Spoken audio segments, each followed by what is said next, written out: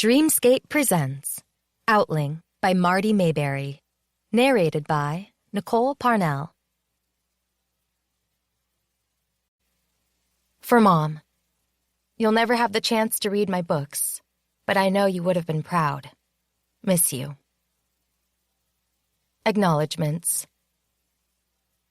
Jess, Lee, Lana, and Stephanie. Awesome critique partners. This book is infinitely better, solely due to you. And for my husband and children, thanks for sticking with me through this journey.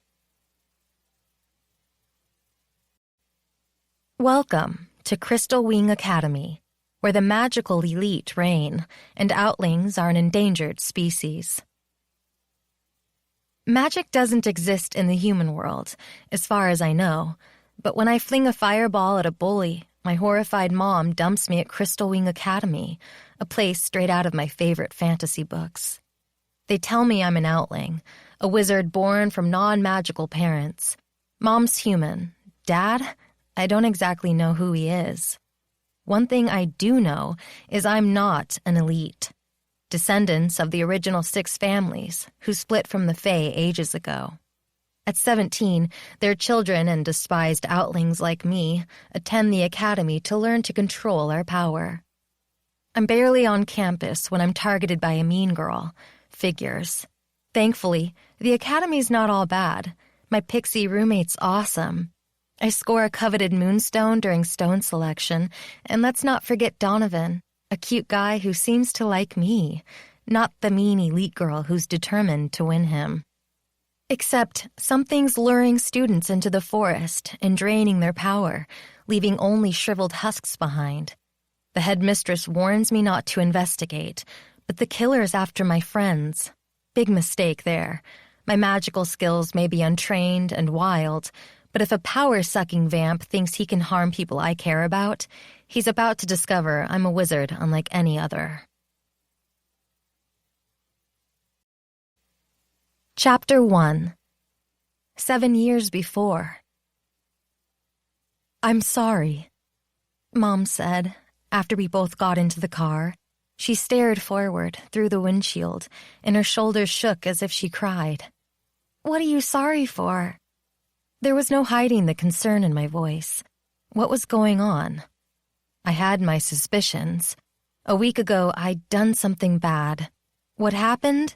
It wasn't even possible. Was it? Magic wasn't real. Mom's body tightened. She started the car and backed down the driveway, saying nothing. Where are we going? I asked as we drove across town.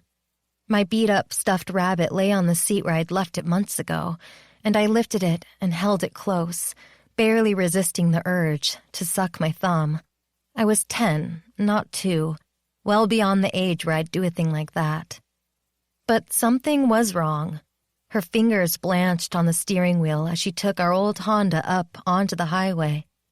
An hour later, and after snaking along a series of smaller roads, heading north and deeper into the remote parts of Maine, she still hadn't said a thing. Mom? Even I could hear the nervous edge in my voice. Please, where are we going? She shook her head. This is the way it needs to be, sweetheart. Utter defeat rang out in her words. My heart ground to a halt before jumping around in my chest. I clutched my rabbit closer. What do you mean? Floor, please. I need to focus on my driving. She turned the radio on, and rock music blasted through the car, loud enough to drown out any further questions. Dropping my rabbit, I clamped my hands together on my lap and tried to keep my feet from fidgeting on the floor mat. But they wouldn't stay still. She'd never done anything like this before. Yet after what happened last week at school, what I might have done, I was scared. She turned the car onto a dirt road. The vehicle bumped along for 30 minutes or so, while a dark, spooky forest grew closer and closer around us. A sudden fog fell, engulfing the vehicle.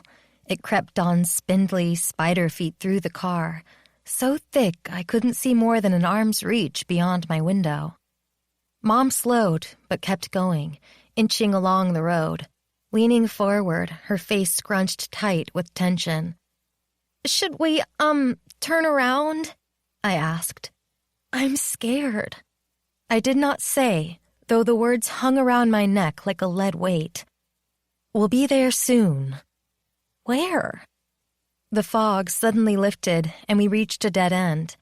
As I stared out the window, my palms sweaty, Mom parked in front of a huge arched gate, spanning the gap between a long, spiky black iron fence. A sign mounted beside the gate said, "Crystal Wing Academy," in gilded letters. Magical worlds were my go-to reading material. I might only be in the 5th grade, but I'd read everything I could get my hands on, even adult fantasy books. Crystal Wing, plus the word academy, sparked my imagination. Despite my worry about what we were doing here, I couldn't help wondering what exciting things lay beyond the gate. "Wait here," Mom said, as she shoved open her door and got out of the car. Since the incident at school, she'd been short with me. I'd heard her crying late at night. How could she blame me for the fire?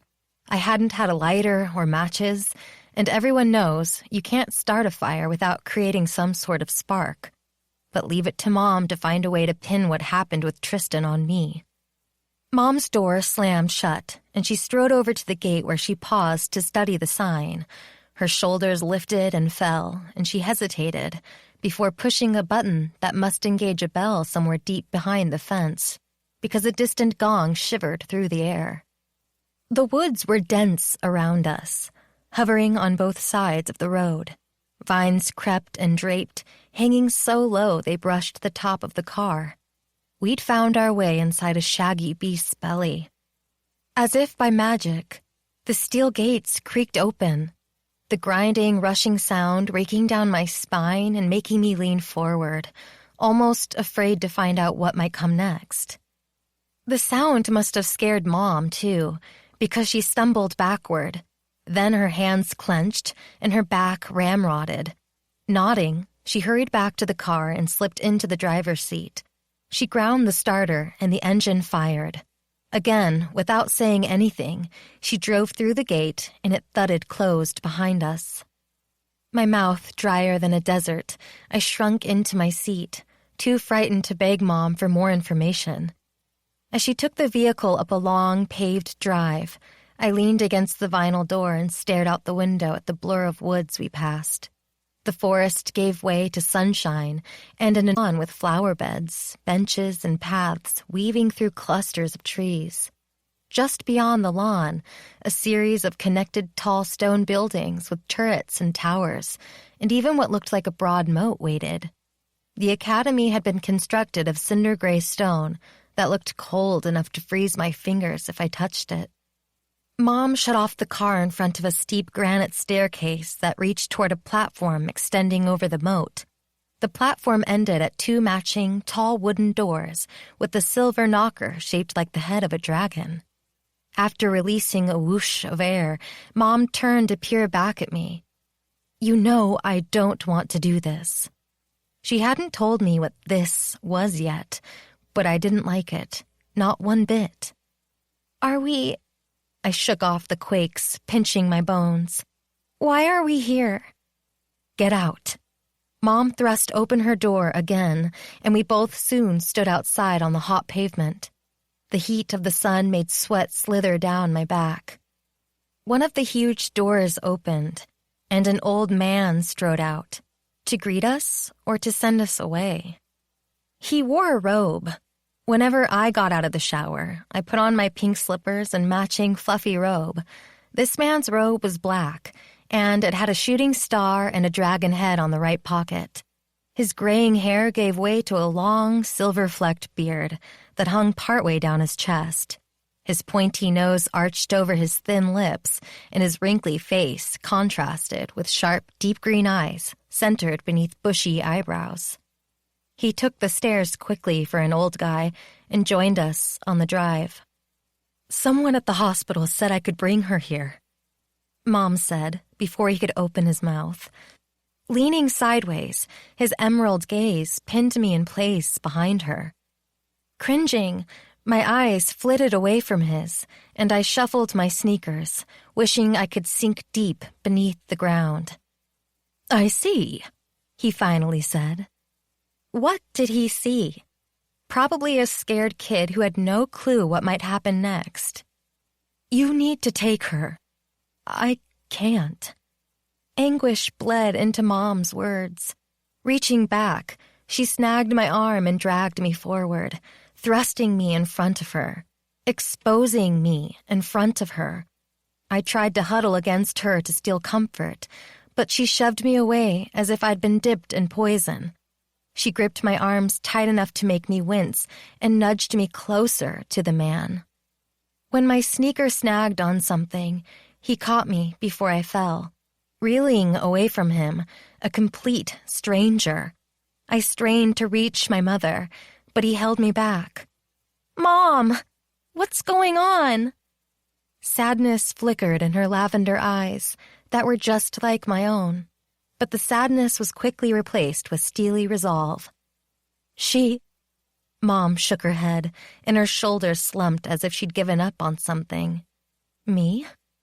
I could ignore the odd things that went on during preschool, the way she made impossible stuff happen. A jolt went through the man at the word preschool, but he continued to grip my arms, saying nothing. Mom's hands trembled. "But that boy? There's no way I can reconcile what she did in my mind. It's wrong." Was she leaving me here with someone I didn't know? I drooped against the man, and he cupped my shoulders in his wizened hands. What was Mom doing? She couldn't be. This wasn't. "I won't do it again, Mom," I said in a shaky voice. Not even sure what I'd done wrong. Preschool, I didn't remember. Tristan, I did. But I hadn't done anything, really. I just pulled on the colorful strings in my mind, then released them with a wish. "Come, child," the man said, stooping down to speak softly by my ear. "We'll find the right place for you." A tall, rounded woman, about 15 to 20 years older than Mom, with deep chestnut hair joined us. Weird how she'd randomly arrived, because there was no other vehicle in the drive, and the doors to the academy hadn't opened. Where had she come from? "What's this?" she asked. This? Was I a thing to be disposed of? Her high-pitched voice suggested she was as upset as Mom had been after the school called her about Tristan. "We've got a new girl, Justine," the man said. "Sent by our contact at the hospital. She's much too young, Cloven. You know they're useless until they turn 17. Justine glared at Mom. "Bring her back in a few years." "I can't. I tried. Truly I did," Mom said. "Heaven knows I did everything I could to restrain her. But she's cursed." The woman at the hospital said. Her attention drifted to the imposing stone building behind us that stabbed all the way to the clouds and then farther. "She suggested you might be able to contain her here." Contain? My throat choked off with pain, making it impossible to swallow. "Mommy," I whispered. I hadn't called her that for years, but she was wrenching me apart. She didn't look at me, couldn't look at me, I supposed. Justine narrowed her brow and mumbled something I couldn't understand. Papers and a pen appeared in her hands. Appeared. Had I blinked at the wrong moment? She must have pulled them from her pocket because things zapping from midair didn't happen outside of my books. She strode over to the car and thrust the papers in Mom's face. "Sign, please." "What?" Mom lurched backward, and the word came out breathless, almost bewildered. "Sign," Justine said firmly, "and we'll take care of this matter forever." Forever? Wait. My pulse leaped in my throat. What did Justine mean by forever? I wrenched against the man's hold, but I couldn't break free. I needed to run, not toward my mom, the sole person I'd trusted for all my life. but into the forest. The dark, gloomy space surrounding the academy called to me. I could stay there until this terror disappeared. Mom's gaze lingered on me before she nodded, and with pursed lips, yanked the papers from Justine's hands. After dropping them on the hood of the car, she scribbled without bothering to read what she was signing. "The father?" Justine asked in a sharper tone. "Will he step forward to demand custody?" Her heavy gaze fell on me, and I couldn't help it. I squirmed. "She'd told me my dad—" Mom shrugged. "No one has claimed her so far." Her attention drifted toward me again, and fear crept into her voice. "You'll hide her away from everyone else? She's not safe to be around others." "Hide her?" Justine snorted as if this was the funniest idea in the world. Her entire body shook when her laughter took hold. "No, no, no! Here, Outling children like this one are welcome. Always welcome." What was an Outling? "Thank you." Mom stumbled forward and stooped down in front of me. She grabbed my hands and squeezed hard enough I winced. "You understand, don't you, sweetheart? This is the way it has to be. I just can't handle it any longer." "No, Mom, please." For the first time in my life, I begged for something that truly mattered. Not a new book or to stay up past my bedtime, but for my very existence. "Don't do this." Because I knew. She did plan to leave me here with strangers. She'd signed me over to them. Forever. "I won't do it again." Whatever it was, I'd find a way to stop it. My belly rolled, and I bit back my scream. "You won't be able to help yourself," Mom said sadly. "And next time, it could be directed at me." "The fire?" "I won't. Really." "Be good." After a quick kiss on my cheek and a hug that didn't last anywhere near long enough, Mom pivoted and raced to the car. "Mom!" I bolted after her, but Cloven snagged the back of my shirt and held me in place. Tears streamed down my face. I felt like Mom had reached inside my chest, grabbed onto my heart, and squished all the blood out of it. "Don't do this!"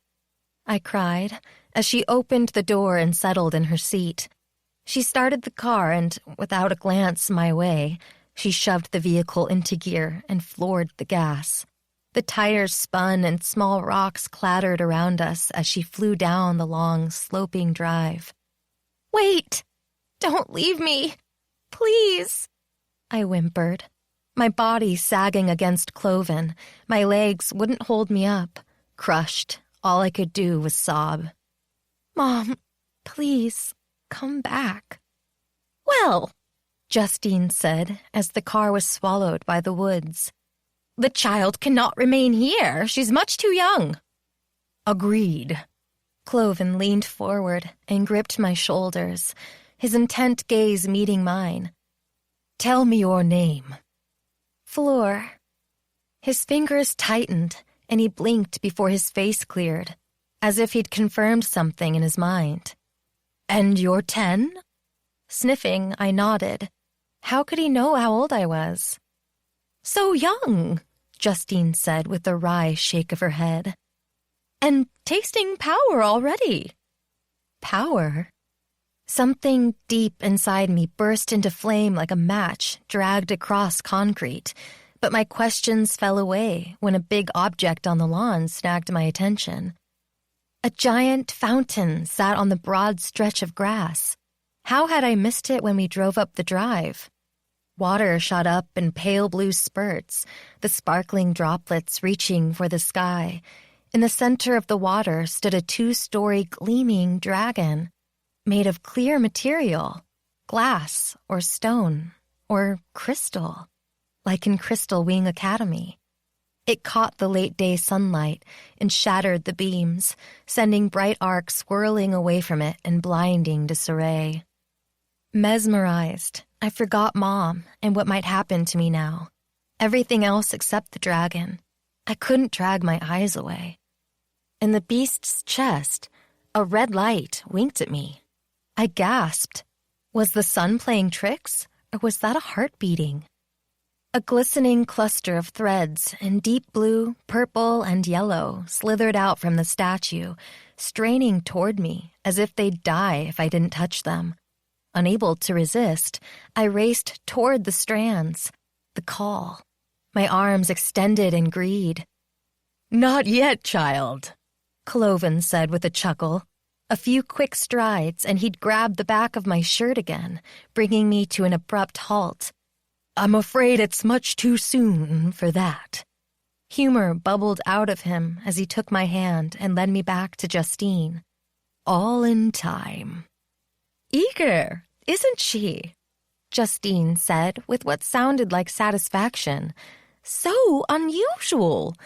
Do you think?" She shook her head as if dismissing an unbelievable notion.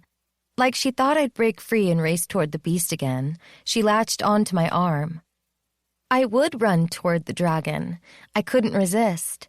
I didn't care if I got wet, if it came to life and roared. Not even if it engulfed me in flames. A quick wave of her hand, and tingles flashed from my head to my toes. I sagged as if something precious and unnamed had been snuffed out inside me. "Suspended," Cloven said with a nod. "It's awful doing this to someone so young." "As if we have a choice. She can't be allowed to go rogue."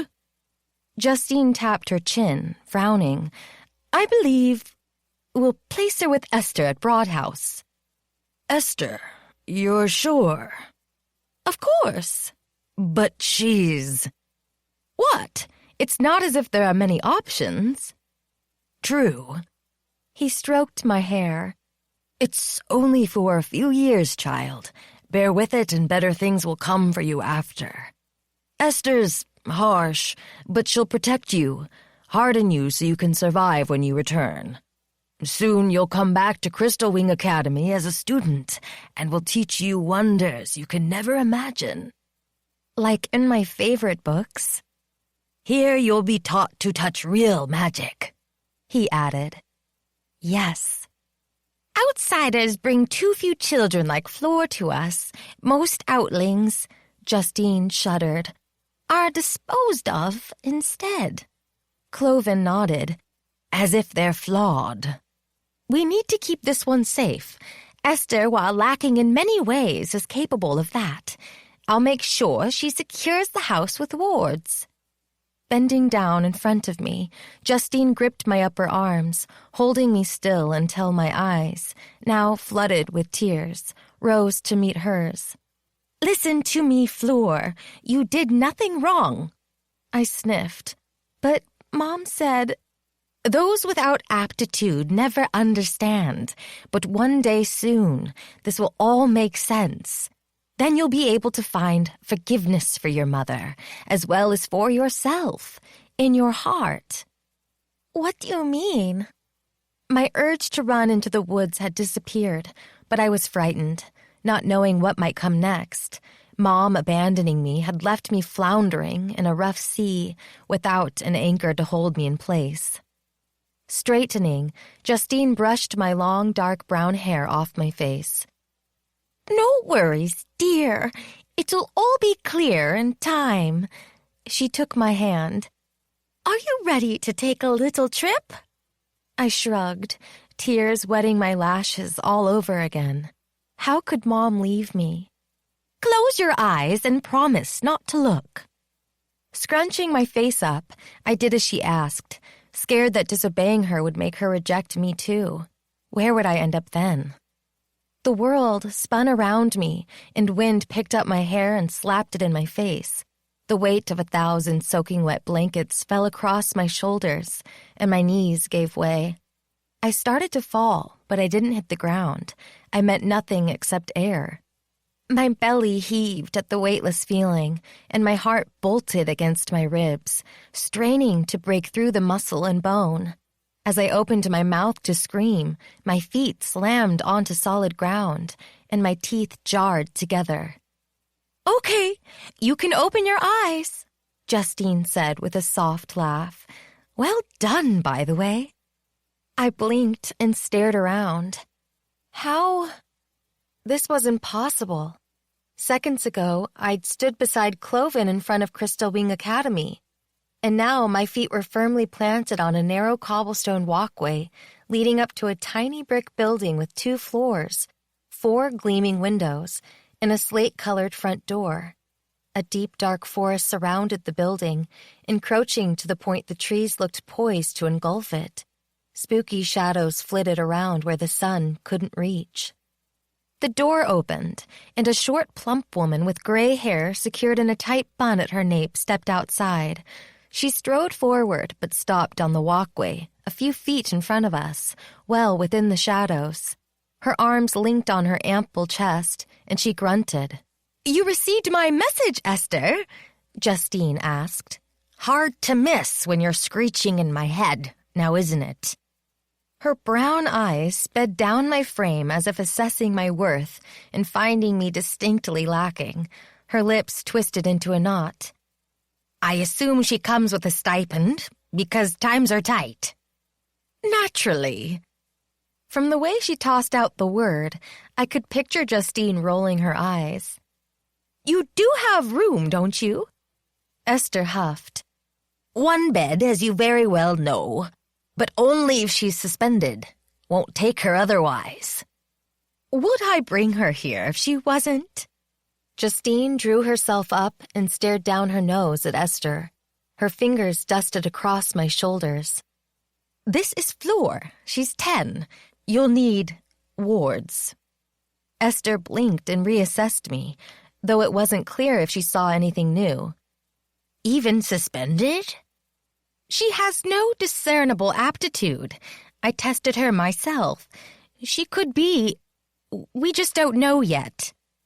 What was aptitude? A skill, maybe. I cringed because it sounded bad that I didn't have one. Esther grunted.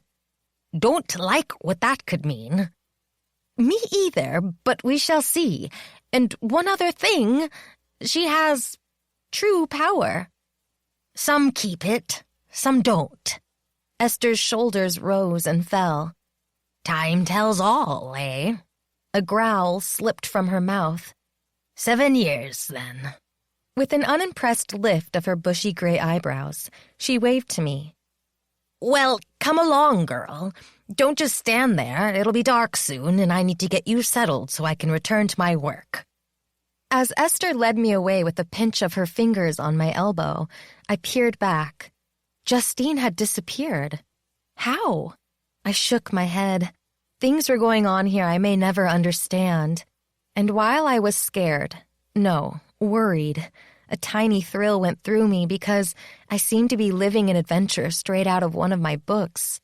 Where would this path take me? Esther directed me into a small kitchen with a big old wood stove, like something I'd seen on one of Mom's historical shows. A round pot simmered on top, and my mind perked up when I took in the intriguing smells filling the air. "There are 2 rooms upstairs. One is mine, so stay out of it if you know what's good for you." She tapped my back, not in a friendly way, more in a warning way, as in enter her room and feel the full impact of her wrath. The tap she delivered to my arm was firmer. It didn't quite hurt, but I rubbed the spot to soothe it anyway. "Bedtime is promptly at 8. You'll help in the kitchen to pay for your upkeep. Stipend won't be enough. I homeschool any Outling that resides underneath my roof, and right now, you're it." Homeschooling? Ugh. "What's an Outling?" I asked. "Never mind about all that. You'll learn what you need to know once you return to the academy." "You said there are no other kids here?" My initial excitement had fizzled. This wasn't an adventure in one of my fantasy books.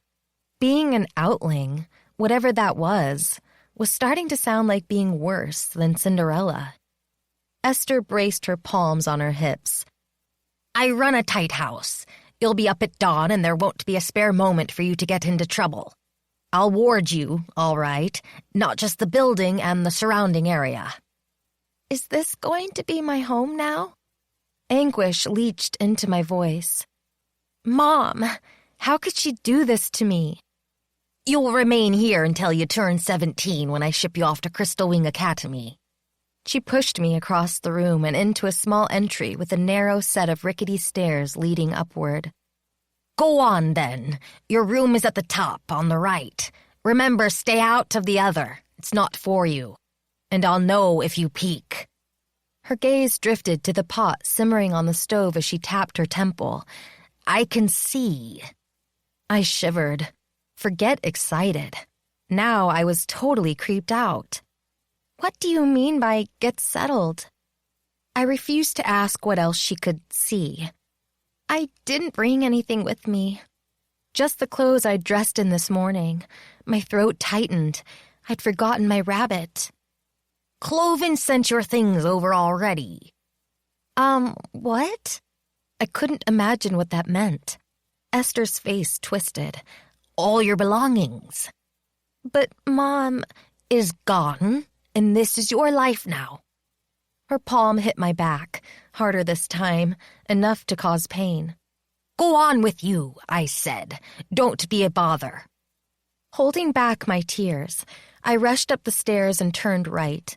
A dingy carpet covered the hall, and a worn path led to a solitary door.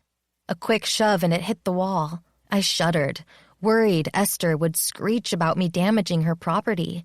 But silence hung in the air like a thick fog. Maybe she hadn't heard the bang. I fled inside the room and shut the door carefully. Turning, I stared around through blurry eyes, taking in the solitary bed covered with the homemade quilt, 2 cardboard boxes sitting against the back wall, a tall wooden bureau, plus a stand beside the bed. On the left, a closet door I wasn't sure I wanted to open, and a floor lamp sat near a small desk set up underneath the only window. Orange and green wallpaper and a floral pattern covered the walls.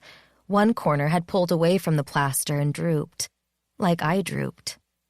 My rabbit lay on the pillow. How? Collapsing on the mattress and clutching my stuffed friend, I stared up at the flecked white ceiling. I pressed my fist against my mouth to hold back my sobs. No use. Giving up the fight, I turned and shoved my face into the pillow. I suffocated my grief, my wails, shoving my anguish into a tiny box in my mind and slamming the lid shut. That was the last time I cried.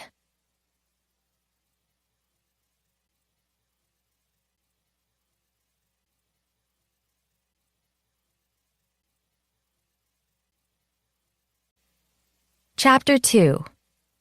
Present Day. In my dreams, a snowy white owl swooped through my bedroom window and dropped a fancy envelope in my lap.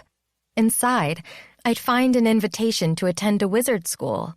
Instead of an owl, I got Esther. Rapping on my door before dawn, she shouted, "Get up, girl! The day has come. I'm taking you to Crystal Wing Academy, where they'll teach you control." Like I didn't have control already? For 7 long years, I'd done whatever she demanded, said practically nothing, and sunk deeper into myself. She hadn't actually acted mean. She'd been distant, watching all the time as if she expected me to spontaneously explode in front of her, and strict. She'd named that right when I arrived. Kept busy from morning until dusk with schoolwork and housework and everything in between, I'd collapsed on my bed in exhaustion at the end of each day. With no other kids around and rarely going into town, I'd been lonely. I knew what she meant, though. Magic control. I wasn't sure I wanted to learn anything about my supposed magical abilities. All they seemed to do was cause pain to kids at my old school and to my mother. But I was beyond ready to spring free of Esther. Late afternoon, Esther swept her car up to the front of Crystal Wing Academy. She parked in the shade next to multiple other vehicles in the drive, and we got out. When she said nothing, just stared at me over the top of the car, I squirmed like I hadn't in years. Despite being 17 and finally arriving at what could be my destiny, with one look, she reduced me to the scrawny, scared kid I'd been when Justine dumped me on Esther's doorstep. As if I was something worth less than a speck of dirt beneath her shoe. Was this the end? Would she say, "See you later," get back into the car and drive away? While she avoided the sun at all times, I also stood in the shade. If she wanted to, she could have come around the hood and, I don't know, pat my arm. She must feel something for me after all these years, didn't she? Tears shouldn't burn in my eyes. I definitely shouldn't feel a stab of pain in my belly. Esther wasn't a mom or even much of a friend. She'd been a caretaker, one forced into the role. She didn't hate me. She'd just shown on every occasion that she was indifferent to me. "Your belongings have been placed in your coven room," she finally said. Unlike me, Esther could wield magic. The exciting, wonderful, unbelievable kind of magic I dreamed of possessing when I was little, before everything fell apart. With a simple thought, Esther could make things happen. If she said my things were already in my room, I knew I'd find them stacked in a neat pile in the corner. Since I'd long since outgrown what I'd brought with me when I arrived at Esther's, my thrift store purchases must be waiting for me to unpack them in my new room then. Awesome. From what I could see already, kids at Crystal Wing Academy dressed in clothing I could only fantasize about owning. In my beat-up jeans, tee, and scuffed plaid flannel, I'd stand out like their unwelcome, destitute second cousin. A family, complete with a mom and a dad and a little sister, strolled past, gaping up at the front of Crystal Wing Academy. The dad pulled a cart overloaded with luggage and boxes filled with everything his son might need to be successful at school. He ruffled his son's hair. The mom sniffled as if she couldn't bear to be parted from her boy for even 1 second. My heart ached for what would never be mine. I hadn't expected Esther to help me carry my things up to my room, to tease me while I put everything away, or even to sit across from me in the dining hall and insist she couldn't eat a thing because she already missed me. And I sure as hell hadn't expected a hug before she left. At least I hadn't set myself up for disappointment. If I knew Esther, she'd cleared my room of my things within seconds of me shutting the door. "I'll, see you around?" I said. Anything to get through this awkward moment. I could swear her face briefly softened, but I must be mistaken. Softening would mean caring, and that had never been a part of our relationship. "Doubtful," she said, finally, proving I'd named it right. "Behave. Don't get into trouble." Fair enough.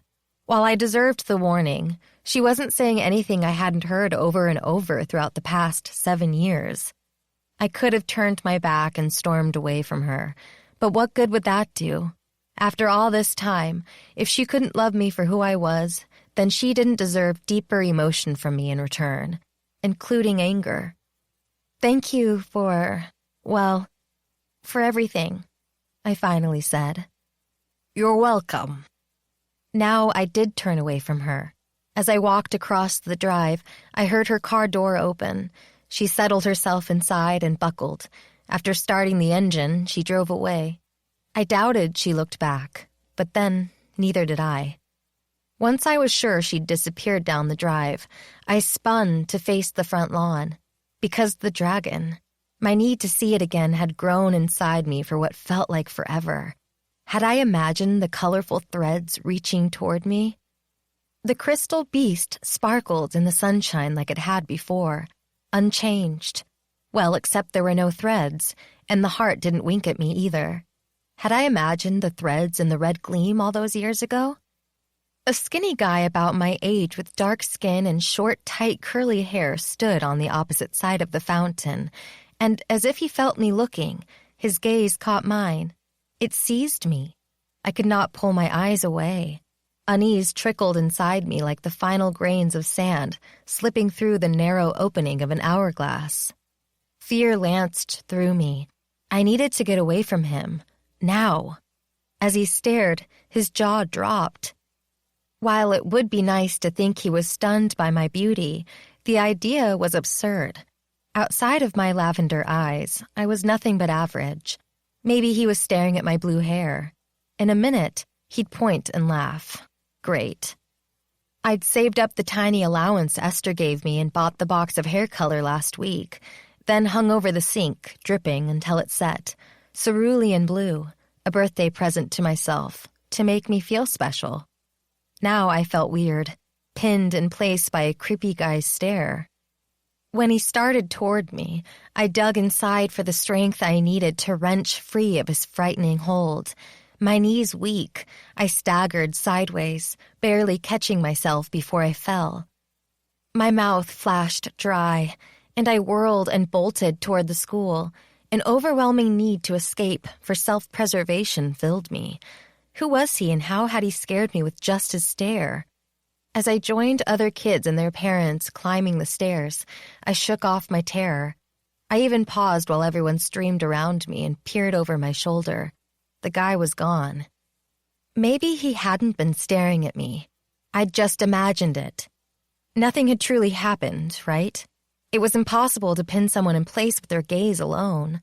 The boy was a normal student, like me, a skinny student, too. I snorted.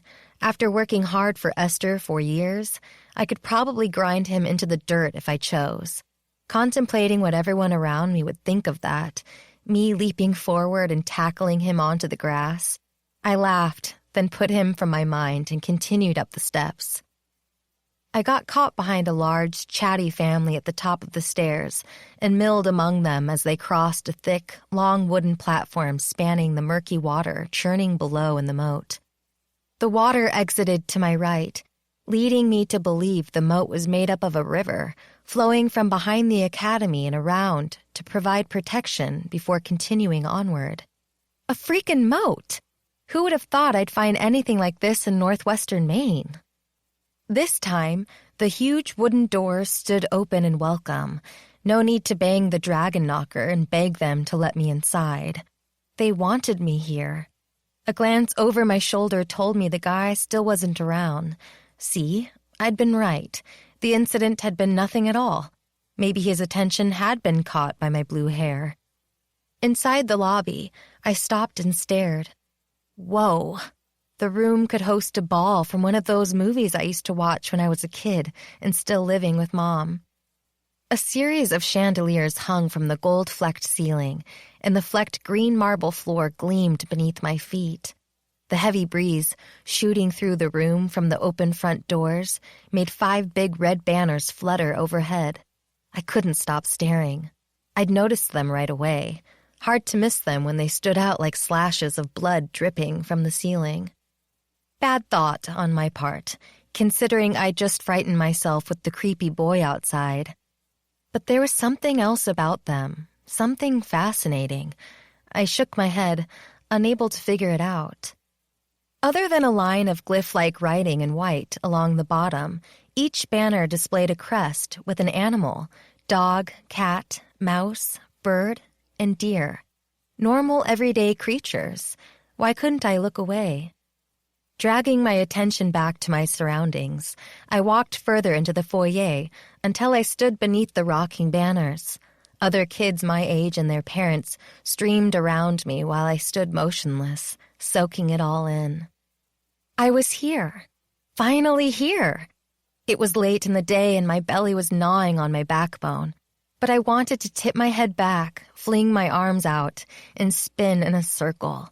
I held myself in place. My blue hair had already drawn attention. No need to gather more by acting like I'd lost my mind.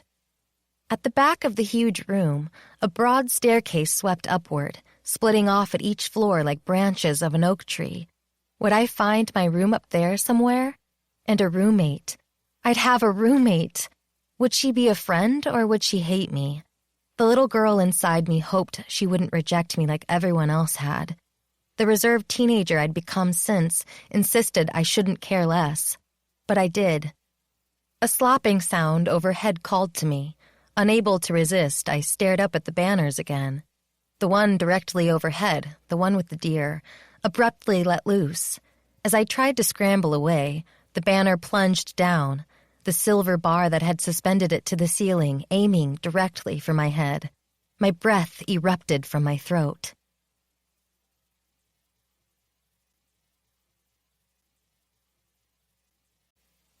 Chapter 3.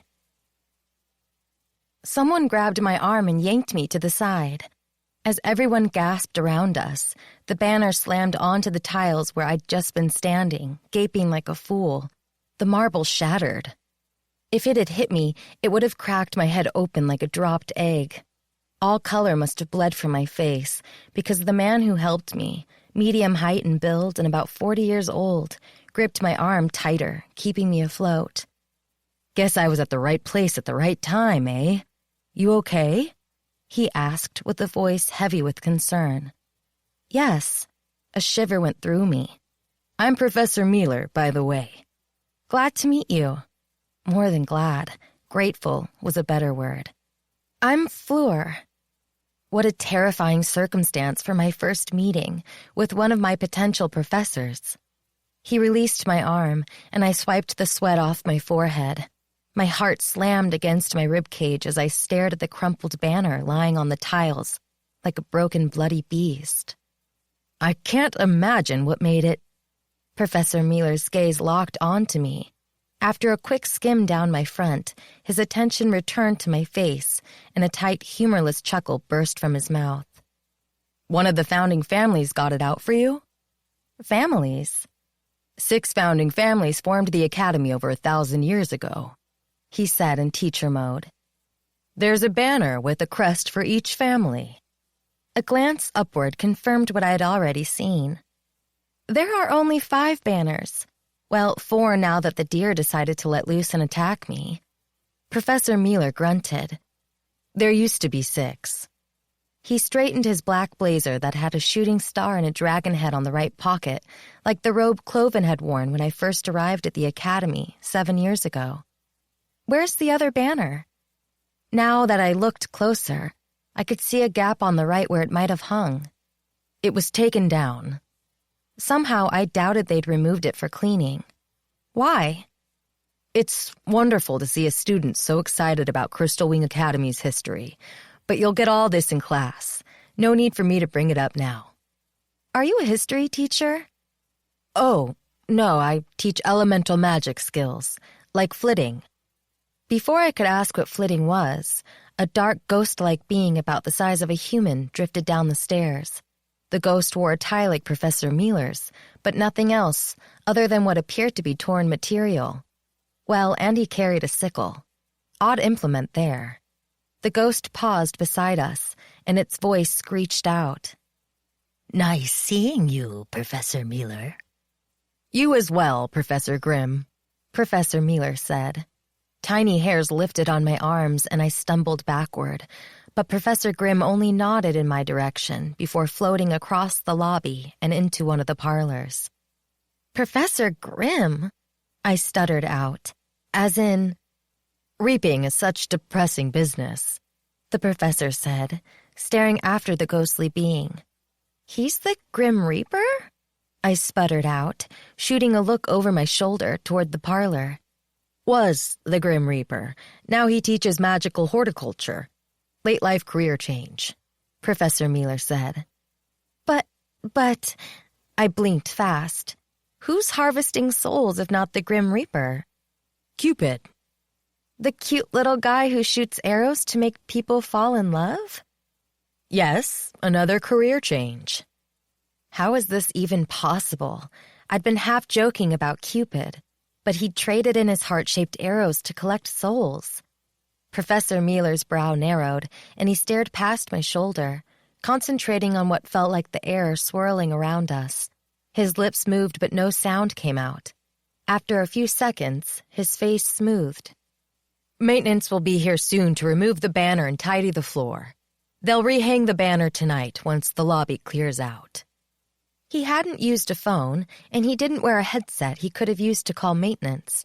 How had he communicated with the air? More odd things to ponder about the academy. Oh, wait, had I just witnessed magic? My glance took in a few families standing nearby, pointing at the banner, but most had moved on already, bustling across the foyer, aiming for the back right corner. "Do you need a healer?" he asked. "It didn't hit me, I'm fine." Scared, but not injured. "That's a relief." He waved toward the right side of the room. I assume you're going to check in. Why don't you go ahead and do that? Don't worry about this mess. His glare took in the banner. I'm terribly sorry. I'll ensure maintenance inspects the other banners as soon as possible. We can't have things like this happening to our students. Good idea, and it was nice meeting you. You as well. Telling my pulse to stop slamming in my throat, I started forward but turned. Can I ask another quick question first? His face remained open and relaxed. Of course, always happy to help. My gaze was unwillingly drawn back to the banners still hanging above us before I dragged my attention back to Professor Miller. Can you explain what the animals symbolize? For some reason, they fascinated me, especially the deer, although that could be because the banner had nearly hit me. You said each was a symbol for the 6 founding families. Are the animals, like, familiars? I'd read about witches, always believing they were pure fantasy, but in many of my books, witches had familiars, usually black cats like the one on the far left banner. Each founding family affiliated with an animal, and they were called companions back then. Wizards drew support from their companions, but the practice died out due to... His glance shot away. Wizards? We don't call ourselves witches? We being a loose term for currently magicless me. His dark eyes twinkled. We used to call ourselves witches and warlocks, but everyone decided the terms were sexist. What do you call yourselves, ourselves, now? Wizards, of course. He grinned. We modernized our brand. Wizard is a much cooler name. You're a wizard, Fleur. Excitement made me want to leap around, but I restrained myself again. I'd already drawn everyone's eye with the banner near impalement. No reason to up my weird factor with leaping. You said the practice of using animal companions died out? Yes, it was a mutual decision. A family decision. But history, young lady. Remote history.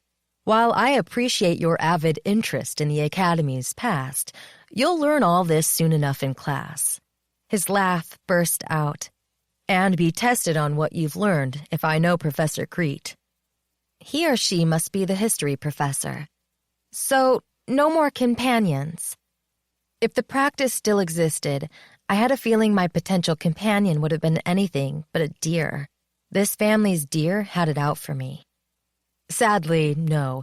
Now we use stones, precious and semi-precious, to store our power. You'll discover your stone in a few days during stone selection. Would I reach into a bowl and pick out something I could use as a focal point? I tilted my head. What does the selection entail? Watch out! Someone shouted. The door to the left of the staircase burst open, and a cluster of women about a foot high and dressed in long, floaty gowns whirled and twirled across the room, with the man dressed in coveralls and carrying a rake chasing them. They giggled, their laughter high-pitched and tinkling, and the man stumbled, falling. As he groaned and struggled to his feet, the tiny women danced past us and out the front door with the rake-waving man right behind. Stone selection is essentially a trial, Professor Miller said, not appearing to notice the little women, let alone the man racing after them. What was... I shook my head. After hearing the Grim Reaper and Cupid had switched jobs, I wasn't sure I wanted to know who the tiny women or man were. Back to the conversation, Fleur. Stone selection. The word trial held concerning implications. Like, is stone selection some sort of gauntlet? Not quite, it's different than that. More evasiveness on his part did not invite additional questions, but I persisted. I thought I'd already been accepted into the academy. Now I have to go through a test? Why else would Esther dump me here if I didn't already fit in? Rest assured, he nodded firmly. You wouldn't be here if you didn't have Scapti. What's Scapti? Skills and aptitude, combined into one word. It started years ago as a nickname, but it's stuck, and now everyone uses the term. Scapti. The word sounded foreign on my tongue. I wasn't sure how power and Skapti tied together, however, and there was one problem. "I don't have any power," I whispered. None I could discern, anyway. "The headmistress thinks you do." Did he mean the threads? I'd only pulled them that one time, when I hurt Tristan. I was scared to use them again. "But I must go now. Other students will need me. I'll see you in class?" Professor Miller looked ready to bolt before I asked him anything else, so I decided to put my outstanding curiosity on hold. History class couldn't come soon enough for me. At my nod, he rushed across the lobby and out the front door. I shook my head, wondering what would come next. Putting distance between me and the deer banner, I stared around some more. Portraits of ladies and men in old-fashioned clothing hung on the walls on either side of the lobby, and their stern expressions drilled into me, suggesting I wasn't worthy. First deer rejection, and now portraits. Lifting my chin, I huffed, even though I'd be stupid to think their grainy gazes, let alone a falling deer banner, meant anything. I did belong here. Justine and Cloven had said so years ago. Professor Miller had confirmed it. Arched double doorways on either side of the main foyer led to what looked like enormous parlors or living rooms, complete with velvet-covered sofas and squishy recliners you could settle into on a stormy night to savor a good book. I even spied a gigantic stone fireplace. More arches on the opposite side of each room led to new, mysterious locations. Where did they go? From the front, the buildings had been connected and seemingly continued in a slowly arching circle. Had they been constructed to form a large ring? If so, I might find an open area in the center. Pushing aside the last of my fright, I giggled, unable to contain myself. Despite my near-deer impalement, this place was beyond awesome. Someone had set up a few tables beyond the first archway on the right, and the sign suspended above them read, "New student check-in." Perfect. At least I knew where I needed to go next. Cricking my neck around to take everything in, I totally was not watching where I was going. I tripped over someone's backpack. A yelp burst out of me, and I sprawled over the bag and skidded on the hard tile floor.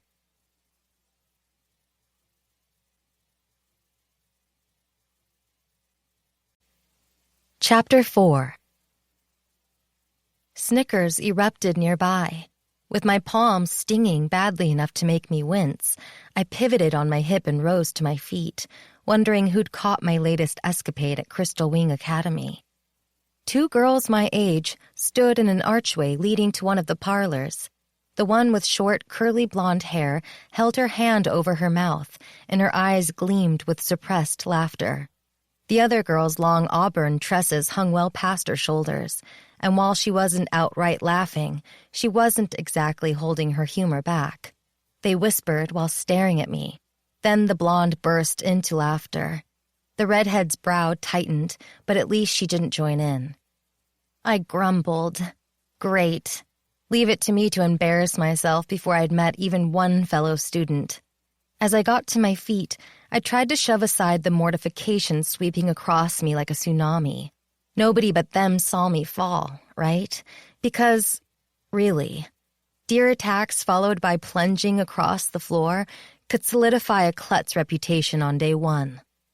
"You okay?" a guy asked from behind me in a husky voice. "I'm sorry about my bag. I only left it for a second while I registered at the desk." My fault completely. I turned. Whoa, haughty alert. Petite, I'd resigned myself to looking up at everyone for the rest of my life, but this guy was extra tall and extra cute, and he had muscles. Not lots, but enough. Other than taking a second for a quick skim across his dark hair and broad shoulders, I couldn't take my gaze off his clear blue eyes that hinted at secrets I wanted to explore. "Hi," the boy said, in what I took as a shy tone. Did he feel as lost and alone as me? "Hi." My face overheated because I knew I was staring. Before I made a complete fool of myself, I directed my attention to his bag. I'm sorry, too. I wasn't watching where I was going. He released a crooked grin. I need to be more careful with my things. I'm Fleur, and you're... I'm Donovan. And are you... We both broke off and laughed because we'd spoken at the same time. Go ahead, he said. No, you first. Tongue-tied, I worried I'd say something stupid. Living with Esther for 7 years had rusted my social skills solid. Sure, we went to the store and the park in town sometimes, though always at the end of the day or early evening due to Esther's sunlight allergy. The park and the store were lame socialization choices, but I had no other option. We lived far from everyone else. I might as well call myself Gretel without the sidekick Hansel, a poor, isolated kid living with a cranky witch in the deep woods. He cleared his throat. I was going to ask if this was your first year here, but I already know the answer. You do? Whoa. Do I stand out as a newbie that badly? Remember, most second-year students don't arrive until next week, not until after stone selection. They show up just in time for the grand ball. Orientation is just for us first-year students. I couldn't remember that because no one had told me. Stone selection? After Professor Mueller's vague comments, I was already nervous about that. All of us are first-year students, actually. He flicked his hand to the room in general. Oh. I felt like such a dweeb because I knew almost nothing about Crystal Wing Academy. Other than a few things Professor Mueller told me, I was here to learn how to correctly use magic. Esther had mentioned that much, insisting her sole role was to keep me safe and teach me the basics of English, science, and math. She insisted I'd learn all I needed to know about magic in my classes. Between her and the professor, I sensed a sad theme here. But who the other kids were or where they'd come from was still a big mystery to me. Before I could say anything else, the 2 girls who'd witnessed my flight over Donovan's bag came over to join us. The blonde linked her arm through Donovan's and blinked up at him. Where's your schedule? I want to see if we're in the same classes. When she smiled my way, her expression projected friendship, but the tight, he's mine look in her eyes suggested otherwise. Like I hadn't exactly been making a play for him. I wasn't even sure I knew how to make a play for a guy. Thanks, Esther. Everyone could call me Rapunzel, minus the urge to let down my hair. I haven't looked at my schedule yet, Alice, Donovan said, not doing anything to disengage his arm from her clinging form. It was like that, was it? My heart sank a little. I hadn't expected to find potential boyfriend material at the academy, but I had to admit, once I met Donovan, my hopes had notched up a little. Just my luck he was already taken. Did you get your coven assignment? Alice asked him. Alice and I are in Wind Coven, the redhead said cheerfully. Looks like blustery weather ahead. She laughed at her own joke. Donovan smiled. Nothing to worry about. You've got me here. What would he have to do with the weather? Alice's lips only curved up slightly before thinning, as if the redhead had popped her balloon. She said, I was going to tell him our coven assignment, Moira. Like it's top secret? Moira said, seemingly unaware she defended Alice. Or maybe she didn't care. I always thought I'd end up in Fire Coven because I do enjoy a little pyromania every now and then. But I guess not. Her attention wandered to me. The headmistress picks our houses with a scrying mirror ahead of time, but you probably already know that. I didn't, but I smiled and nodded as if I did. Pyromania, huh. Where did the mirror place you? Moira asked. Oh, she nodded. Bet you haven't found out yet. You'll know soon. After you check in, it's in your packet. A packet I assumed I'd get at the new student table. Needed to get to that table. Alice snuggled closer to Donovan. You got Wind Coven too, right? After all, your scapty is weather. Was that what he meant by weather? And there was that word again, scapty. Donovan turned eyes that were anything but stormy my way. Actually, I was assigned to Earth Coven. Earth? Alice grumbled and disengaged herself from his arm. Really? That's a bummer. Maybe I could ask the headmistress to switch me. And me, Moira jumped in to say. Her brown eyes fell on me. Can the headmistress switch students' covens? I shrugged. We'll get her to switch Moira and me to Earth Coven, Alice said. Then we can all be together. She lifted her voice as if to include me in the conversation, but I got a feeling it was more to put me in place. Our families are members of the original 6 and full-blooded elites. FYI, that means our blood isn't diluted with Outling. We've known each other ever since we were little kids. We've been friends forever. More than friends, if the way she continued to clutch Donovan's arm was anything to go by. Sadly, the original 6 was starting to sound like an elusive group I'd never fit in with.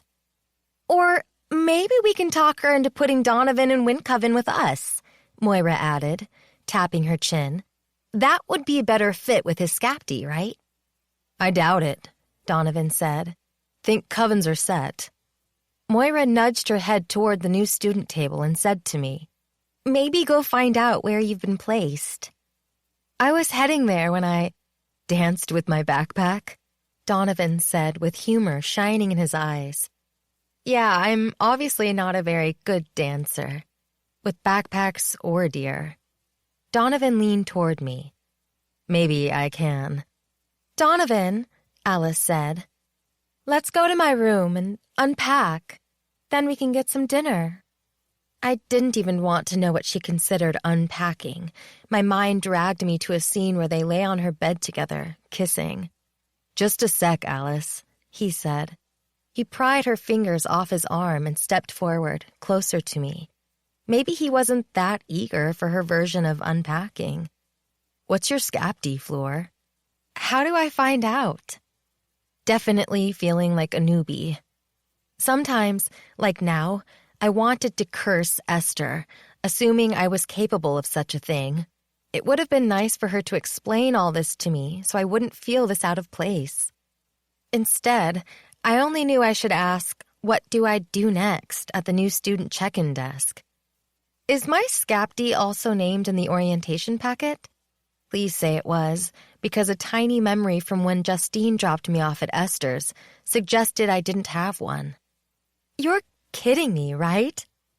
Alice's eyes widened. Everyone learns what their Scapty is when they're a kid, after they're tested. She said it as if there was a line on a baby's birth certificate delivering this information. She flicked her curly hair off her shoulder. My Scapty's diplomacy. She wasn't doing much to practice that skill at the moment. Right now I read hostile. Oh, and stay away from Donovan. My laughter burst out but faded fast when Moira and Alice stared at me with confusion on their faces. Donovan's eyes sparkled, telling me we might be on the same page, however. But awkward. I'm sure I'll end up working for an embassy someday, Alice said. She must have decided to ignore my spontaneous humor.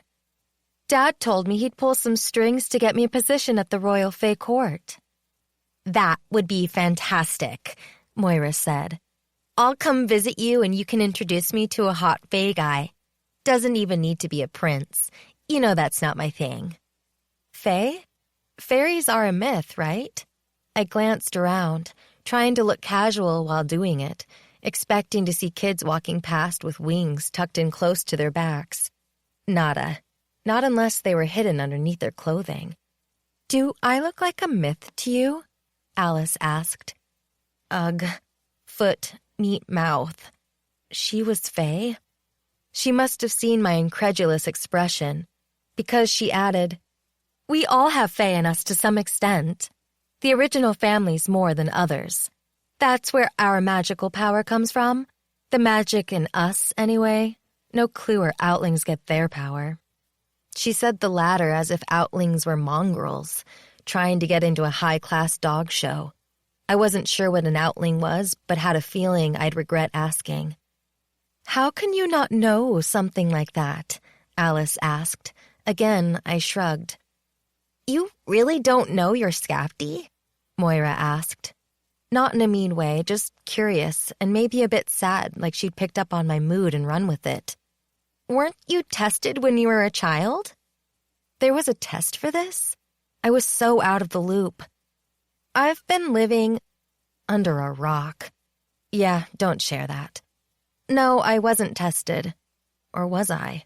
Another hint of memory swirled through my brain, but I couldn't latch on to it.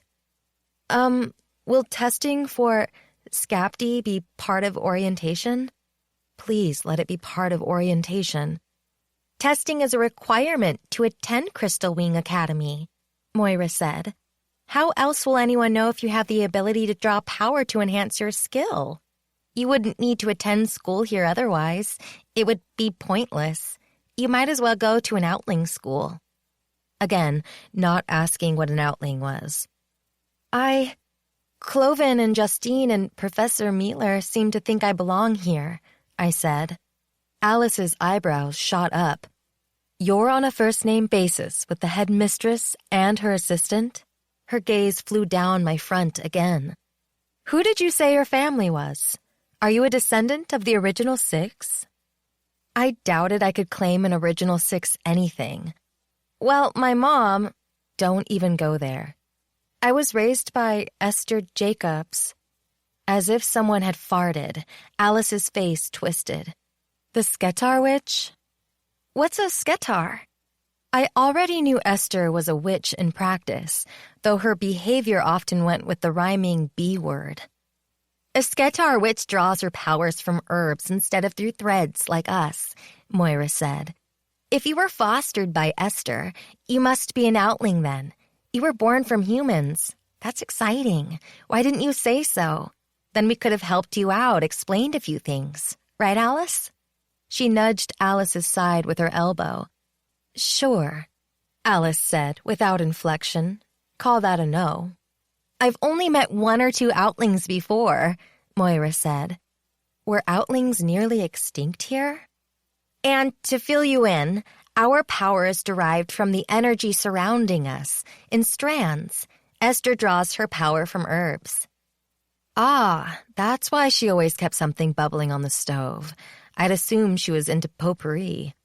Can anyone draw from herbs? Maybe that was my power.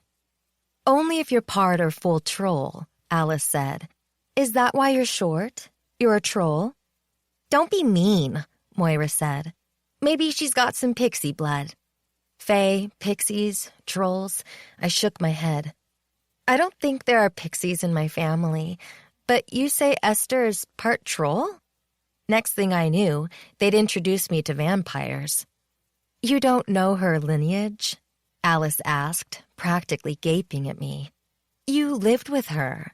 Surely it was evident. Can't say that it was. She never went out in the sunlight, did she? Moira said, as if that fact alone confirmed it. She said she sunburned easy. She's allergic. Moira smiled and patted my arm. She would have turned into a stump if she'd been exposed too long. That I could almost picture. Back to Outlings, Donovan said. Outling is a term for someone born on the outside, among the humans, though magical Outlings are rare. I imagine there are only a few in our class, though I've heard there might be more in the second year. If I'm rare, then all the other magical people come from... Fae, originally. We have our own society, Moira said, as if reciting from a textbook. But then she'd grown up learning this while I was bumbling around, trying to figure it out on my first day of school. We live parallel to the Outling Society, protected by wards to keep them out. But we use magic, of course. The Outlings don't know we exist. If they discovered what we could do, it would mess with the balance. They'd make demands. Please stop this war, they'd say, or can I have $1 billion?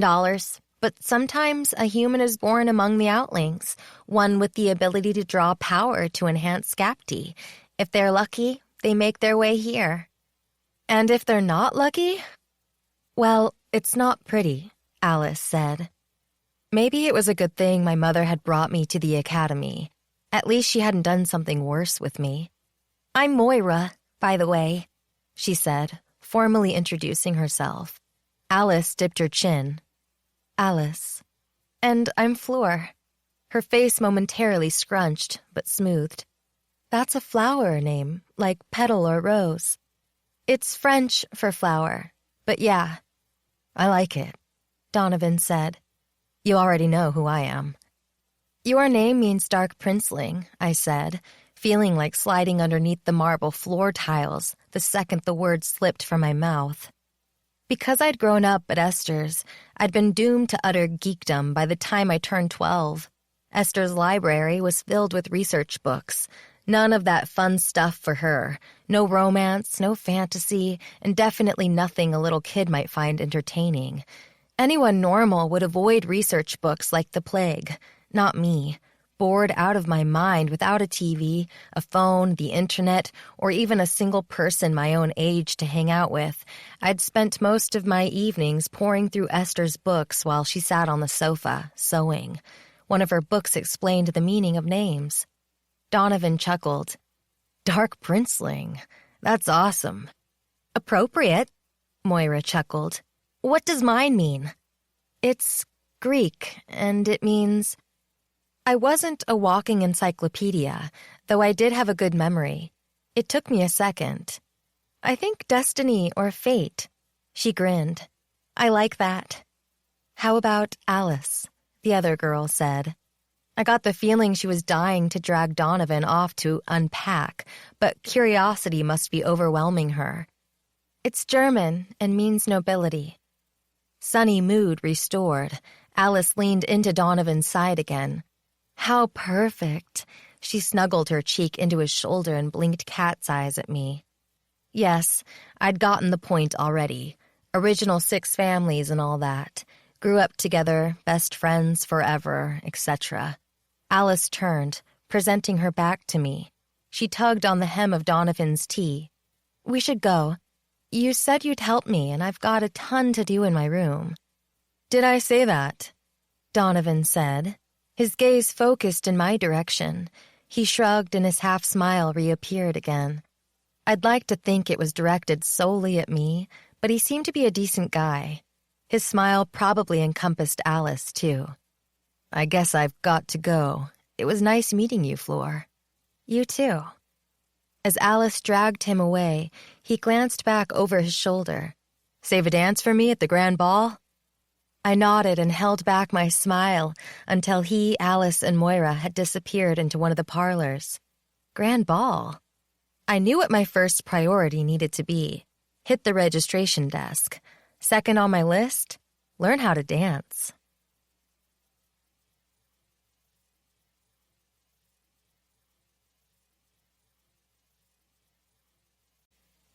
Chapter 5. Unfortunately, the new student orientation packet did not identify my individual scapty. Not that I truly expected to see it written in big bold letters on an official sheet of paper inside, but it sure would have made things simpler. I did discover my coven, Earth, the same as Donovan. I had to admit, I was pretty psyched about that. Maybe I could talk him into helping me unpack. I snickered, as if. Also inside my packet, I found my room assignment, 424, my roommate's name, Patrice Elvin, my class schedule, which I'd look at later, and an outline of what I could expect during the week-long orientation.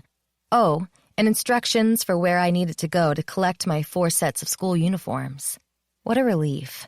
If I wore a uniform, I wouldn't stand out in my thrift store flannel. While I was tempted to go to my room immediately, I decided to use the map included inside my packet to locate the uniform office.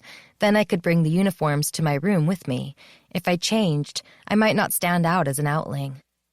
I stood by the stairs, tipping the map one way, then the other, wondering if I should go left or right or up. It looked like the uniform office was on the opposite side of the huge circular building, on the first floor. The big question was, how to get there? There appeared to be access through the middle, but the snaky, meandering paths might take too long.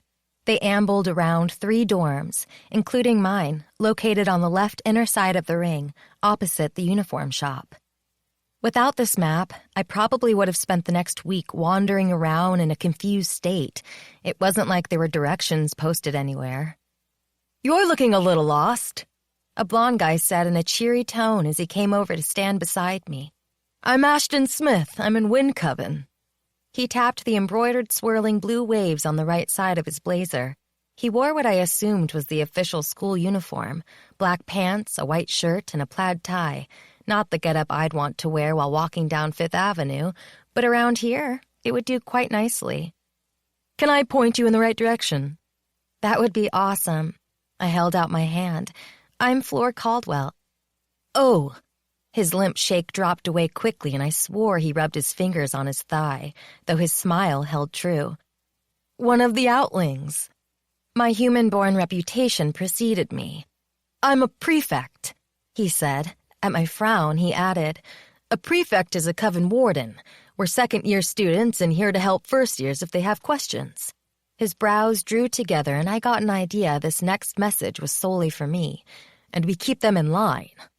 Ominous. If this was the normal response to my parentage, it looked like I'd need to keep my Outling status hush-hush, assuming that was possible. "I was looking for you," he said. "The headmistress asked me to pass on a message. She wants to see you in her office tomorrow evening at 7. That hadn't been on my orientation schedule from what I remembered, but I'd only skimmed the paperwork in my folder. Okay. 7 was late for a school meeting, but maybe she was busy until after dinner. What did she want? To zap me to a new location where I could stagnate for another few years? Please, no. Now that I'd finally gotten here, I was determined to stay despite the mixed reception. He glanced across the foyer as if he hoped to escape, a common theme with the academy staff. "Unless there's anything else, I'll be—" "Actually," I said, snagging his sleeve before he could flee. "Can you help me?" I lifted my map. Taking it from me, he turned it around. "You're holding it upside down." Kinda hard to tell since the place was built like a big fat ring. "I want to get my uniforms." "Okay, so—" He pointed to the map, then jerked his head toward one of the parlors I'd been eyeing when I first arrived. "Through there, and keep going. That's the best route. If you watch for each location and line it up with the map, you can't miss the uniform office. It's a straight shot. Well, a curved, straight shot." "Thank you." "Oh yeah, sure. Is that all?" Far be it for me to hold him back when it was clear he'd rather leave. But curiosity was my biggest downfall. I'd pestered Esther until she'd snapped and told me in no uncertain terms to hold my questions until I reached the academy. The details Professor Miller, Alice, and Moira shared had sparked my appetite for more. "Can you answer a few questions before I go get my uniforms?" His shoulders drooped. "I guess." Some prefect. From what I could tell, he wasn't interested in being helpful. Not to an Outling, that is. Bet he fawned over anyone descending from the original 6. What to ask next? At this point, I knew almost nothing about Crystal Wing Academy. How many kids go to school here? "We complete 2 years at the academy, and there are about 100 in your incoming class. The second-year class is much smaller. Students bump out during first year for various reasons." The last was said in a snooty way. Did he hope I'd bump out by the end of the day? How do first-year students flunk out? Might as well know what I was up against. Ashton's brown eyes darkened, and his lips curled down. My belly lurched. Kids leaving the academy shouldn't make him appear so grim. The shrug he released felt trumped up to look casual, but his stiffened posture suggested otherwise. "Like I said, lots of reasons. Stone selection issues, not able to draw on enough power, using it on someone else. We're not allowed to use power on others." I couldn't help latching on to that detail. "It's forbidden." Best not to mention Tristan, then. Since I was leery about using power at all, I should be able to avoid another horrifying incident. "You look worried, but you shouldn't be. It's strictly controlled. Magic only takes place in classroom settings for the first year, and most kids, especially Outlings, can't grab on to even one strand of power for months after they get here." His tone came across patronizing, but I brushed it aside. Hard to go wild in a case like that. By the time you've acclimated to whatever power you might be able to pull in and store, you'll be able to control its release. I'll figure it out, I'm sure. You'll try, but it might be wise to resign yourself to the fact that Outlings can rarely do more than rough work with their scapti. Some of the more complex tasks are just not possible for Outlings, and most have difficulties with even elemental magic. Wasn't sure what elemental magic was. Irritated by his comments about Outlings, I placed one hand on my hip. You're saying I'll be basically powerless? Ashton stared down his bulky nose at me. It is the norm. We'd see about that. Any other reason I might end up leaving? From the way his face crumbled, I had a feeling his agreement to share had faded to nil. We do lose some to death. Kids left here in caskets? My breathing picked up and the urge to run surged inside me again. I swore ghosts drifted through the foyer, their eerie voices calling out, "Beware." Goosebumps lifted on my arms. How, does something like that happen? We were talking about kids. Old people died all the time, but stats showed kids my age most often died from, I named it. I assume accidents. We're talking maybe 1 or 2 students over the past 20 years or so? More than that. He nodded to a guy dressed in a prefect uniform who'd just come down the stairs. Snagging Ashton's arm, I pulled his attention back to me. How many, Ashton? Why was I pursuing this? I should let it go. Did I want to spend my first moments at the academy talking about death?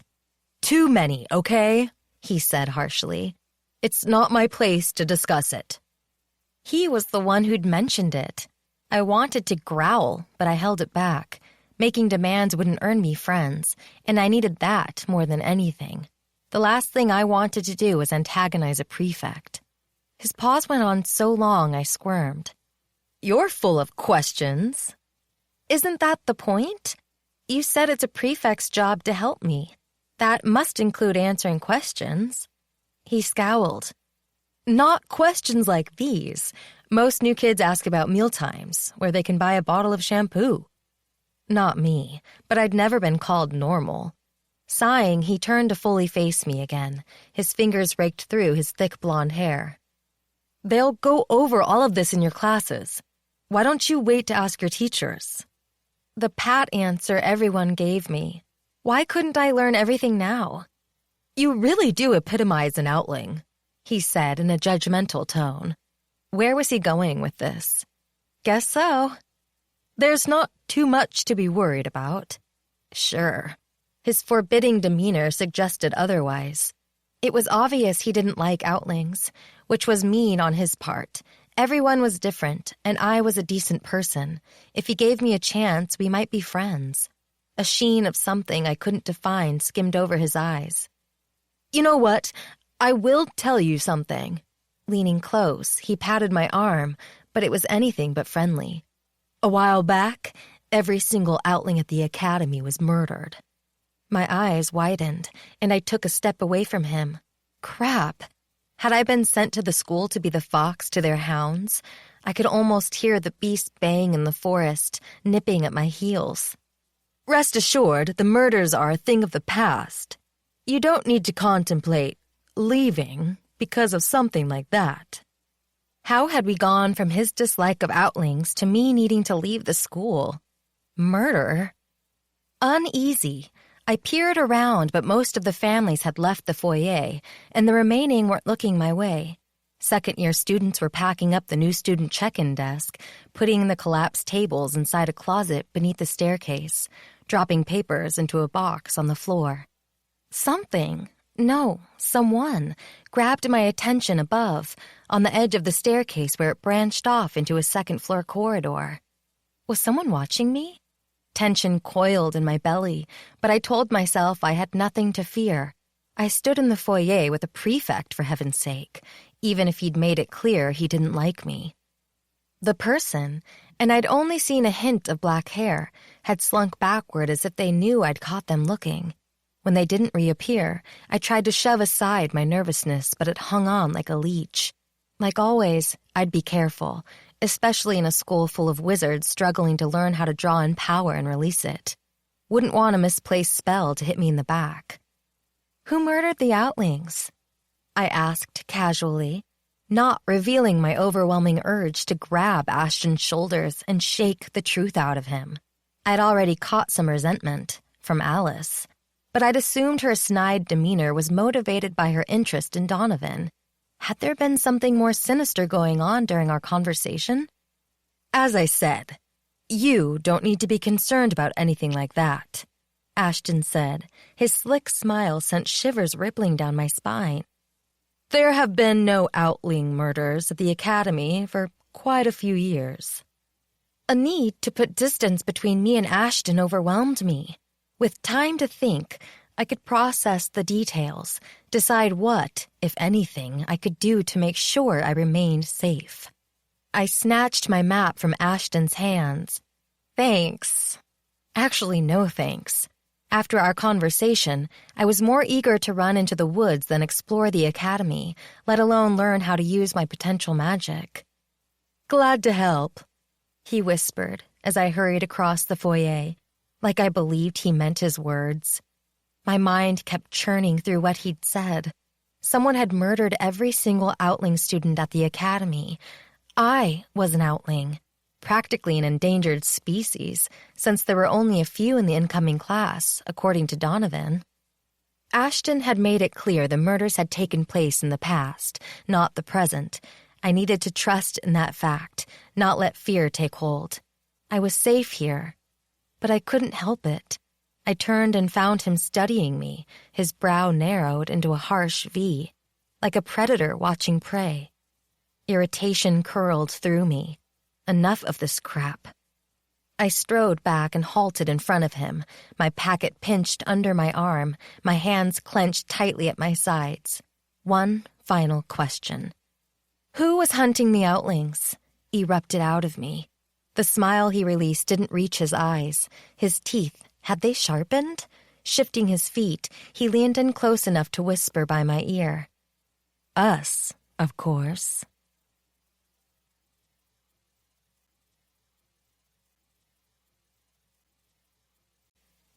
Chapter 6. Us, people born into magic, the elite, versus them, me, an Outling. No, a target. Chills zipped through my bones. I thought learning to handle my magic would be my only challenge here. Now I had to worry about staying alive? He said the murders took place a long time ago, I whispered as I entered the parlor. No one is murdering Outlings now. What? Someone sitting on a chair next to a window on my left said. Another student, she frowned in my direction. Oh, nothing. Crossing the parlor, I studied my map. This place was huge. While it felt overwhelming, I imagined I'd soon find my way around eventually. In a day or a week or a month, maybe. A few parents sat on sofas with their kids, sharing one last moment before they left. Bet they weren't worried about their kids being murdered, coming home in caskets. But then, they were part of the elite crowd. While I probably should lurk on the outskirts and try not to draw attention. I had to let this go. Justine wouldn't have brought me here if she thought someone would murder me. If they'd wanted me dead, they could have eliminated me 7 years ago. I'd been a bewildered kid, completely in their mercy, then tossed to a half-troll's custody. Easy pickings. I'd only be in danger if someone here decided to resurrect old traditions and take up Outling hunting again. Get your uniforms, go to your room, stop worrying about murder. Unfortunately, my internal pep talk didn't keep the goosebumps from rippling across my skin. An arch opposite the foyer led to a hall with tall windows on either side. As I strode down the passage, late-day sunlight streamed through the glass, highlighting silver and gold flecks in the marble flooring. Little alcoves, complete with dark blue cushions, begged me to sit and soak up the rays. I might want to bring a knife when I curled up in a nook to do my homework, however. Not that I owned a blade. I did have some money left after my hair color splurge, however. If I could locate a store on campus, I might be able to buy something for self-defense. Did pepper spray, assuming they sold it here, work on magical beings? Even better, could I fight back with my supposed ability to draw power? Yes, I wasn't supposed to use it on other students, but no one would expect me to stand passively while another person harmed me. Despite the fact I feared using it, I might want to accelerate learning power control. Ashton told me it took months for most wizards to figure out how to grab onto one thread, let alone use it for magic. When I was 10, I'd pulled on multiple threads and wielded them like a fiery sword. That couldn't be normal. I just needed to find the threads again. They'd abandoned me. I needed to chill. If the threads were gone forever, I wouldn't have been brought here. At the end of the hall, I opened a big wooden door. It banged shut behind me while I studied the scrolling writing on a plaque mounted on the right wall. Comparing it to the location on the map, auditorium. My schedule said I needed to be here tomorrow morning at 9 for Justine's welcome presentation. Although, after Alice's surprise at my use of Justine's first name, I probably needed to start referring to her as the headmistress. I opened the auditorium door and stepped inside, quickly sinking down in a seat in the top row while the door softly snicked closed behind me. Tiers of seats sloped downward toward a raised stage area where the headmistress must plan to speak tomorrow. Overhead, multiple lights hung from bars, though many of them were dimmed. Shadows lurked in the periphery, making my pulse jump, but nothing and no one moved. Nobody descended on me with weapons drawn.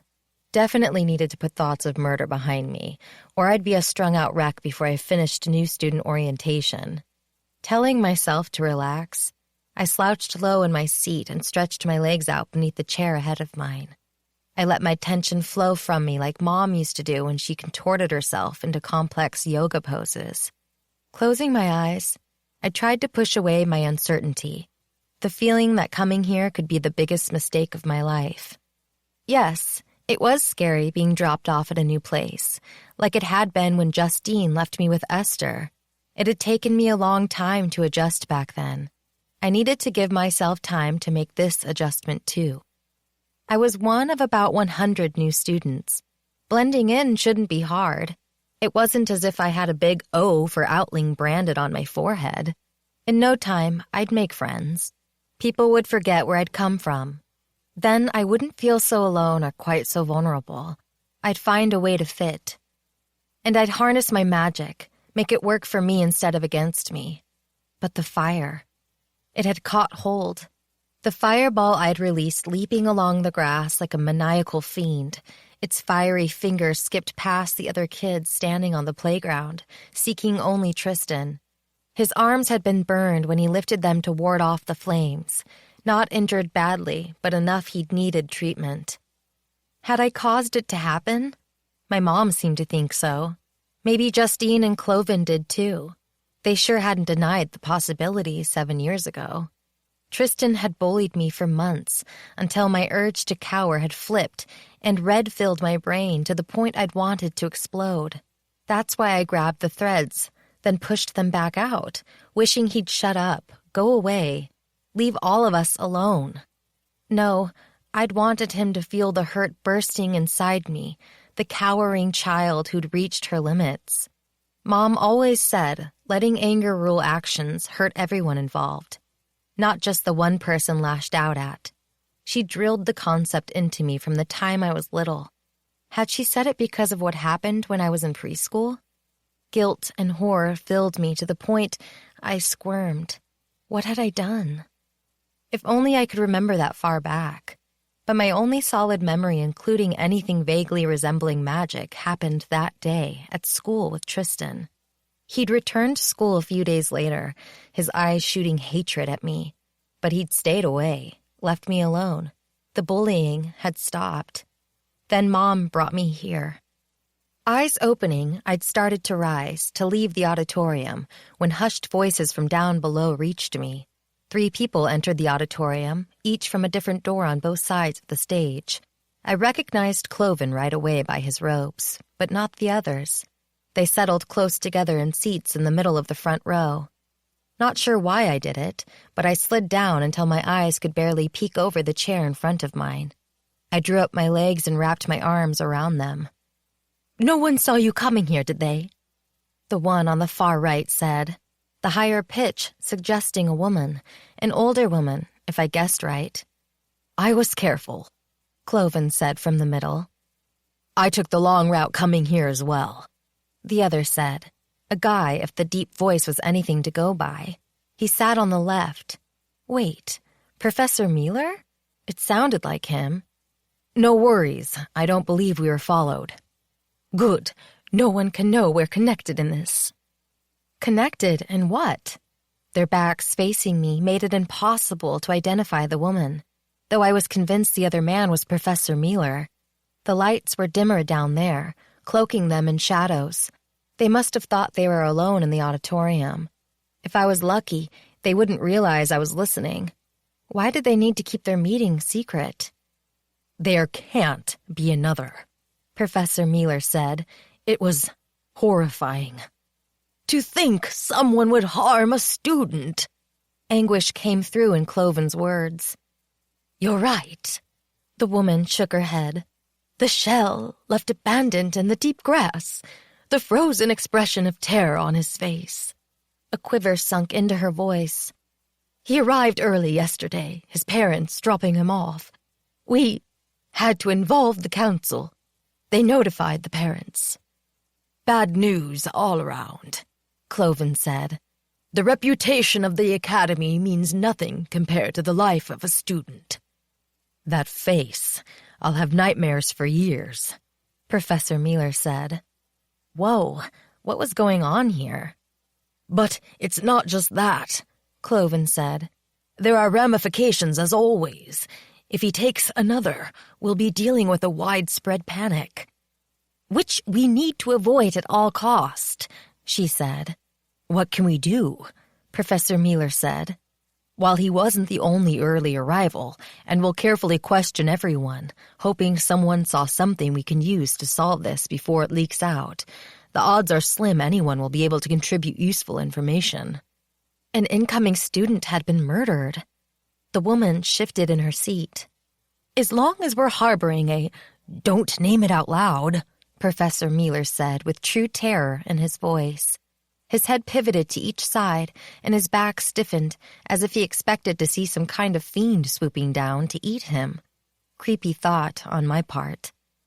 My feet dropped to the floor softly, and I leaned forward, not wanting to miss a single word. He continued. "Somehow they always hear if we talk about them. At this point they're assuming we're dealing with more than one, though that's not even clear. Anyway, they're hoping to remain hidden. Whoever it is may not know we're on to them, but if you say their name, you'll call them to us, put us in their sights." "That's an old wives' tale," she scoffed. "There's no data to support that claim." "Yet," Cloven said. She shrugged. "No harm in being careful, I suppose. And please, don't suggest we're dealing with more than one. Since they came forward to claim their place in our world, we've been careful to conduct a full barrage of tests before granting admittance to the academy. Each of them is then suppressed with bonds. The odds of one or even two rogues slipping past the barriers are practically non-existent." "You're right. I need to think about this rationally," Professor Miller said. "But can you imagine being on the receiving end of the soul-wrenching horror they inflict on their prey?" My heart, already flopping around in my chest, shoved itself against my ribs. I slunk lower in my seat, convinced I needed to remain hidden. I couldn't let them know I was here. "I wouldn't send them after my worst enemy, that's for sure," she said. "But we're not defenseless. I've placed extra wards." "Which are never foolproof," Cloven sighed. Professor Miller fidgeted in his seat. The can slip past most wards." "My wards are more sophisticated." Cloven patted her arm. "It is your specialty." A wizard could specialize in creating wards? That could be her scapty.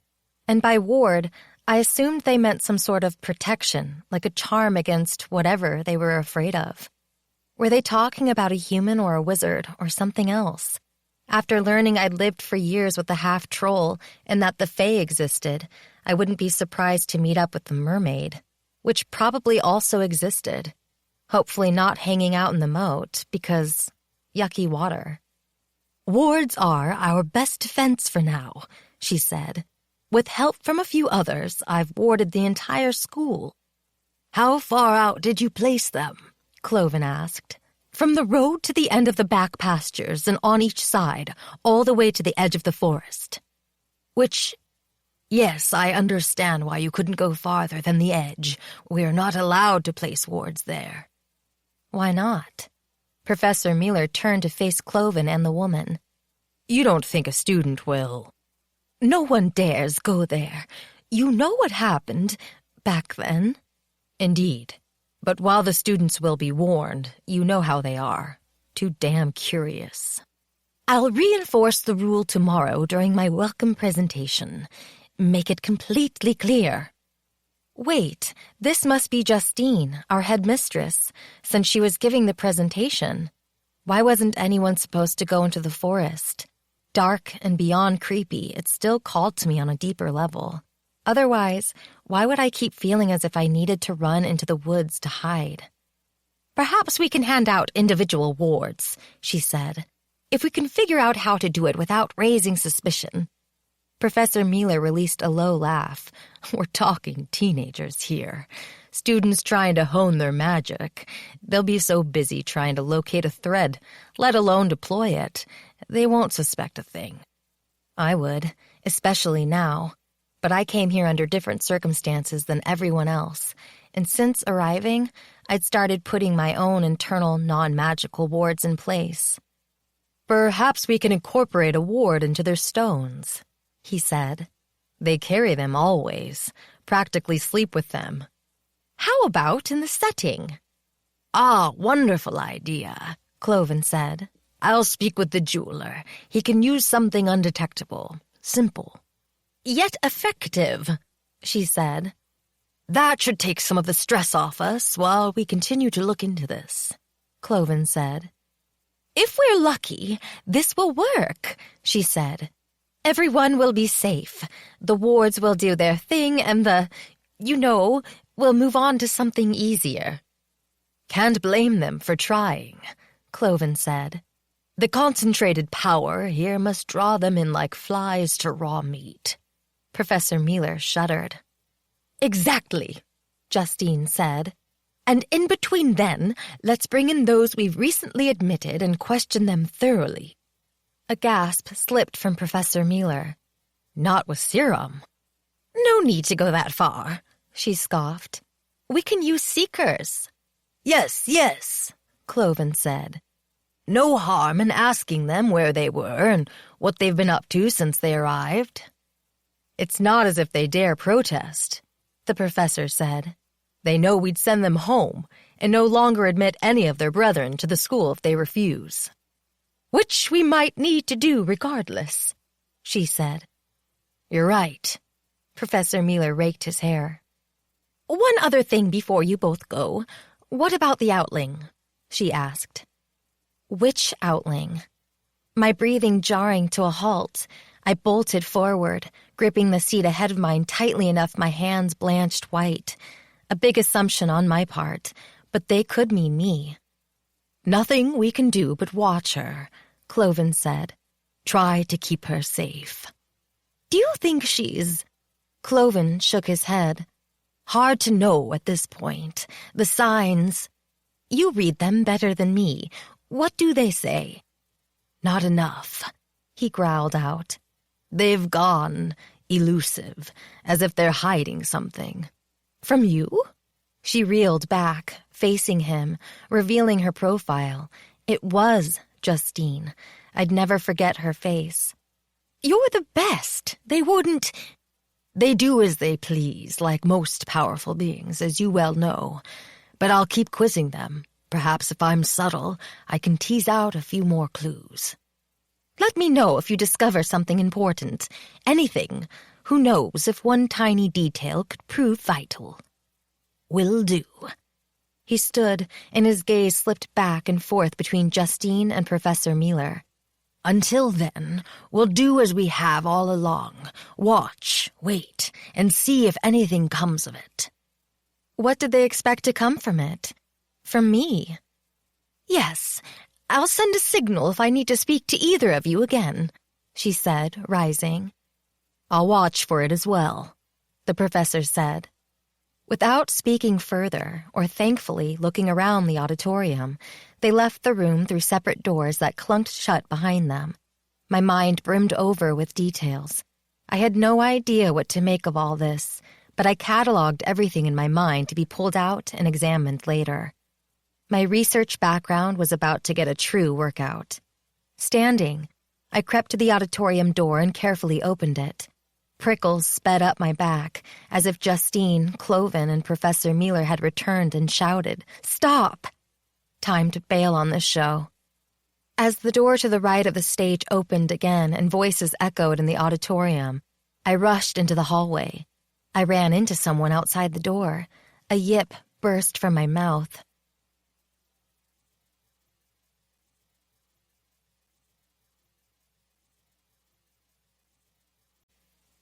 Chapter 7.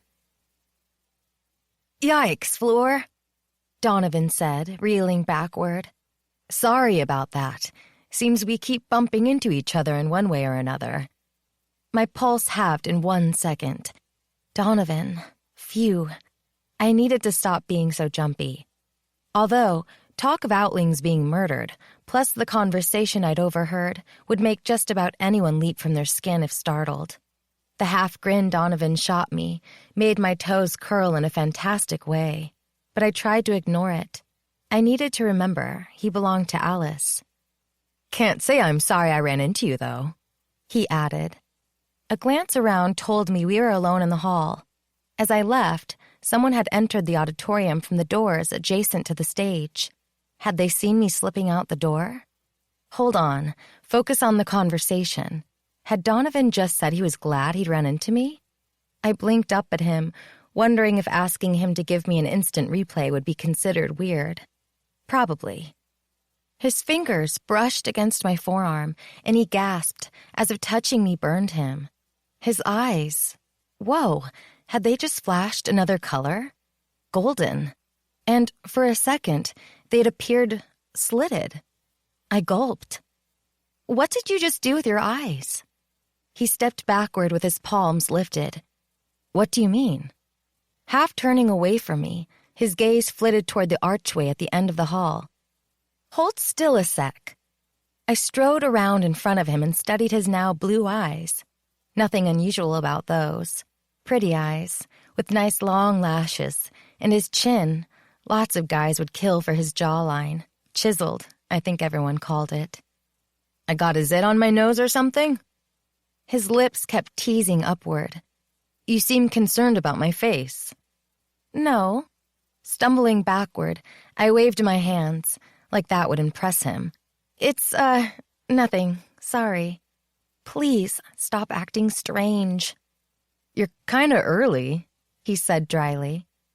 Caught again, I stared at him, admiring the way the cut of his dark hair lent him a bad boy look I found too appealing. I shook my head, but the gesture did nothing to clear my mind, which was still admiring Donovan's attributes. "What am I early for?" He nudged his head toward the auditorium doors. "The headmistress's welcome orientation. It's tomorrow at 9. "Oh, yeah." Caught. Did he suspect I'd been spying? I was just reserving a seat. A day early. Sure. Yup, that was it. You save one for me? Was he teasing me? Although his lips twitched upward again, I couldn't quite tell. "Won't you be sitting with Alice?" His brow narrowed. Contrary to popular belief, we're not always joined at the hip. According to Alice, they might as well be. And that thought didn't cheer me up. What was it about this guy that tugged me near when I knew I needed to turn and run in the opposite direction? "I should probably go." He glanced left and right. "Where are we going next?" "We?" Was he suggesting we walk together? "I need to get my uniforms, then find my coven room," I said. My roommate's probably wondering why I'm avoiding her. Are you? No! I haven't even met her yet. I'm sure we'll get along fine.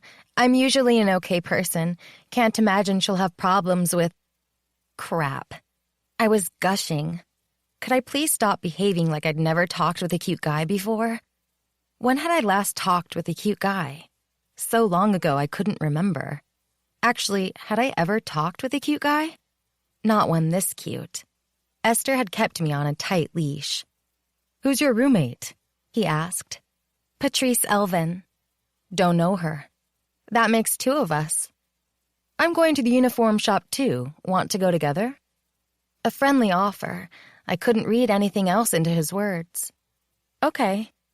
My heart still flipped around from what I'd heard in the auditorium. The close proximity to Donovan didn't help slow it down.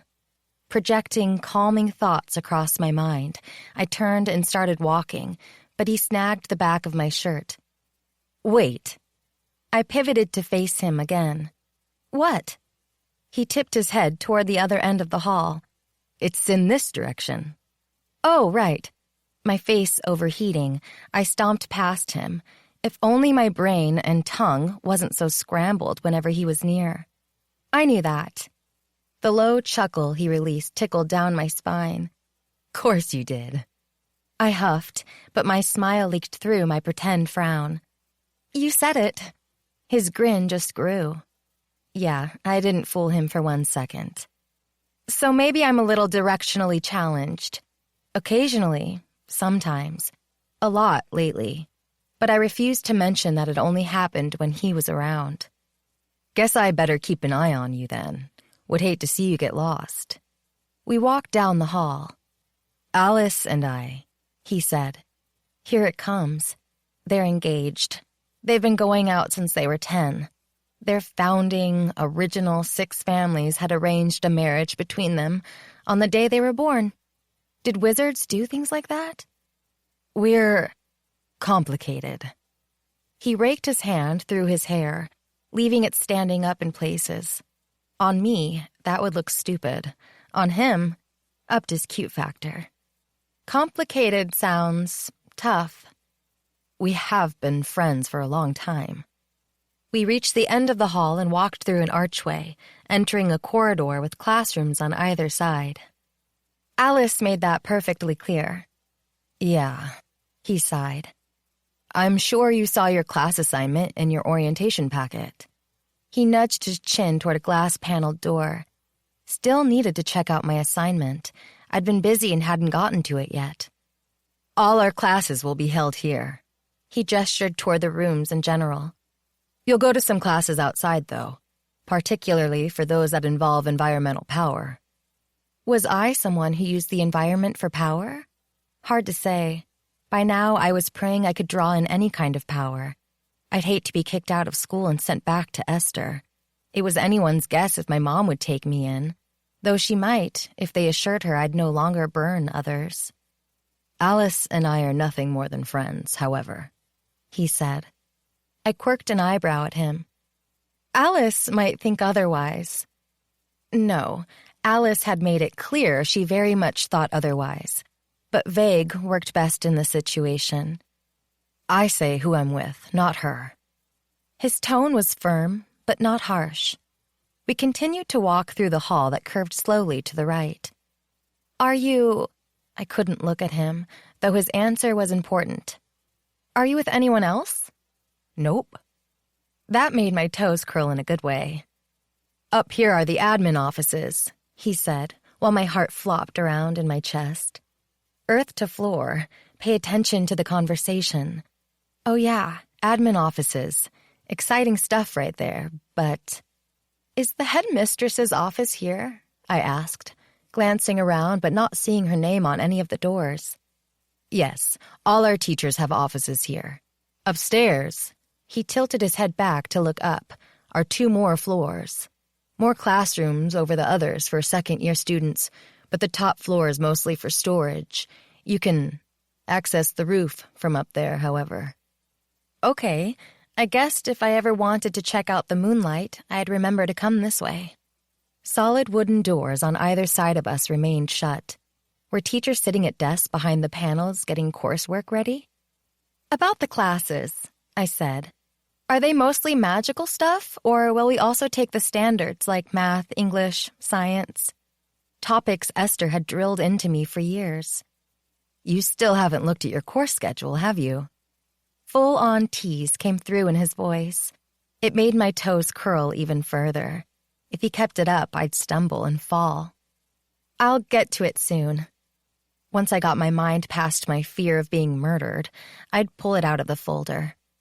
When I saw Justine's name on a plaque beside a door, I noted the location for my meeting with her tomorrow night. The answer is yes, he said. We'll have both standard classes and magical ones. We left the admin section and walked into an area where they'd expanded the walls outward on either side, like a building bulge. A mini-mall, complete with a pharmacy. I could only imagine what kind of magical things they kept there. A clothing store, a jeweler, and a small supermarket/convenience store were the ones that popped out at me. Esther had taken me to the mall a few times, at night, never during the day. Funny how I'd only questioned her once about her need to remain out of the sun. She brushed me off, saying she was allergic to sunlight. I'd looked it up in one of the books in her library, and while uncommon, sunlight allergies did in fact exist. Nothing I'd read suggested she could be a troll, a half-troll. I never would have guessed Esther had parentage like that. I imagine we'll both be hitting this area on a regular basis, for snacks and school supplies, Donovan said. That was doubtful. Money and I were not on speaking terms. When I talked with Justine tomorrow night, I'd ask her about a job. Otherwise, I'd be bumming soap off my roommate within a month, assuming I had even one bar of soap to start with. Talk about embarrassing. If I didn't find a way to earn some cash, I'd have major issues when I got my period. Most of the time, I didn't resent that others had more than me. But watching kids, most dressed in uniforms now, walking around, exclaiming about one thing or another they planned to purchase, burned a hole through my belly. Not from jealousy, more from sadness. An achy feeling that stung in the back of my eyes.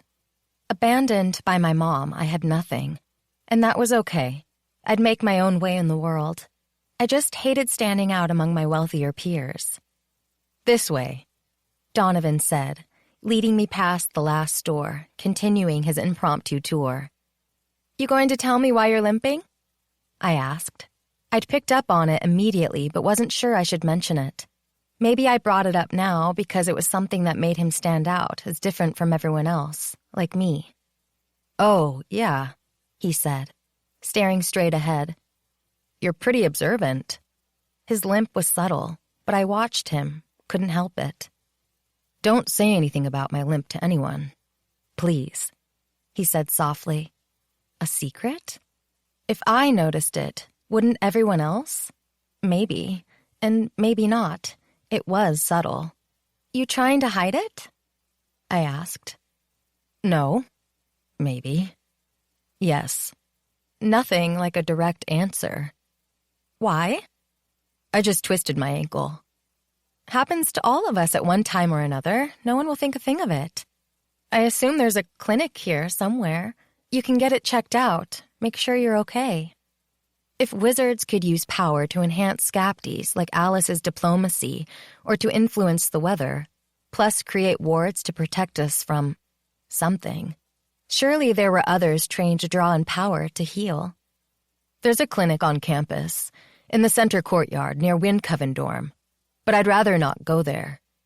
Why not? Because some healers are also seekers.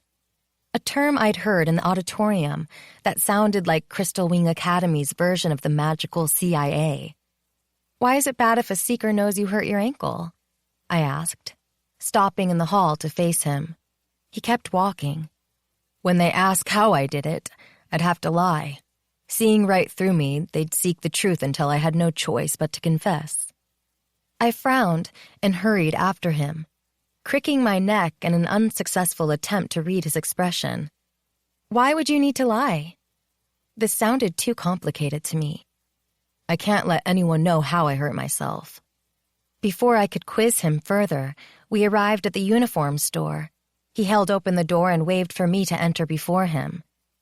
"How did you hurt your ankle?" I asked as I passed him. Snagging my arm, he brought me to a standstill. He leaned close and murmured, "I jumped off the roof."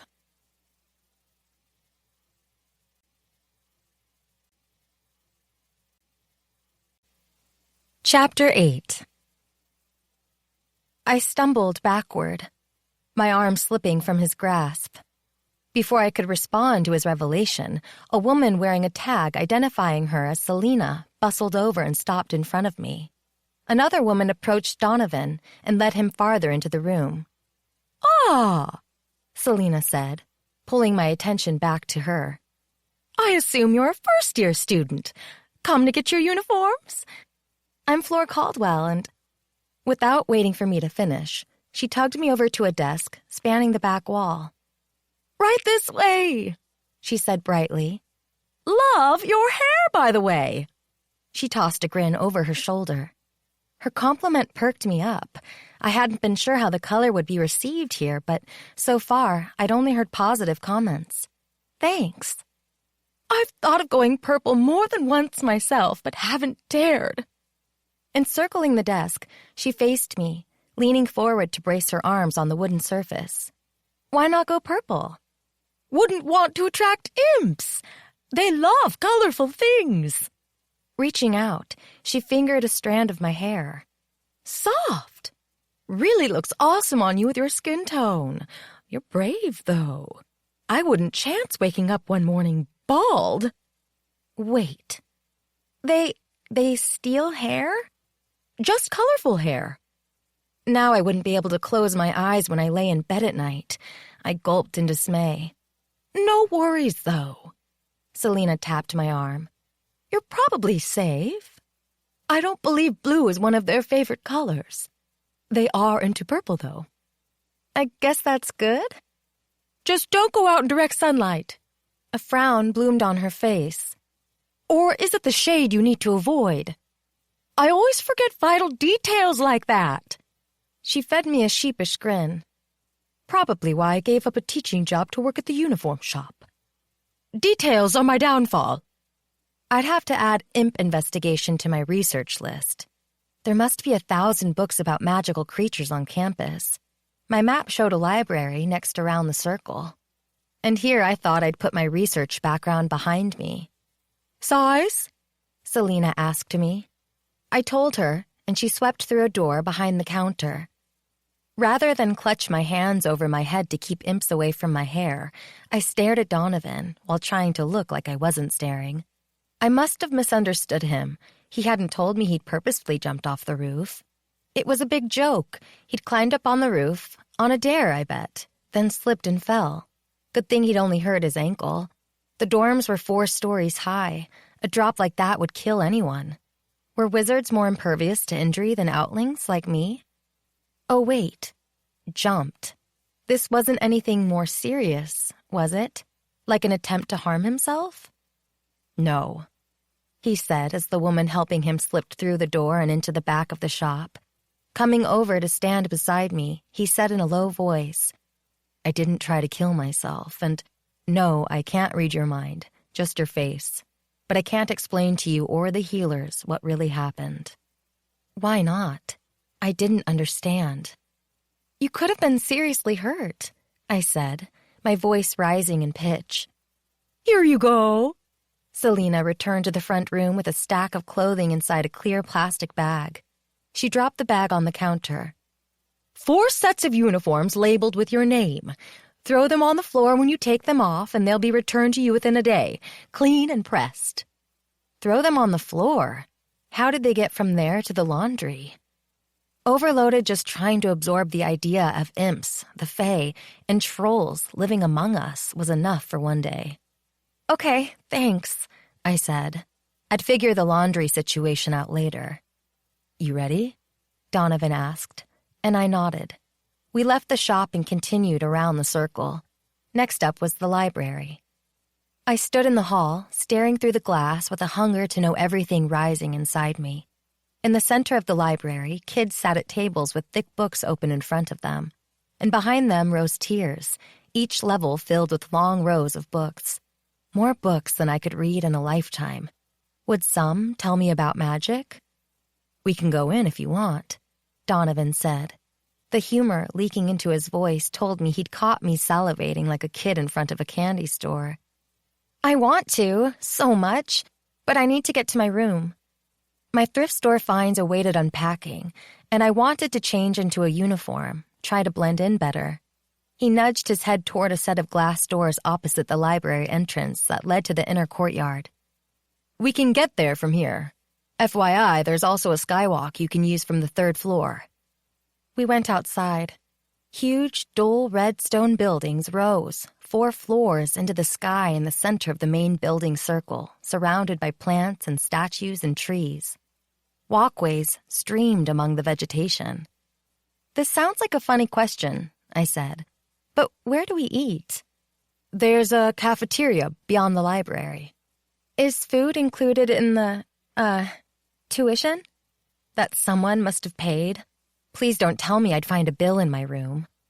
"You probably already know it, but the government covers everything, even our uniforms." I didn't know that, but I wouldn't admit it. I stuck out as an Outling enough already. "But you don't have to eat at the cafeteria all the time. There are lots of small cafes scattered around. Off the lobby, you'll find a bagel and donut shop. In the courtyard outside, you can get ice cream." I was salivating already. "And don't forget the coffee shop near the classrooms. Should have pointed it out when we passed." And I'd missed it, totally absorbed in all things Donovan. It was clear I wouldn't go hungry. I wouldn't need to work 60 hours a week to pay for my meals. "There's also a snack shop in the library. Perfect place to get poutine or plain old fries." Who'd eat plain old fries when they could have poutine? My thoughts exactly. I grinned, loving how alike we were. "And how late is the library open?" "My older brother went to the academy. I think I remember him telling me it's staffed until midnight." Perfect. As Donovan walked beside me, down a crushed stone path outside, showing me where Earth Coven dorm was located, I wanted to quiz him further about his jumping off the roof comment. Curiosity, per usual, was eating me alive. The words kept repeating themselves in my mind, dragging my mood around every which way along with them.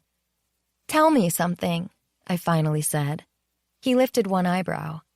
"Will you do it again? As in, jump off a roof?" Desperation filled his voice, and he wouldn't meet my eyes. No choice. I have to.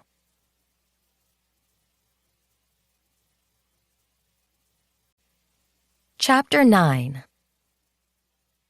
I felt weird knocking on my own door, but there didn't seem to be a lock, not that I possessed a key if I needed one. "What's your passcode?" Donovan asked from beside me. We stood in the hall on the 4th and top floor of the Earth Coven dorm. I shrugged. "You haven't looked at anything in your orientation packet, have you?" "Sure I did. Otherwise I wouldn't know I'm an Earth Coven." I floofed out of breath, sending blue hair shooting up and off my face. "I sort of skimmed the rest, though. I plan to look more thoroughly soon." I'd been a little busy since I picked it up at the new student desk. No one would deny the laughter in Donovan's voice. "Might want to do it now instead of soon." He dropped the bag with his uniforms on the floor and nudged his chin to where I'd tucked the folder underneath my arm. "Can I?" I handed it over, then leaned into his side as he flipped it open and scrolled through the papers. His snort of laughter burst out. "What?" "Did your roommate set this up or did you?" What was he talking about? From what I remember, when I looked earlier, the line for the passcode had been blank. Had it magically appeared since then? "What do you mean?" A dinner plate-sized circle in the center of the door swirled and shifted, and a wide-lipped mouth appeared. "No passage," the mouth intoned. My jaw dropped. What just happened? "We're standing in front of your door. We didn't speak the passcode. The door isn't granting us entry." I kind of figured that. He nudged my hip with his own. "Sure you did." "I did." When he said nothing, I lifted my eyebrows. "What's the passcode?" Sexy. Pulse. Meat overdrive. Was he calling me? That's your passcode. Humor spilled into his words. Am I right to assume your roommate set it up and not you? Why don't you think it was me? Something about you not knowing the word? Ugh. I smushed between him and the door. When the lips reappeared, I spoke firmly. Sexy. Now that's the way I like it, baby, the lips said in a male voice. My door was controlled by a magical sort of guy who liked being called sexy? Can I get inside? I asked. I couldn't believe I was talking to a door. Well, to lips embedded in the door. More than happy to grant you access, sugar, the lips said. Anytime. A click sounded and the door creaked open a few inches. A girl with pink hair and a cute face with a tiny pointy nose and a dimple in her chin pulled the door open farther and stuck her head out. Her hazel eyes appeared almost green in her tanned face. The gods are fruitful! She exclaimed. Reaching out, she grabbed my arm and dragged me inside. Hallelujah! Blue hair? Please tell me it's natural. No. She pouted. Well, we can't have everything, now can we? Isn't your color from a box, too? Nope, it's all me. Wow. How had that color come from nature? I'm Fleur Caldwell, your roommate. Knew that already. Grinning, she tapped her temple. Divination! I'm overflowing with it. Oh, did she mean that was her scapty? Unless I wanted to keep looking like a salesperson without business cards at a convention, I needed to discover my scapty soon. Grabbing onto me, my roommate gave me a big hug, squealing so loudly I worried I'd lose my hearing. I'm so thrilled to meet you! We're going to be the best friends! Just you wait and see. Please tell me she wasn't going to yell all the time. But my grin kept slipping out, joining with hers, because I had a feeling we were going to get along great. At least she wasn't shouting about murder. As you can probably tell, I'm part pixie, she said. Mostly elite, but the pixie part is why my hair is pink, and why I'm short. Only an inch or so less than me, but I was petite myself. Her gaze swept to my toes. You must have some pixie blood in you, too, since we're about the same height. I don't think so. My mom is short, and my dad... I'd never even met my dad. I didn't even know his name. Mom refused to say a thing about him. I glanced at Donovan, still standing in the hall. What did he think of all this? I get my height from her. Maybe she has pixie blood and passed it down to you. I'm an Outling. Might as well lay it all out there, get it over with. Hopefully she wouldn't shout about me being a mongrel. Her breath caught. Here it comes. What? She shrieked. Haven't met an Outling before.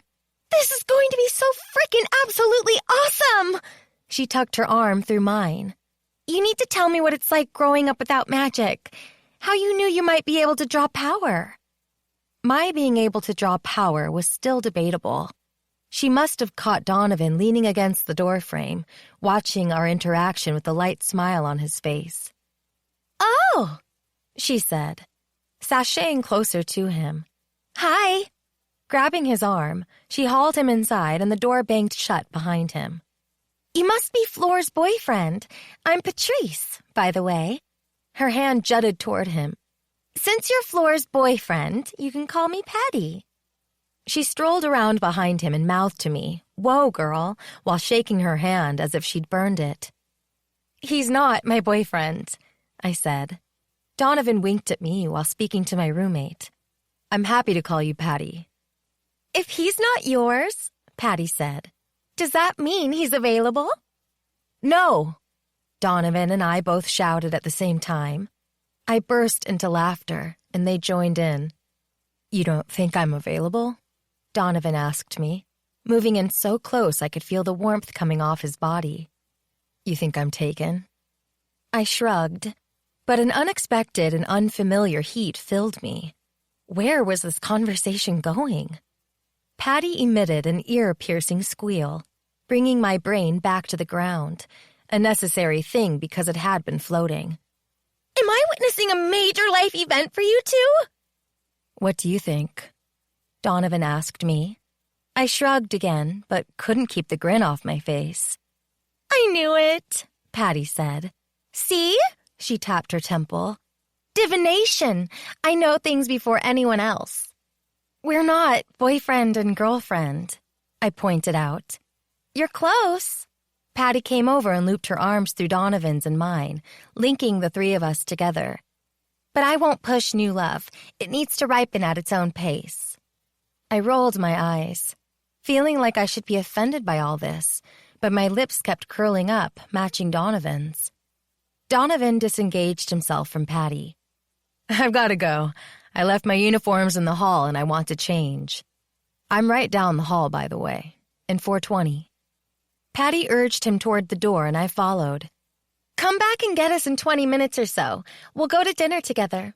I'm going to chat for a while with Fleur. Sure, he said.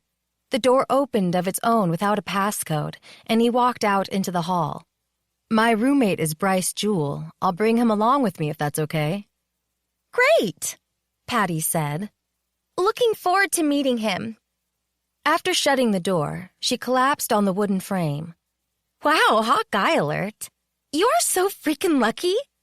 Bouncing off the door, she danced into the room. How long have you been with him?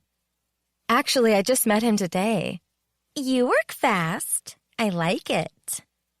I wasn't exactly sure what was happening between Donovan and me. We were skating around something intriguing, and I couldn't wait to see what came next, but I barely knew him, and I wasn't sure I wanted to get involved with someone desperate to jump off the roof. I'll help you unpack while we talk, Patty said. Truly, I wanted to unpack my stuff alone, thanks. A quick peek told me Patty's family could match the beaming groups I'd seen outside, pulling carts laden with everything their child could imagine needing at school. A fluffy comforter with matching sheets and big decorative pillows had been arranged on her bed. Clear totes with snacks and toiletries rested on the carpeted floor underneath, and books, wonderful non-research books, had been stacked neatly on a wooden shelf. A big jewelry box rested on the bureau, sparkly chains overflowing the half-open drawers. My gaze slid to my cardboard boxes, sealed up with packing tape sitting on the floor, and I couldn't prevent my shoulders from drooping. My throat grew tight, making it difficult to swallow. Come on, Patty said.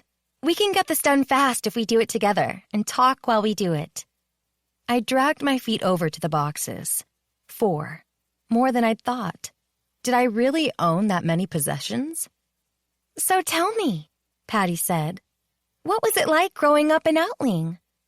I didn't know I was an Outling until today. Where have you been? Didn't your parents discover your full potential for magic when you turned 17? Which had occurred 3 months ago. My mom... I didn't want to get into my mom. She must have noticed and brought you here then, right? Yeah, I said weakly. That's it. She brought me here. Not quite a lie. Mom sure had noticed and brought me here. Patty lifted one of my boxes and dropped it on the bed. The tape ripped off with a loud rasp. She parted the top and I leaned over to start removing my things, hoping my cringes wouldn't be too obvious. These aren't mine, I said, my hands frozen in place. I was filled with a mix of awe and horror. How... Course they are, Patty said, pointing. Your name's written on the top. She frowned. Oh, there's a note in here. She handed it to me. I went shopping. Hope you don't mind. I tucked a few extra things inside for you, too. Esther. Tears burned in the back of my eyes as I carefully set the note on the mattress, then lifted out a green and blue patchwork quilt.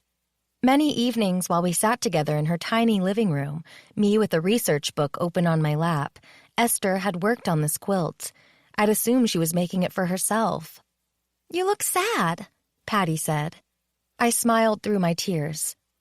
Nope, I'm just happy. Well, let's finish unpacking. Then you can tell me about your scapty, and I'll fill you in on my 27 brothers and sisters. Wait, 27? How is that even possible? My mom is married to a lot of men. I blinked. Maybe it would be best not to take this any further. Next, I pulled out new sheets that matched, still in the package, and fluffy pillows I could put my head on when I went to sleep, plus square ones that coordinated with everything else, big enough I could lounge against them while doing my homework. School supplies, toiletries, and a colorful bathroom tote, and brand new clothes, not ones you had to spray with stain remover and hope the spot came out. Oh. I sunk onto the bare mattress, the note crackling beneath my butt. How could this be happening? Turning, my lips trembling with suppressed emotion, I stroked the handmade quilt. Maybe Esther didn't hate me after all. Nice stuff, Patty said, as if I wasn't falling apart in front of her. I still couldn't believe it.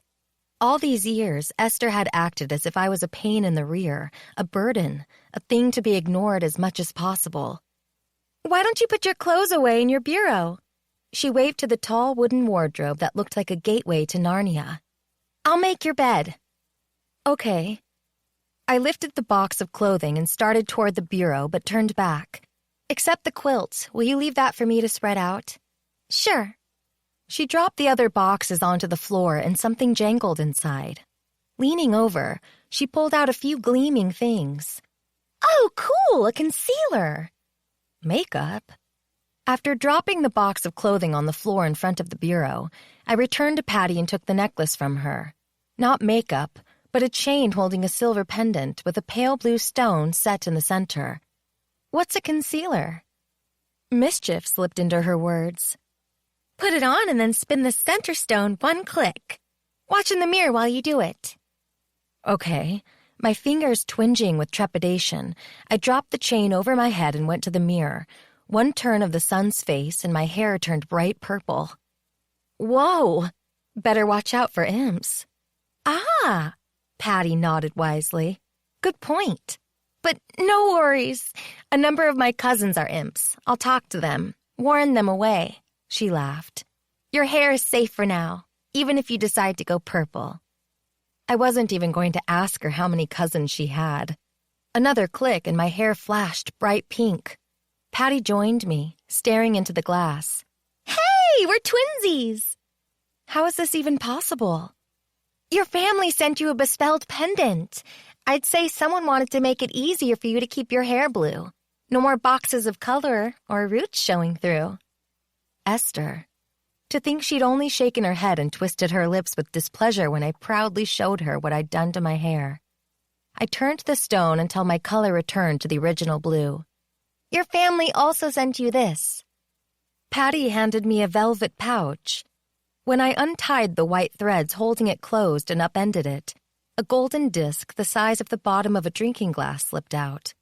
I stared down at it in my hand, heavy, solid, nothing to spin like my pendant. What is it? You'll need it when we go shopping, which we'll do soon because I get the major munchies at night. Is it a coin? Hopefully enough to buy more than one bar of soap. I keep forgetting you're an Outling.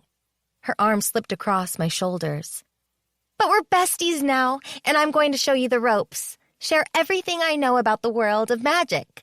In no time, you'll feel like you've lived with us forever. That would be wonderful. A nice change from the prefect Ashton, who'd implied I was unwelcome. Slide your thumb across the center, Patty said, tapping the golden disc. And it'll tell you how much your family loaded on your account. I did so, and the numbers appeared. Wow, she breathed. Your family is super generous. Somebody was, not my mom. I assume this amount is good? Honey, it's absolutely awesome. She pointed to the small diamond in the upper right corner above the number. See that? It's bespelled in more than one way. That diamond means it recharges itself automatically. In other words, it never runs out. She leaned back and scrutinized my face. Where did you say you came from again? I hadn't offered that information, but didn't mind sharing now. I don't really have a family, I said, watching her face. Mom, well, she didn't want me. Patty reeled back, her mouth forming a big O. but it reflected only surprise tinted with sadness. How is that even possible?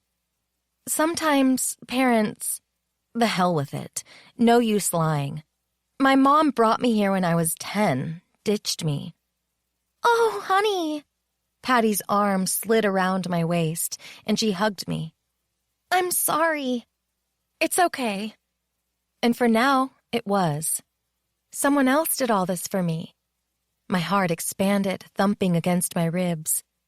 The woman who raised me for the past 7 years. She must care for you a lot.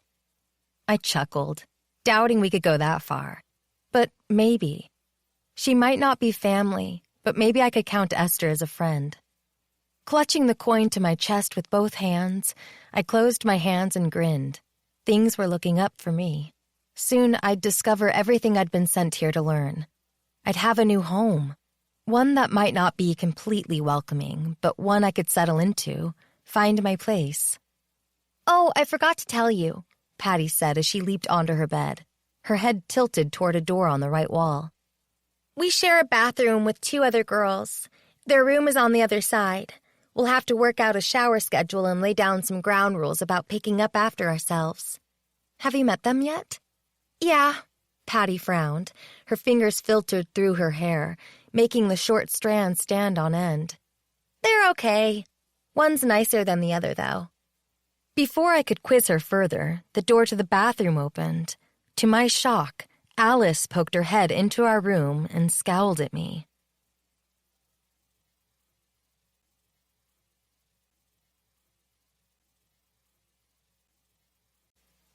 Chapter 10. You, Alice said. I could say the same thing, I said. Get lost on your way to Windcoven? What were they doing here? Haunting me? Alice sneered. I thought you would have bailed on the academy by now. Nope. I trumped her sneer with a smirk. Better get used to seeing my face, because I'm settling in for the long haul. Moira pulled the door open further and nudged Alice to the side. We used to call ourselves witches, not, she mouthed to me, bitches. I couldn't hold back my snort of laughter. Lips puckered like she'd swallowed a bug. Alice flounced in behind Moira. They crowded into our room, standing with us between the 2 beds.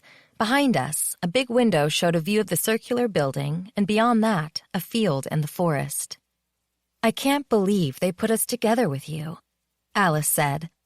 I'm happy we're sharing, Moira added with a grin. Tiny lines dipped inward on Alice's brow, and she side-eyed Moira. You are? Sure, why not? Well, because. Not good enough. If you're going to play mean girl, you're going to have to up your game. Because isn't nasty enough. Moira's sparkling eyes met mine. Alice crossed her arms on her chest and huffed. I loved how she kept a leash on Alice, though I had to wonder why Alice hadn't ditched Moira. From my very limited experience back in elementary school, mean girls hunted in packs. Moira wouldn't fit the role of the cliched mean girl sidekick unless she fawned to please Alice. She was an anomaly. I could get used to this, though. Just sit back, kick my feet up, and enjoy the fireworks going off between them. Both wore their uniforms, a blue plaid skirt and a white blouse. Formal, but I kinda liked it. I couldn't wait to dress in mine. Neither wore a blazer like Ashton had, but it was a warm fall day. I'd long since shucked my flannel, exposing my pale blue t-shirt, which meant I sort of fit in with everyone else color-wise. I thought you 2 were put in a different dorm, I said.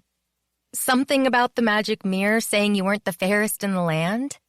My snicker slipped out at my Snow White joke, but really, they'd said a mirror had chosen our covens? Moira rolled her eyes. Somebody dragged us to the headmistress's office. Somebody then put up a fuss, and voila, one more glance in the mirror, and we were moved here. She propped her hand on her hip. Frankly, I was okay with Windcoven. Have you seen their banners? The ones with the... I frowned, trying to remember.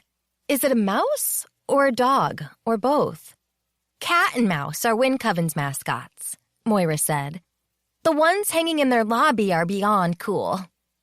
Dog and bird go with fire coven, Patty added.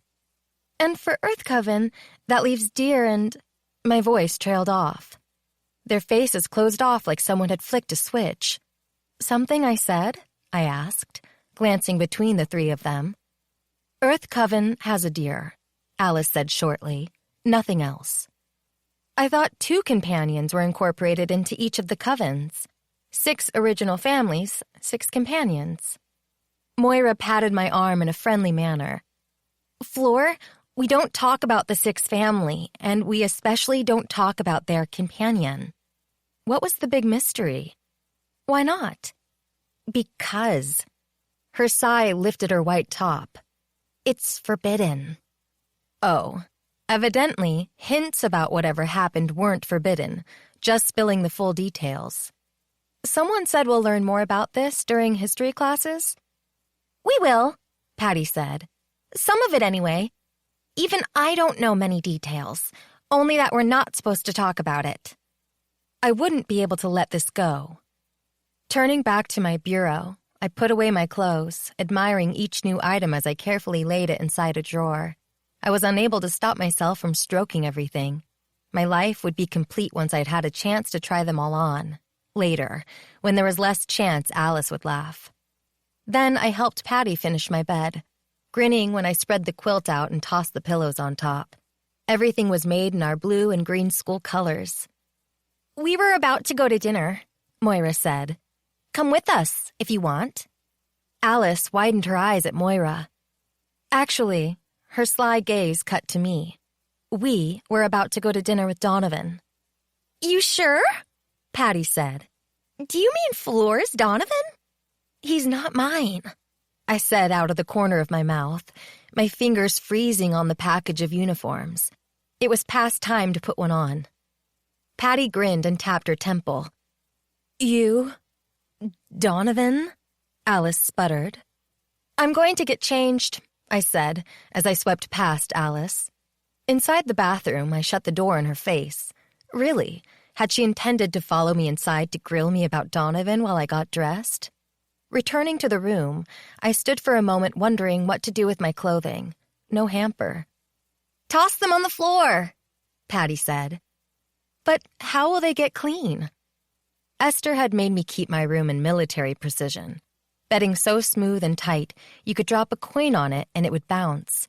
White glove, sort of, inspections, where she'd run her finger along every available surface, looking for a hint of dust. She'd insisted I bring my clothing down weekly and run them through the washer myself. I'd kept them in a wicker hamper until then. Had Esther acted strict to toughen me up for Crystal Wing Academy? If I was too soft, I'd never survive here. She must have known what I'd face as an Outling. Brownies will take care of our clothing, tidy the rooms too, Moira said. I had a feeling she wasn't referring to chocolate. That reminds me, Patty tapped her cheek. We'll need to bring back a bowl and cream from the cafeteria tonight. As an offering, we can buy a jug tomorrow and put it in the fridge. We need to do that too, Alice, Moira said. The last thing we want to do on our first night here is insult our brownie. She shuddered and said to me, If you're not nice to your brownie, they could turn malicious. Then you'll have a boggart on your hands. What's a boggart? I whispered to Patty. A brownie turned boggart will cause mischief. Patty frowned. They'll make things disappear. Your food will suddenly taste awful, and they'll put holes in your clothing. Worst case scenario, a boggart might abduct children. But don't worry, we'll take good care of our brownie, and in exchange, she'll take good care of us. Definitely need to stock up on cream. Did they also like chocolate? Hell, I'd buy out the store of snacks if it would keep our brownie happy. Maybe we should get a hamper for our dirty things. Make it easier on our brownie. Moira frowned. Why would you do that? They're tiny. She held her fingers about 3 inches apart. They'd never be able to reach the top of the hamper. Before I could ask how they'd clean our room and haul away our clothing if they were only a few inches high, someone knocked on the door. Hey, you ready in there? They called out. Patty rushed the door and swung it open. Welcome! We were just getting to know the girls we share a bathroom with. There you are. Alice rushed forward to greet Donovan, who looked startled to see her here. I've been waiting for you. You came to the wrong room, silly. Obviously, she'd hoped to preserve the idea he was here for her, despite the fact he'd come to my and Patty's door, not hers. She linked her arm through his and gazed up at him, blinking her lashes. You ready to go to dinner? What are you doing here? He asked. Headmistress made a mistake. I'm in Earth Coven, like you. Me too, Moira chimed in. Donovan had changed into the school uniform. On Ashton, it looked stiff and geeky. On Donovan, smokin' hot. Too bad he didn't shrug away from Alice. Had I misread the situation? So far, while he'd flirted, he'd only offered friendship. I couldn't say thinking he wasn't interested in me didn't pinch. But he wasn't the only magical hot dude in the Academy C. This is Bryce, he said, waving to a guy standing in the hall who eased out of the shadows and into full light. My roommate. It was the tall, skinny guy from the Crystal Dragon Fountain who'd stared at me, giving me a creeped-out vibe. Horrified, I backed up until my legs hit my bed. As if no one else but us existed, his attention centered on me. He stalked toward me, coming closer, closer. The world eclipsed until only terror existed. My pulse jolted in my throat, shouting, "Flee!" I choked as the air was sucked from my lungs. I'm Patty, my roommate said, nodding to Bryce. I only heard her in the periphery of my mind. This is Alice and Moira, Donovan said, and Floor. Floor. Bryce spoke in an odd voice that insisted my name was the key to unlocking every secret I'd kept. As if, in 1 second, he could control my fate.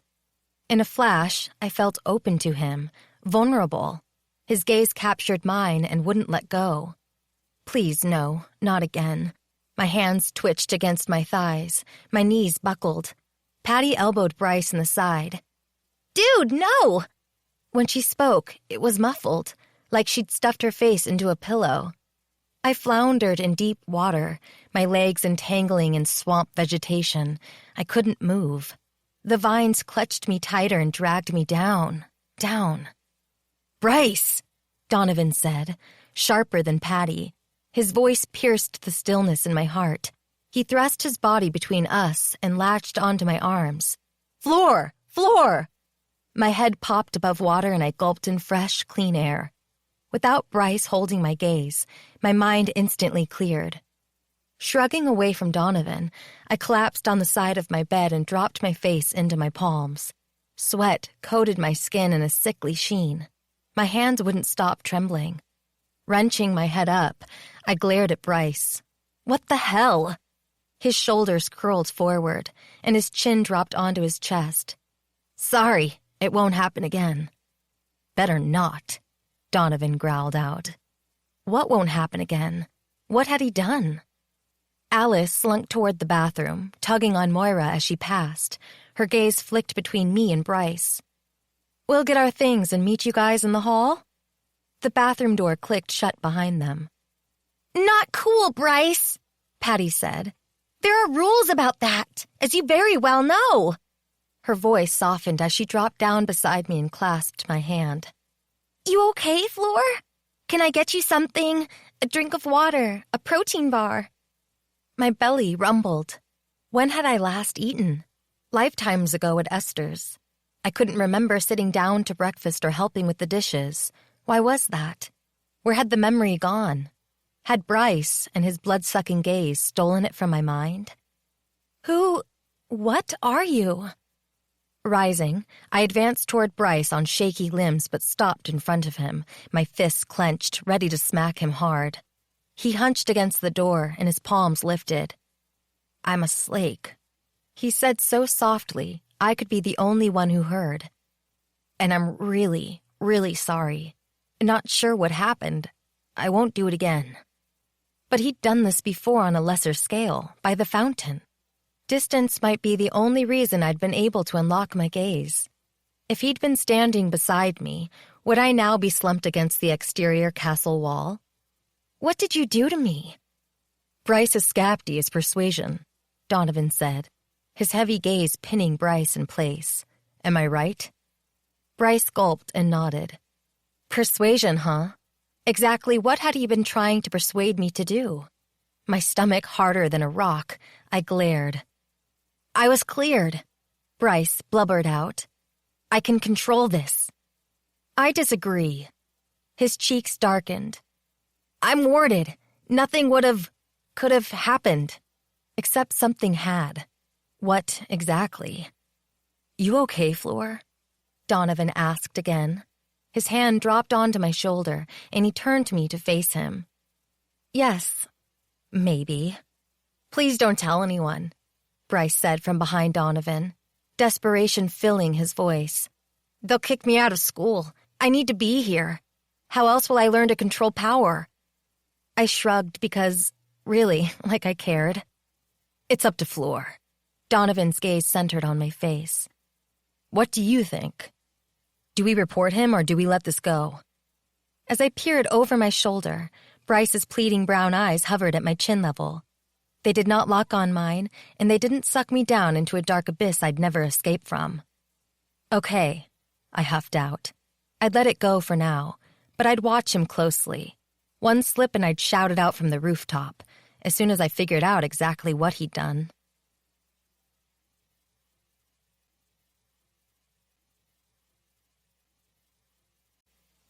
Chapter 11. A witch, wizard, had sunk her claws into Donovan again, in the form of a fake injury. Mean of me to contemplate a thought like that, but after interacting with Alice a few times, I was learning her manipulative mean girl routine fast. She might not be truly faking it, but I couldn't be the only one among us thinking her injury was damned convenient. It hurts so much, Alice said, hobbling down the hall, leaning heavily on Donovan's arm. I only turned away a second, Moira said, horror etching lines in her face. She clutched her hands beneath her chin, wringing them. I shouldn't have left that box of books by the door. If I'd unpacked them as I'd planned, she wouldn't have fallen over them. Then she wouldn't be hurt. It's okay, Moira, Alice said softly. Whimpering with each step, she continued toward the elevator with us trooping behind her. I didn't watch where I was going. I'm sure I'll be able to make it all the way across the campus to the cafeteria. And to make sure my ankle won't be sore tomorrow, I'll ice it when we get back to our room. Alice's sore ankle made me remember Donovan's leap from the roof. I couldn't imagine anyone doing it once. Why did he feel compelled to jump again?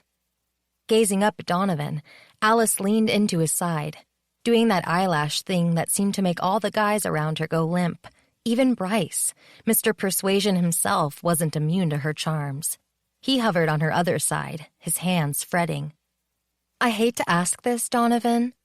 Did she really? But can you please take me to the clinic? I think I need to get this looked at. The healers will be able to help me. Of course, Donovan said. It's a long distance from here, she added.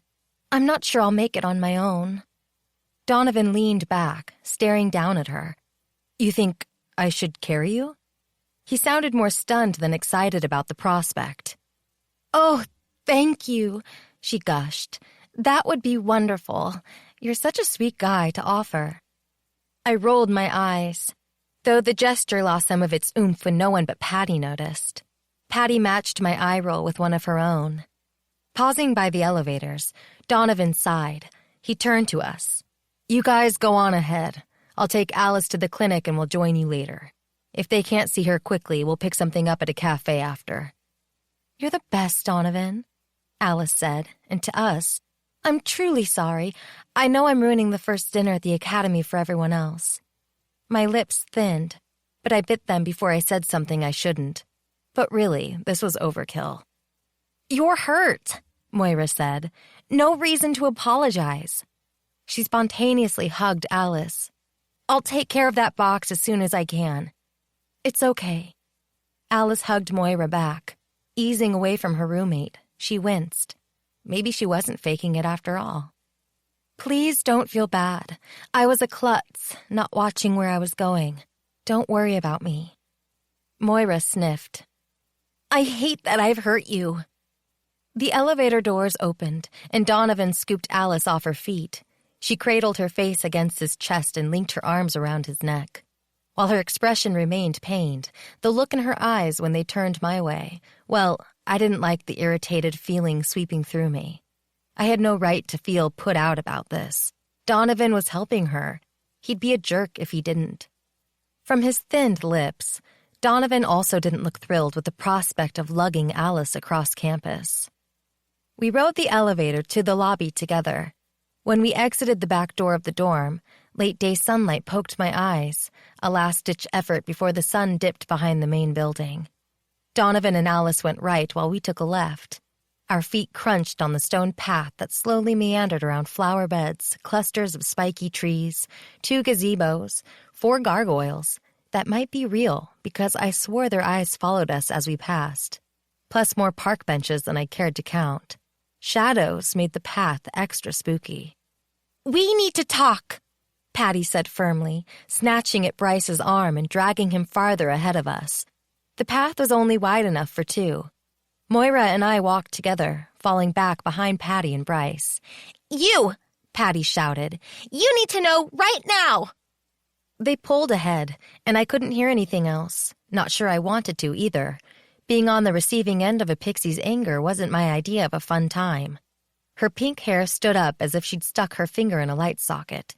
Her cheeks had gone scarlet, and her tiny fists looked ready to pummel Bryce.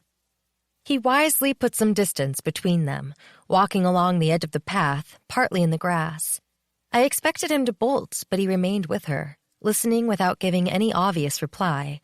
His tall, gangly frame shrunk inside itself. "I know Alice comes across conniving on occasion," Moira said, pulling my attention to her.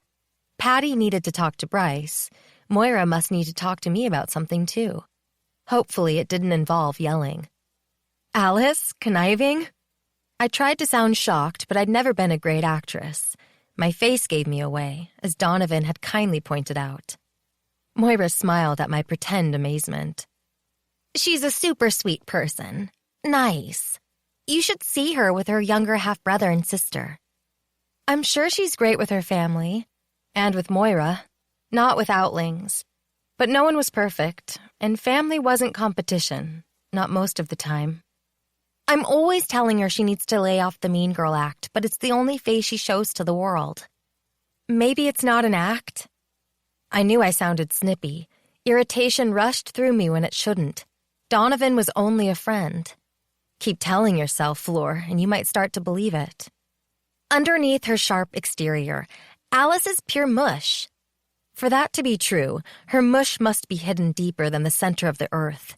I had a feeling, if I scratched the surface and peeked inside, I'd see the same Alice there I'd interacted with already. Her mom died when she was born, and her father has blamed her ever since. From the anguish in Moira's tone, I could tell she was truly sad for Alice. I hadn't known my father, but I did know what a parent's rejection felt like. An unexpected wave of sympathy for Alice swept through me. In this, we were alike, because we'd both been hurt by our parents for different reasons. "It wasn't her fault her mother died," I said. We passed a cluster of statues that looked alive. That is, their eyes blinked and their heads turned our way. One lifted its arm, waving. Goosebumps rose on my skin, and the hairs on the back of my neck stood at attention. If one of the statues hopped off its stand, I was so out of here. Talk about eerie. Imagine walking here at night. "You really don't understand how a magical being is born, do you?" Moira asked. Not in a mean way, but as if she couldn't believe I was this clueless. She backtracked quickly, her face sheening over with regret. "I'm sorry. How can you understand when you're just an Outling?" "You think an Outling can't understand loss? I do know what it's like to be blamed for something you didn't do, or something you didn't intend to do." "Oh, I know you understand the emotions involved." The certainty in her voice brought me to a standstill, and I faced her. "You don't know anything about me." Her gaze sunk into mine, not in the wrenching, devastating way Bryce's had, but as if she was offering me pure sympathy in exchange for... I yanked my eyes away from hers before she saw too much, before she took... Had she been hoping to discover the secrets I kept buried deep inside? She started walking again, and I slunk beside her, trying to mask my vulnerability, but the patches I'd kept slapping over my emotions were wearing thin. Sometimes, when wizards are born, she said, they draw power from their mother. Knowingly? No, the body does it all on its own. How does power work? This is still unclear to me. First, there are two kinds of magic. Elemental magic, which everyone can do, plus the ability to pull in power to boost our Skapti, take it to the next level. Though a lot of us never do more than enhance our Skapti with power. Most people have something they're good at. Maybe it's making music or doing math or cooking. That's normal in humans too, I'm sure. I nodded. Finally, I might be about to get some answers to the mysteries surrounding power and Skaptis. For magical beings like us, our aptitudes or skills, known as Skaptis, can be heightened with power. For example, the person who's good at making music might be able to draw in enough power to give a concert-level performance. The cook, he or she might create meals worthy of kings. This is their Skapti, I said. Yes. Most people have multiple things they could take to the next level, but usually there's just one skill they can truly excel at. Donovan's was weather. What would that entail? Somehow I didn't think it meant he'd become a TV weatherman. Most magical beings can't take it further than that. Only a few, the super elite among us, those directly descended from the original six, can draw on enough power to be truly awe-inspiring in our skill. That's why we come here, to learn how to pull in power and then use it to enhance our Skapti. Cool. In the past, I'd been able to draw in power. I'd felt it quivering in the colorful threads I'd grabbed onto and pulled inside. Then I'd sent them back out with a wish, or a curse in Tristan's case. Did my Skapti involve fire? How could a Skapti like that be turned into a career?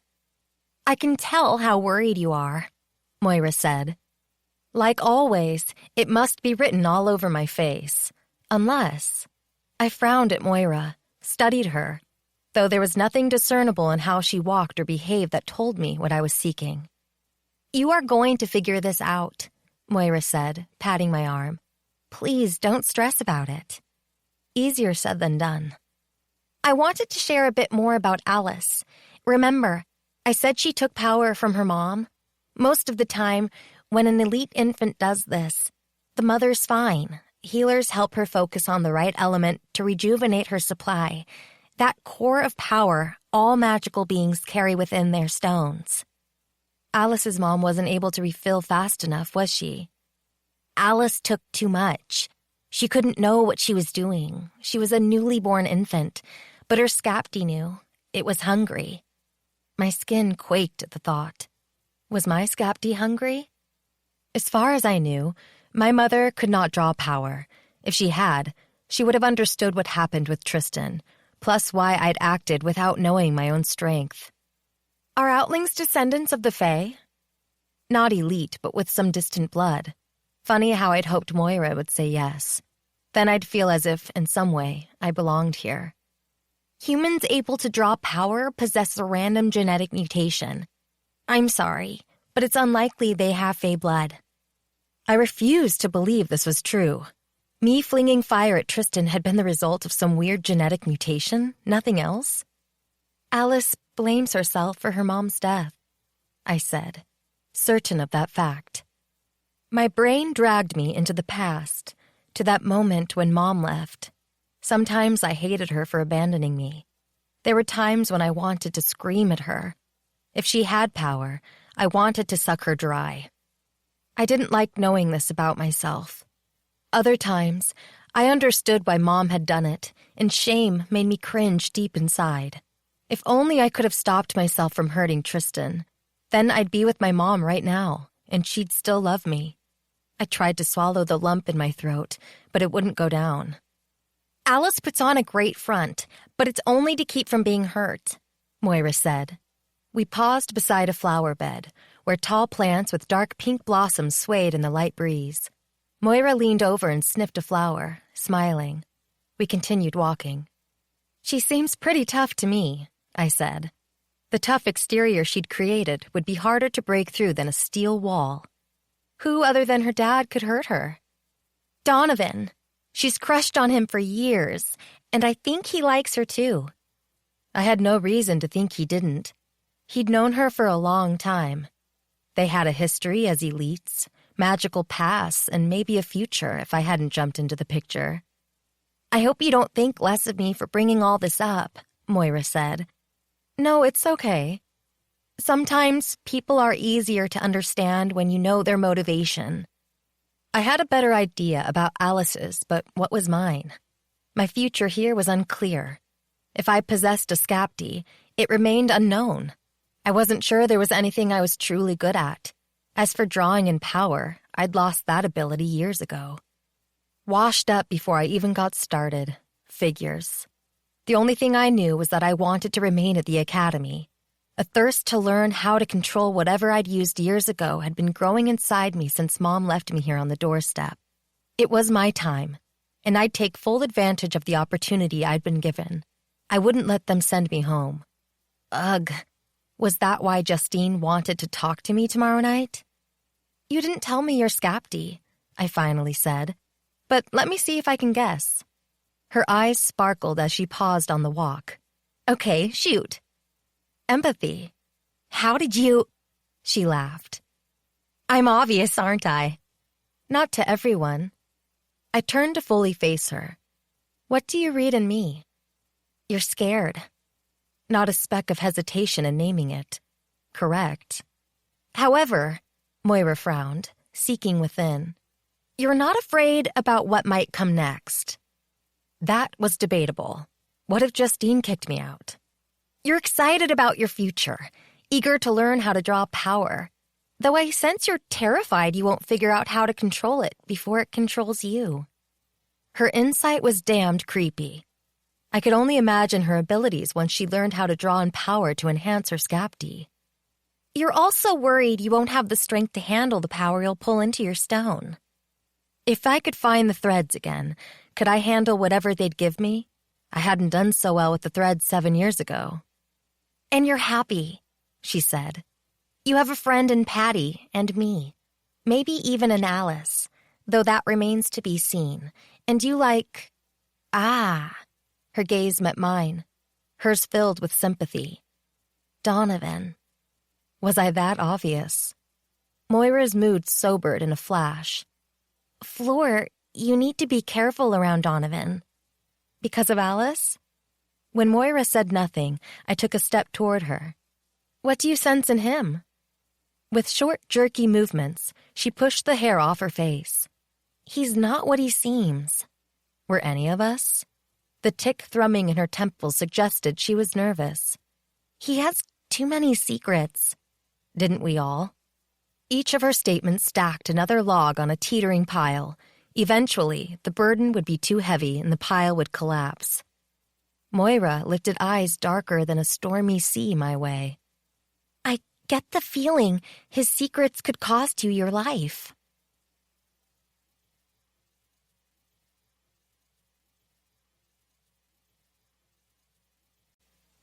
Chapter 12. I stumbled away from her. A silly reaction.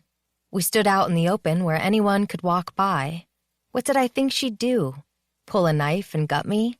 An empath was no threat to me. Or was she? However, I was horrified about what she'd sensed in Donovan. You're saying he might try to kill me?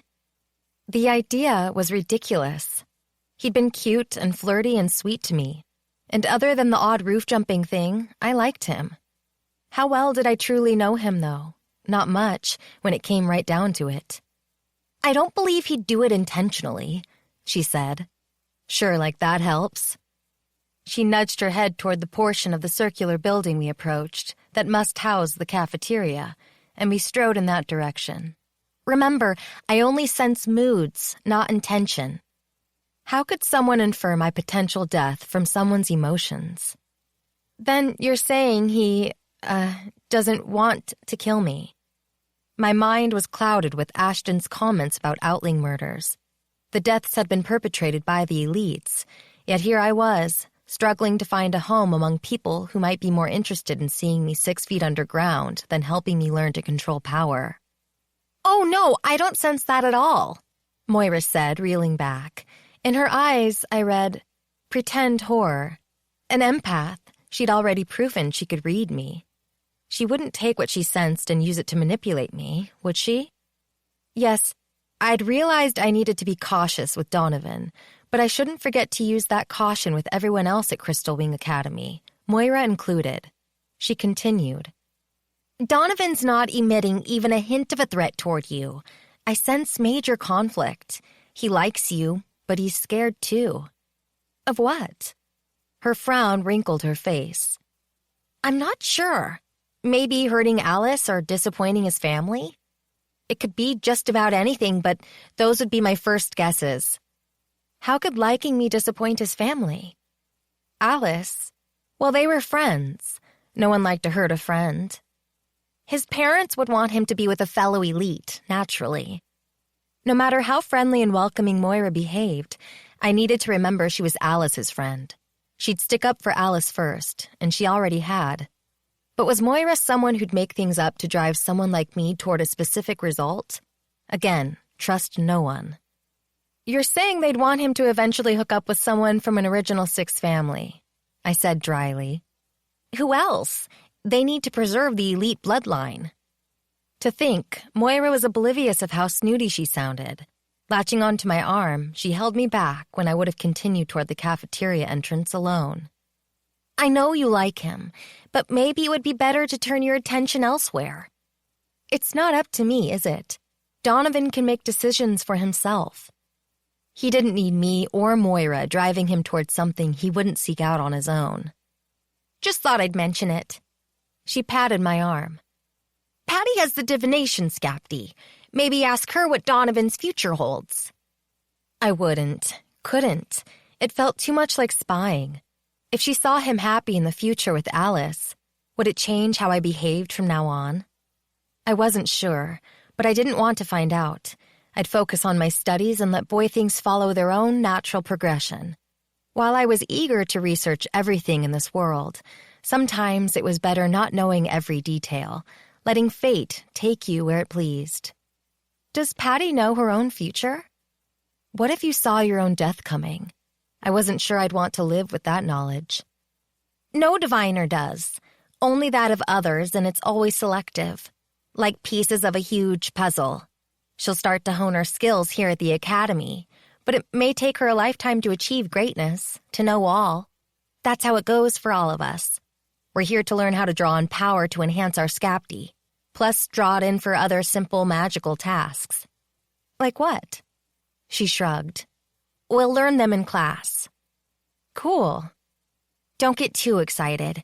It's rare for Outlings to do more than draw on very limited power to enhance their scapty.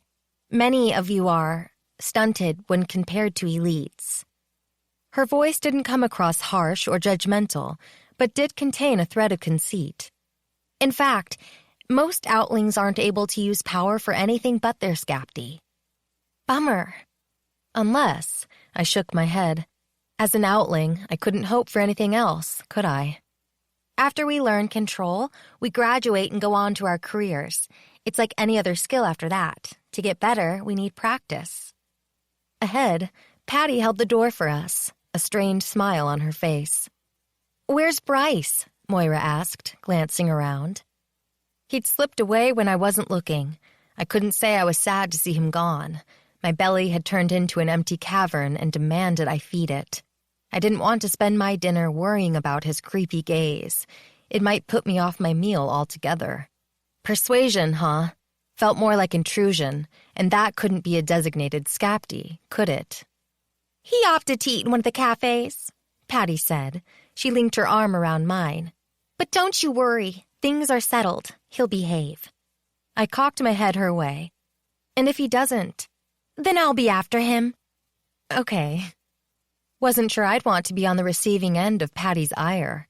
While she was petite, her expression suggested she'd pack a solid punch. The cafeteria resembled the one I remembered from elementary school, only much bigger. White-topped tables with matching chairs had been placed in strategic locations to create cozy nooks for conversation, as well as gaps for students to move among them. Kids strode through the room carrying trays loaded with food.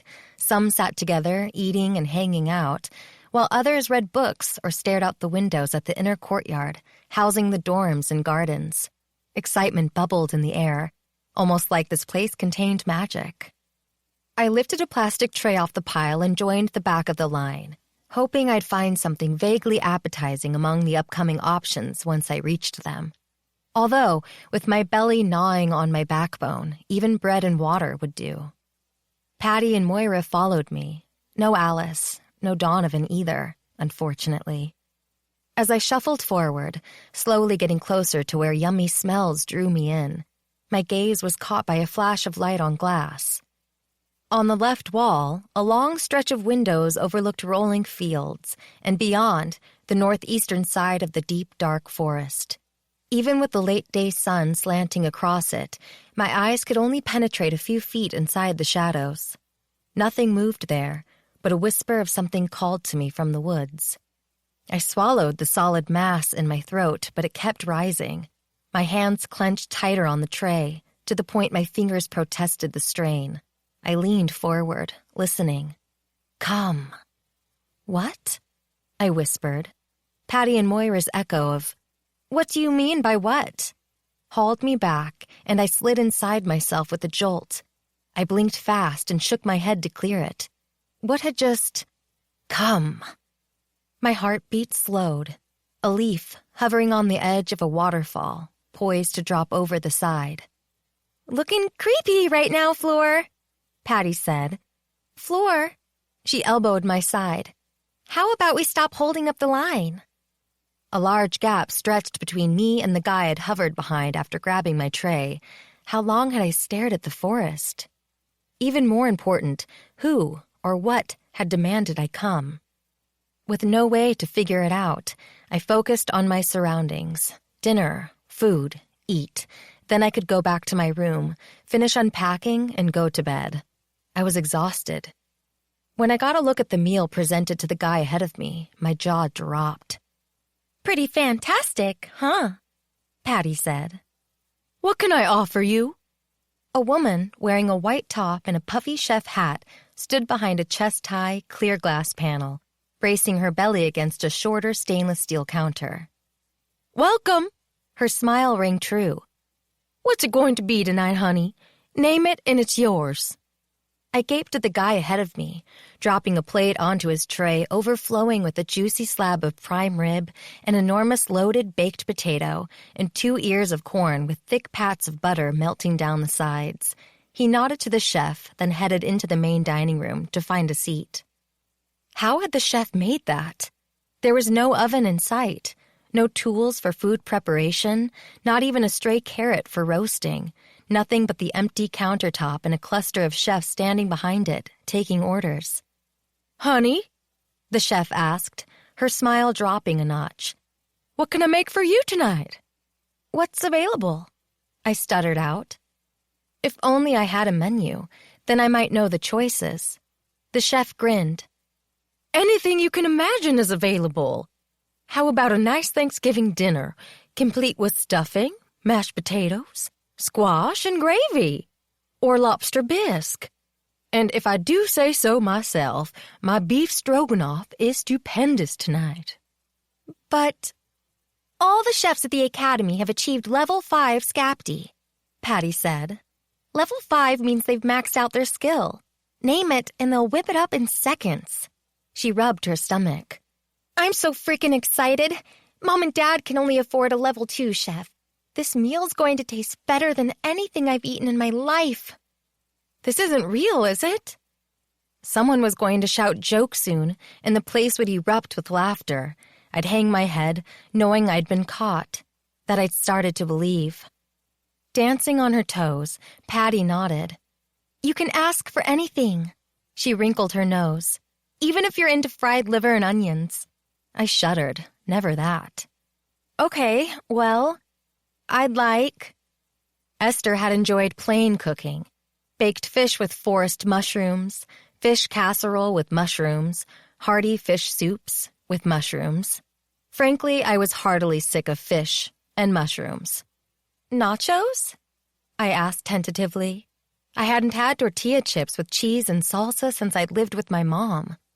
Actually, I hadn't eaten any chips since living with Mom. I was going through serious chip withdrawal. Plain nachos, nachos with chili, with smoked brisket, or nachos with the works? The chef asked with a smile. Beside her, other chefs took Patty and Moira's orders. Nachos with the works, I said. Sour cream and guac, too? And how about jalapenos? Yes. Giddy laughter burst out of me. I want all of it. Patty chuckled. I'm getting the same thing, by the way. She dropped her head on my shoulder. We really are twinsies. I was totally going to turn my hair pink tomorrow. Mild, medium, or hot salsa? The chef asked. It's freshly made, by the way. Hot. Holding one hand out, palm up, the chef frowned briefly. A platter loaded with steaming, loaded nachos appeared on the counter in front of her. She lifted it and groaned, pretending it was too heavy to hold. Here you go, honey. Thank you. I placed the platter on my tray and shuffled beside Patty, grabbing napkins from a dispenser as I passed. We paused and looked around for a table. How about over there? Patty asked, nudging her head toward the long bank of windows. The forest. Wait, nothing had called to me from the forest, let alone demanded I come. I'd imagined it. Besides, Justine, Cloven, and Professor Mealer had placed wards everywhere. Students couldn't be compelled to do anything with the wards in place, could they? But they didn't ward the forest. My flesh pebbled over with goosebumps. Shrugging off my unease, I followed Patty and Moira and took a seat with them, my back purposefully facing the windows. I wasn't scared. I refused to be scared. But as I ate, I swore the voice kept calling.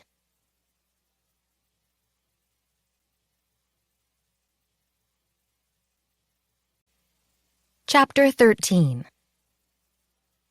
The next morning after breakfast, Patty and I walked through the lobby and into the hall beyond, joining up with other students heading to the auditorium. Moira tagged along with us since Alice had gone ahead without her. Inside, we looked for seats. Only 100 incoming students in first year, yet the place was crowded. Moira! Alice called out from farther down in the middle section. Over here! She pointed to a seat on her right. Donovan sat to her left with his heels propped up on the chair in front of him. Bryce had parked on Donovan's left. He leaned close to speak to Donovan, but neither of them looked our way.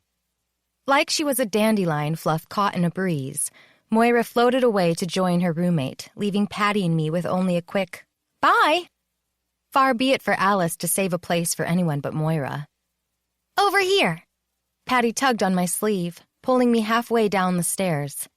We inched along a row and dropped into seats on the right section of the auditorium, nestled among a bunch of guys. Cute guys. When they grinned our way, my mood improved considerably. I fluffed my pink hair, worn to match Patty.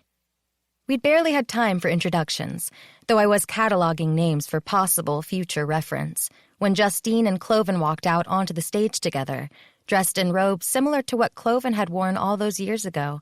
Black with a shooting star and a dragon head on the right pocket. But these robes only came to mid-calf. Underneath, they both wore blue pants that matched the colors in my skirt. The robes made them look magical. Applause erupted in the audience, and a few kids hooted.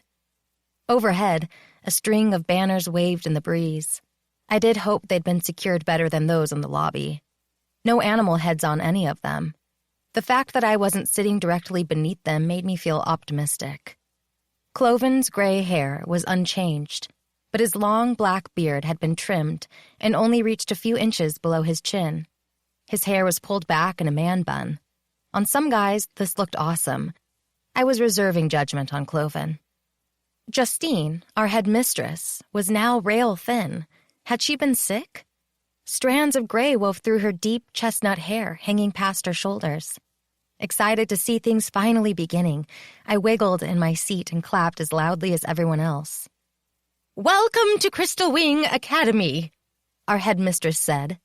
Everyone roared louder, some kids standing and fist-pumping the air. "Thank you," Justine said. Lifting both hands, she released a reserved smile. Her voice was amplified, but I saw no microphone. Was I witnessing a spell made with power? Cloven waved from beside her. "Glad to see you all here," he boomed out. "So many happy faces," Justine added as the applause died and people sat back down. She looked around at all of us as a hush descended. "I love your enthusiasm. It's as powerful as magic." More cheers, mine included. "Okay, time to settle down," she finally said with a smile. "It looks like everyone's here, so we can get started." Totally cool. My feet fidgeted on the floor. I couldn't wait to hear what came next. Justine continued. "Each year, we graduate a class of elite students who go on to enrich our world with their magic. And each year, I welcome in a new class of students to Crystal Wing Academy." Her arms spread wide as if to encompass the room. "Seeing your eager faces and hearing your excitement rejuvenates me." "By now, you've probably settled into your rooms," Cloven said. "You've made new friends, friends who will be with you for the next 2 years. You'll laugh together, cry together, and support each other as you learn how to use your power." Patty released a tiny squeak and grabbed my shoulders, giving me a shake that brought out my laugh. "It's happening!" I couldn't keep the grin off my face. "I imagine you're all eagerly awaiting the release of your power," Cloven said. "And I have to say," his deep chuckle rang out, "you've come to the right place. As you know, I've welcomed many of your parents and older siblings to the academy," Justine said. "They've gone on to illustrious careers after graduation, taking with them the skills they learned here." "I bet they told you what to expect during this week's orientation," Cloven said. A few kids nodded. "But I'm here to tell you that back then was their time, their experience. Now it's your turn, and we're going to make this the best class ever!" More shouts and cheers. "Every one of you is capable of great things," Justine said, "and we're going to teach you everything you need to know to achieve your full potential. It's our job here at Crystal Wing Academy to help you achieve your magical dreams." The enthusiasm rising in the room was palpable. I could almost taste it, feel its warmth on my skin. "I assume you've all looked at your orientation packets, correct?" the headmistress asked. "Particularly the orientation schedule?" I slunk lower in my seat. So, okay, I hadn't looked yet. Last night after dinner, I'd hung out with Patty. I'd kind of forgotten about my packet. But I planned to look at it soon. Donovan caught my eye and grinned while shaking a finger at me. I liked that we shared this, that we had a private joke, even if the joke was on me. But when Alice leaned her head against his shoulder and snuggled into his side, my smile fell. My heart sinking, I dragged my eyes away from his. Focus on Justine. "First thing after breakfast tomorrow," she said. "You'll have stone selection." Everyone cheered. Justine continued. "Then you'll be divided into small groups. Trained instructors will work with each of you to lift a tiny edge off your barriers." "Oh," Patty sighed. "I can't wait." "What's a barrier?" I leaned closer to ask. "Elites with Scapti don't come into full power until we turn 17, she quickly explained, her gaze focused on the headmistress. 17. Bad news for me. I'd felt nothing unexpected on my recent birthday. "Since we don't know, yet, how to handle the flow of power," Patty whispered, "we're immediately locked down with barriers. Our magical abilities are suppressed." "Once lifted," Justine said, "you'll begin practicing with your stones immediately. You'll continue with lessons throughout the day and during those following." When excited voices burst out from the kids around me, she held up her hand for silence. "Remember," I can't stress this enough. You can only draw power during classes, while you're under a teacher's supervision. We'll tighten your barriers if you break that rule." A few kids groaned, obviously disappointed about that. I imagined they'd been dreaming up pranks already. Had to admit, I had been too, even if I wasn't sure I possessed power. Justine continued. "We operate on an honor system here, but don't think we won't know what's happening outside our classroom. We see all." "Seekers," Patty whispered. Hugging my arm, she shivered. I'd yet to meet a seeker, as far as I knew. Now I wasn't sure I wanted to. "Let me make one other thing completely clear." Justine's voice had deepened, heightening how serious her words should be taken.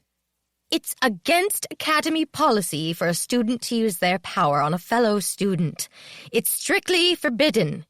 Doing so will result in a harsh punishment, and, depending on the instant, possible suspension." Gnawing on my lower lip, I took in the kids around me, all of them whispering feverishly. A few nodded at Justine's command. What would they think of me if they knew I'd already pulled in power and thrown it back at a fellow student? Not an academy student, but a defenseless human. I hadn't known what I was doing, but was that a valid excuse for my behavior? "As for the rest of today," the headmistress said, "we believe it's important for you to feel settled and comfortable before stone selection. Today is free time unless you've been otherwise assigned." I swore her gaze traveled to me and settled on my face. As if a message from her came through, I thought, 7 p.m. sharp tonight. I'll be there. She dipped her head to me as if in confirmation. Weird, because I hadn't spoken, and there was no way she would have heard me if I had. "I recommend you go to bed early tonight," she added to the room in general. "Tomorrow is one of the biggest days of your life. You'll want to be rested and fresh for stone selection. I can't stress enough how important it is to be prepared for the trial." "Some don't make it through," Patty said sadly. "The stones. Either don't select them or they don't find a stone willing to bend to their will." "What do you mean?" When I spoke with him, Professor Mueller had said the trial could be tough, but he hadn't indicated kids could fail. "Is it some kind of test?" "It's different for each student," she said. "We enter a—" She was cut off when the headmistress said, "A few more rules, and you can be dismissed." "Try your hardest. There are core requirements you'll have to pass in order to progress to second year," Cloven said solemnly. "Wait. If I fail, can I repeat the grade?" I asked Patty. "If you fail," she said sadly, "you're out." Out, as in go home. My heart floundered. Home was a relative term for me because I had no home other than with Esther, which was dubious at best. While she'd shown unexpected kindness by giving me new things, I had a feeling she wouldn't welcome me back with wide-open arms. "I assume I shouldn't have to say this," Cloven said, "but respect school property. This means no climbing the buildings." "Including jumping off the roof?" My gaze cut to Donovan, because it was his turn to slink low in his chair. He didn't look back at me, however, though I was ready to shake my finger his way. "Buildings and the campus are to be kept neat and tidy, and that includes your rooms," Justine said. "While we respect your privacy, your room is also school property. We won't stand for any damage." "I shouldn't even need to state this, but every year—" Cloven shook his head, though his lips twitched upward, making me wonder about the creativity of former students. "Anyone who vandalizes the academy will make restitution, including restoring the item to its former glory. By hand, that is, not with magic." Someone groaned. "This includes our showpiece, the crystal dragon standing in the sacred fountain," Justine said sternly. Bummer. While I had no intention of doing anything stupid like climbing the dragon, I had planned to discreetly wade through the water and touch the beast. I wanted to see what would happen. Arrive at your classes on time. Once a door is closed, it's bespelled and you won't be able to open it. 3 times tardy, and you'll have detention. What would detention at a magical school entail? Practicing spells to scrub floors? If you're too sick to attend class, please notify a healer. We're here to help you, and that includes getting you better quickly so you can return to class. I could only imagine what it would be like to be cured of a sickness with the wave of someone's hand. Bullying won't be tolerated, Cloven said. Did that include Alice? Not that she'd been truly mean, but she could be gearing up for a feature performance. If you have issues with your fellow students, Justine said, we ask you to report them to a professor or one of us. Please don't take matters into your own hands. More of that do not use magic against your fellow students. Got it. And lastly, we ask you to remain within Crystal Wing Academy's boundaries at all times. After you've learned flitting, you will be permitted to go to an elite shopping mall in the city on 1 Saturday a month. I shrugged off the term flitting, knowing I'd learn its meaning soon. Professor Mealer had mentioned he taught flitting, among other magical skills, but cool about being able to go to a magical mall. Now that I had money, shopping sounded fun. Academy boundaries means from the entrance gate to the end of the back pastures. On both sides, our property extends all the way to the forest. Do not enter the forest, Cloven intoned. We mean it. Chills racked my body. They were warding the entire property to keep us safe. What dangers waited for us in the forest?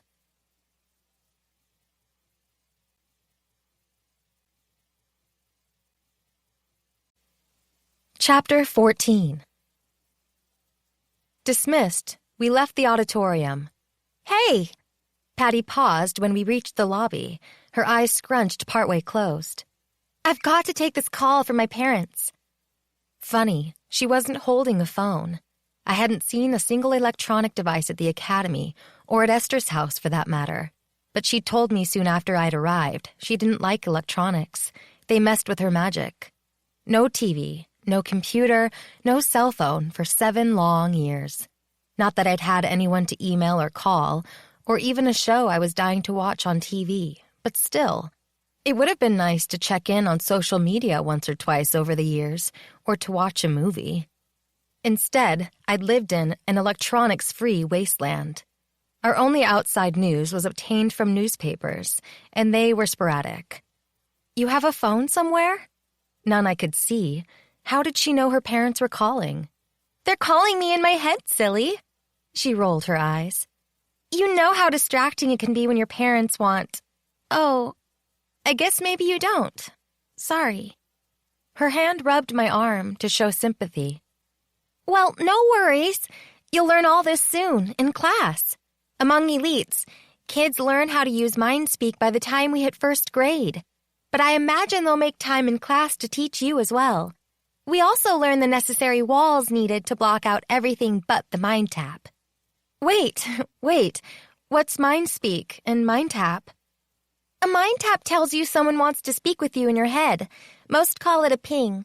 It's pretty much the same as the ring of a cell phone, only without cell towers or devices. No batteries to charge either.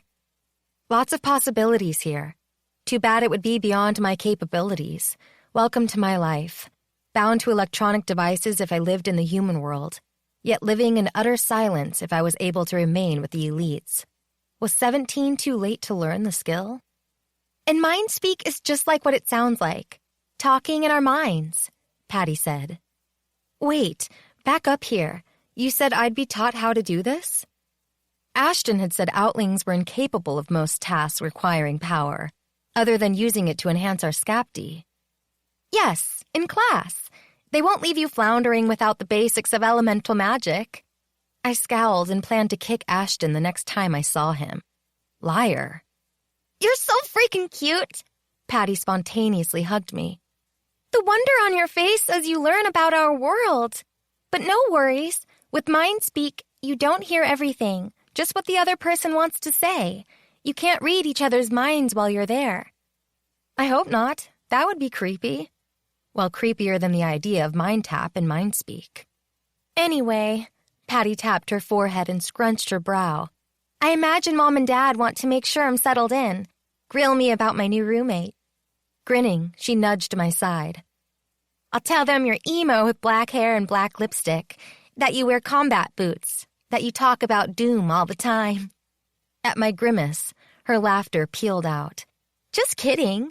Other than the blue hair, you wouldn't fit emo, which is okay. You're awesome as you are. I'll tell them that. Me, awesome. That lifted my mood. I'll see you later, she said, her feet dancing on the floor as if she was halfway out the lobby already. Sure, I'll go take a walk outside. Don't go to the forest.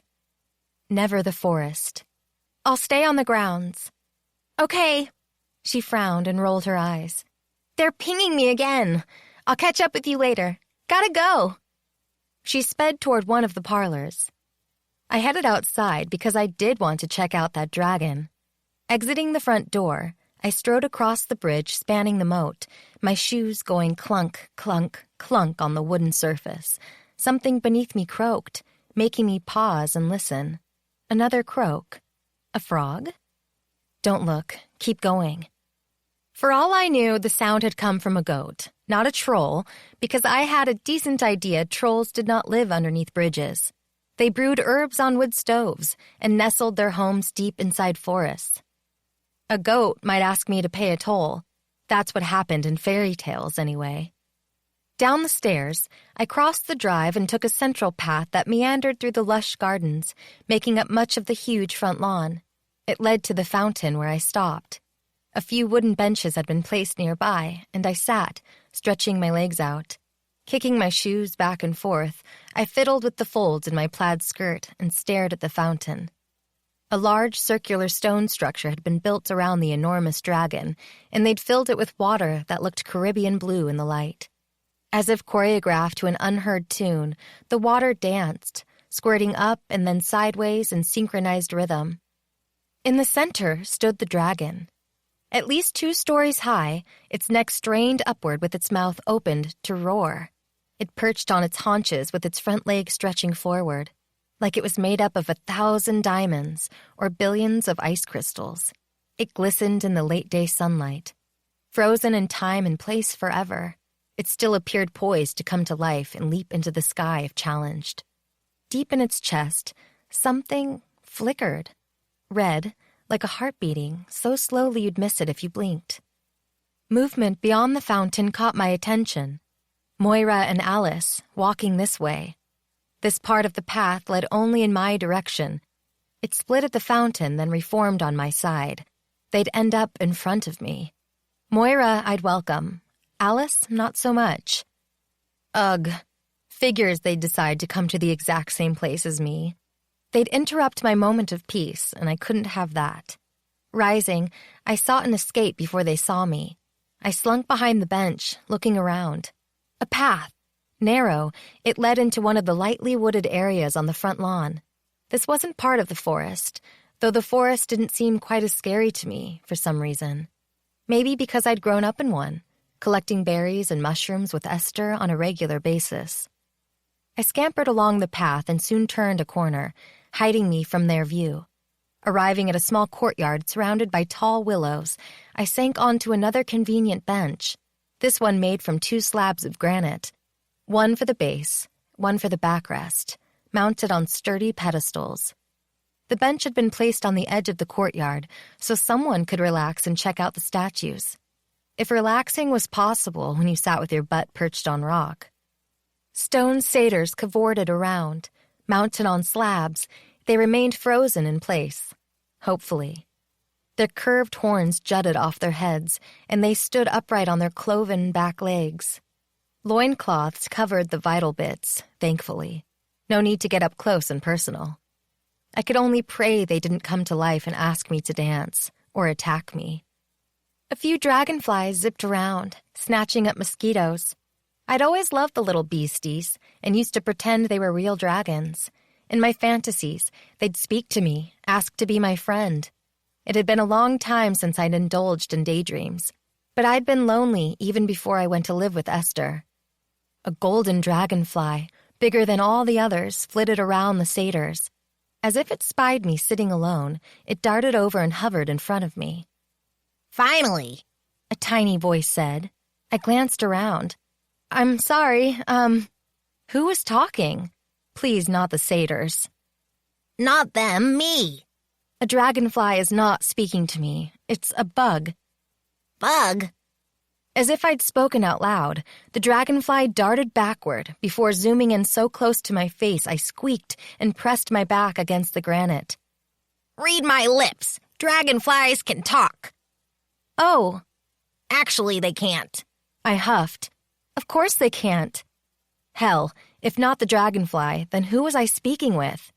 "Only a special variety of dragonflies can talk. The rarest kind, like me and you. You're rare, too." I'm an Outling. Anything but rare. Basically, I'm only one step up from a total reject. "Not true, not true." He, she, maybe? "Both." Cool. What do you prefer? "Today, him." All right. And please tell me you can't read my mind? Because the dragonfly had somehow known I'd called him a bug. "I read your face." Since this seemed to be a common occurrence here, I needed to get a new face. Where was a face-changing concealer when you needed one? Can everyone read my expression? "Probably not." Hopefully not. Quick as a blink, the dragonfly snatched a mosquito out of the air while he munched on the treat, and I used the term treat loosely. I swallowed back bile. I could swear something tickled in my throat as the spit went down. Yuck. "So, rare dragonfly," I said, "do you have a name?" "Yep, but you'll have to guess it." Like Rumpelstiltskin. Next thing I knew, we'd be spinning straw into gold. I randomly pulled a name from the air. Alex? Might as well start at the beginning of the alphabet. "That's it!" The dragonfly did a buzzing backflip and then zoomed in close to my face again. I could just make out his big eyes, a flat surface that resembled a grooved nose, and pink buggy lips. "Is Alex truly your name?" I asked. "Sure, maybe." I could swear he cocked an eyebrow, if dragonflies had eyebrows. "What do you think?" I spread my hands. How would I know? "Well, you just said my name, so that must be it." This made absolutely no sense. Had I fallen into a rabbit hole when I fled down the path? The dragonfly tipped forward, as if in a bow. "Nice to meet ya." You too. What was I supposed to do next? Shake his wing? "We don't shake." Stop doing that. "But you, sort of, said it." I did not.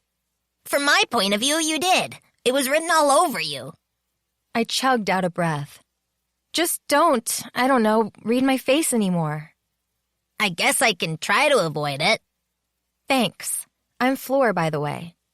"Knew that already." I grimaced. Let me guess. It was written on my face. "Nope, I just knew.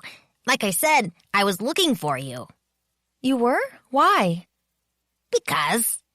A long silence followed. Still not understanding, I growled out. "I knew you were coming to the academy."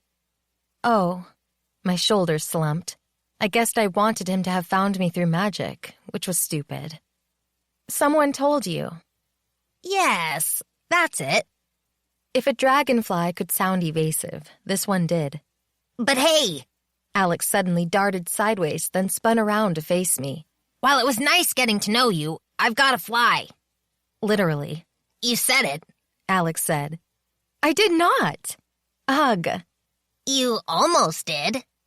Why do you have to fly? I mean, go. I'd just met him. I kind of wanted to keep talking to him for a while. "Someone's... Look." Alex dipped a wing, pointing behind me. Through the bushes, I watched as Alice and Moira settled on the bench I'd been using not long ago. They faced the fountain. I'll see you around then, Alex, I whispered as I turned back to the courtyard. No Alex. I swore, If everyone kept disappearing whenever I turned away, I was going to get a complex. Sighing, I settled my chin on the stone bench. Funny how I missed the little bugger already. It had been nice making a new friend. "I'm afraid," Alice said, her voice reaching through the vegetation between us. I pivoted back to face them. Couldn't help it. I had to listen after that statement. They leaned back on the bench, making the wood creak. "You don't have anything to worry about," Moira said firmly. "While everyone says stone selection is scary, I've also heard it can be exciting, the best challenge of your life, enlightening even." "For you, that's how it'll be, not for me." Alice's shoulders lifted and fell, and she propped her elbow on the back of the bench. "They say that you face your worst fear in the arena. You already know what mine is." "Your dad can only hurt you if you let him." "I don't know how to stop myself from letting him." Alice sounded so lost and alone, even I had sympathy for her. Moira's arms linked on her chest. She turned to fully face Alice. "You stop him by telling him it's not your fault, that he was wrong to blame you all these years." "But it is my fault. I drained her, killed her." Cowering forward, Alice buried her face in her hands. While rubbing Alice's back, Moira said, "You were a newborn. You didn't know what you were doing." Alice tilted her head to look up at Moira. "What if I did? What if what if there's something dark inside me that's eager to harm others?" "That's not true. You're a good person." Shaking her head, Alice snorted. "Sometimes I feel like, inside, I'm turning into the person I present to the world." "You control your actions," Moira said fiercely. "Don't be that way if you don't like it." "You think it's that easy?" "It's a front. You use it for protection." "What does that mean?" "If you give people a reason to reject you, the trope mean girl, that is, then you can tell yourself they're rejecting her, not you. The facade. It protects your inner squishy." Alice grunted, but her lips quirked up on one side. She wiped her eyes. "Squishy, huh?" Moira's giggle slipped out. "You are squishy." Moira foisted a hug on Alice, who might have struggled, but also might have secretly accepted her friend's warmth. "Sometimes I hate you," Alice said against Moira's hair. They pulled apart and laughed. "How come you're not afraid of stone selection?" Alice asked Moira. "Because it's waiting for me." "Your worst nightmare?" Humor shone in Alice's voice. "My stone is waiting for me." Alice tilted her head, and her words sounded wistful. "What do you wish you'll find?"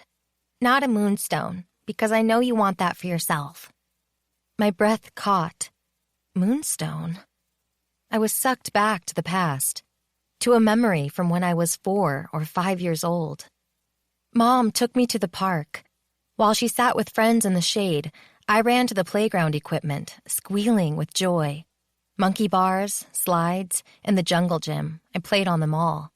Then the swings. My eyes closed. I glided so high I could touch the sky with my toes, in my own mind at least. Dragging my heels in the soft sand, I slowly stopped. When I opened my eyes, a man stood not far away from me. He pulled something from his pocket and held it out in his clasped hand. A finger on his other hand crooked my way. Creepy dude alert. No way would I fall for the want-to-see-my-kitty little girl ploy. I was savvier than that. But he didn't look my way again or try to get me to come closer. He sat on the grass and held out his hand, opening his fingers to reveal what he'd pulled from his pocket. Sunlight touched it, and it winked like a billion stars falling across an indigo sky. Leaving the swings, I crept closer, closer still. My heart fluttered like a hummingbird caged in my chest.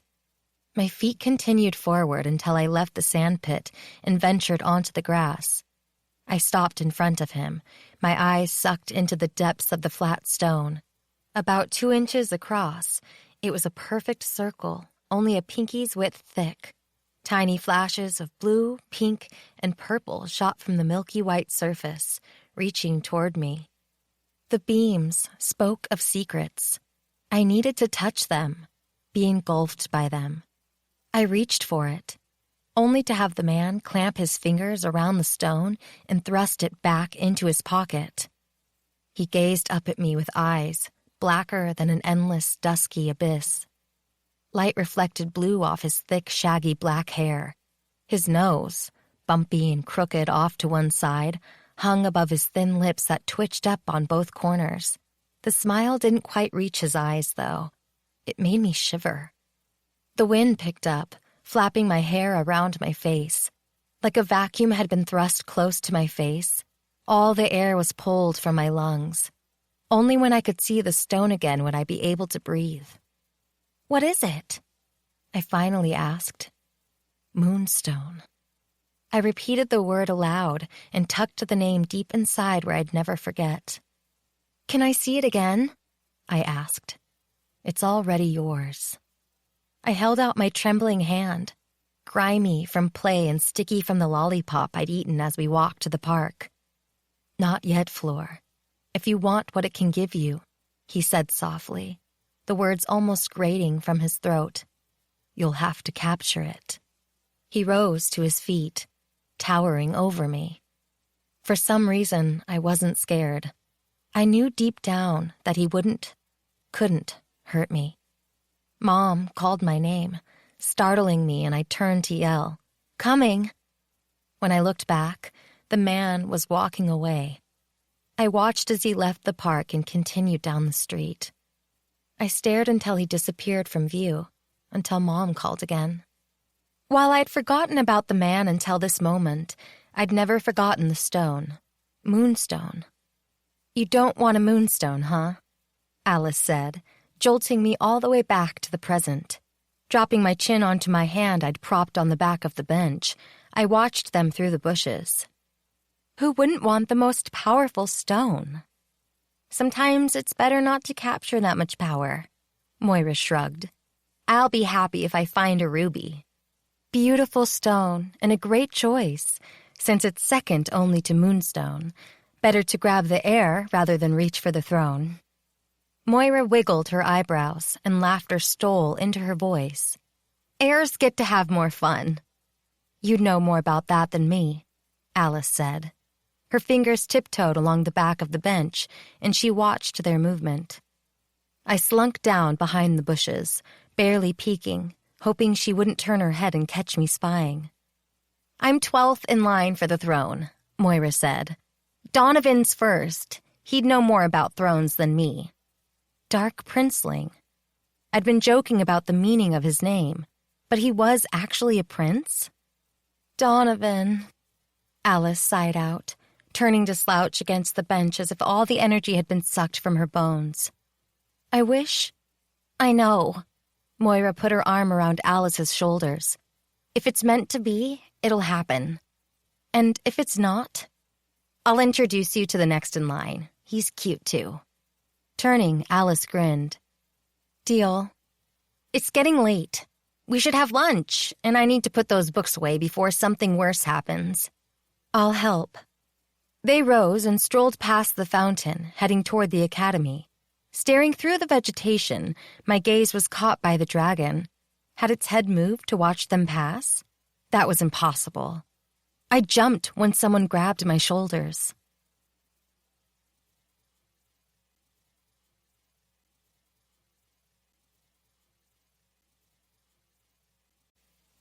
Chapter 15.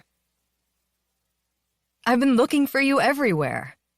Donovan released my shoulders and dropped down onto the stone slab beside me, facing the satyrs.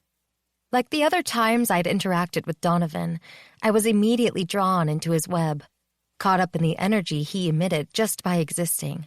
I tilted my head to look up at him and told my heart to stop leaping around in my chest. He'd startled me. I wasn't short of breath because I was excited to see him.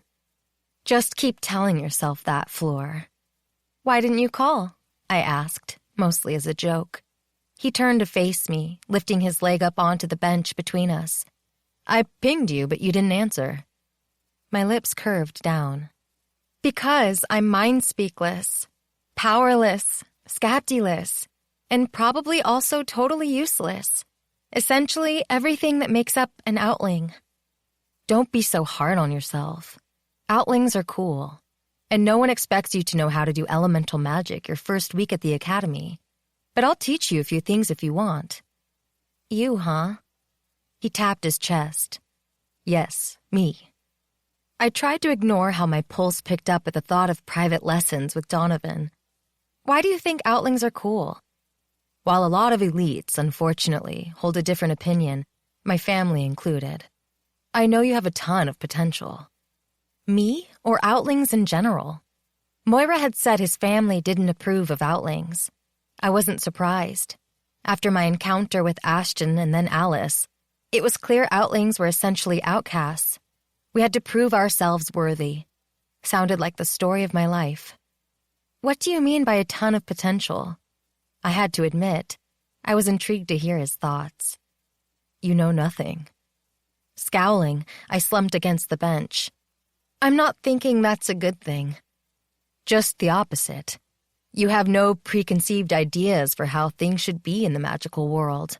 You don't have a single obstacle to learning. You're essentially a clean slate.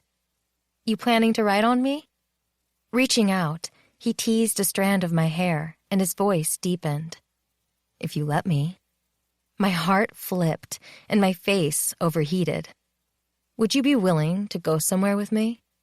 He asked in a husky tone. Standing, he held out his hand. Sure. Independent as I was, I brushed aside his hand and rose under my own steam. His blue eyes sparkled. I don't have fleas. Never thought you did. He waved toward the courtyard. Let's go this way. There's a path on the other side, beyond the last satyr. I followed Donovan as he strode down the path, not checking out his butt too much, though it was as cute as the rest of him. The trail took a corner and curved up, heading toward the western side of the academy.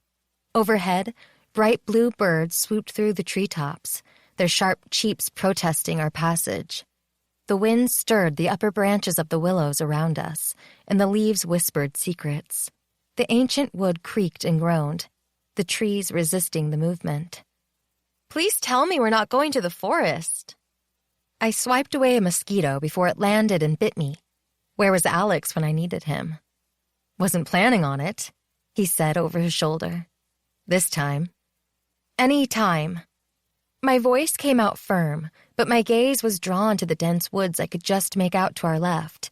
A compelling need to bury myself in the cool darkness nearly overcame me, and I could swear I heard something, calling come again.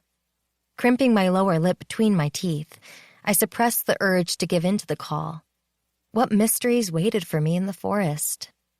No forest, huh? He said. Don't you like to have fun? To embrace danger? A dare came through in his voice. Grunting, I pushed back a branch before it poked my side and continued to stomp up the path. The headmistress said the forest is forbidden. I'm not interested in being kicked out of school. Fair enough, me either. Yet you implied you go into the forest. I do. He chuckled as he kept striding forward ahead of me. Why? I have to. Another vague answer. I could press for more, but I had a feeling he'd be as evasive as he was about jumping off the roof. We left the path and the woods behind and walked out onto a mown lawn with the academy looming ahead on our right. A tiny bridge rose up and over the moat, ending at a smaller side entrance with an intricately forged steel door. I go into the forest whenever I can sneak away, he said almost reluctantly. It's peaceful, welcoming. I've felt that too, I said with a hushed voice and my own version of reluctance.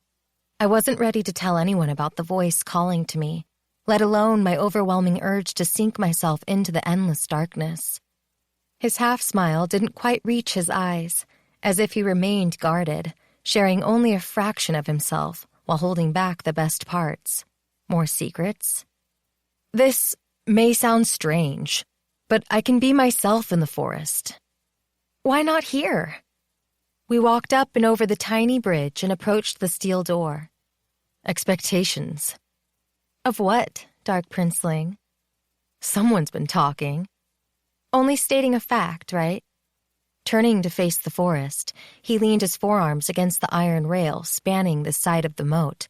To his right, a narrow dirt path curved around the outside of the academy. My family, well, they have my life mapped out for me already. Awesome, if you agree with the plan. That's just it. He turned stormy blue eyes my way before he shot them toward the forest again. I have other things I'd like to do instead. Are you talking about abdicating your claim to the throne? Kind of, though not really. More vagueness. If there's something you want to do in life and it's within your power, you should just do it. The hell with what your family wants. It's not that easy. Nothing in life is. While no one had expectations for my future, I had my own dreams. Impossible dreams, maybe, but if I didn't try, there was no chance they'd come true. No matter what, I know I don't want the throne. I propped my hip against the rail and faced Donovan, pretending to gape at him in horror. Deep inside, however, I shared an inkling of understanding. While I ached to harness endless power, it scared me. A kingdom could be the same. Who'd turn down a throne? It belongs to my older brother. Turning, he reached for the door and pulled it open. Fay willing, he'll hold on to it for the rest of my life. While you'll... His grin sunk through my skin, making me tingle. Play with weather. We stepped inside and I paused to note landmarks. Classrooms on the right, administration wing on the left. Let's grab something to eat, he said. We can take it with us. At my nod, we went to the coffee shop near the classrooms and got sandwiches and water, and Donovan tossed them into his backpack. We returned to the side entrance where he stopped. Where do you want to eat?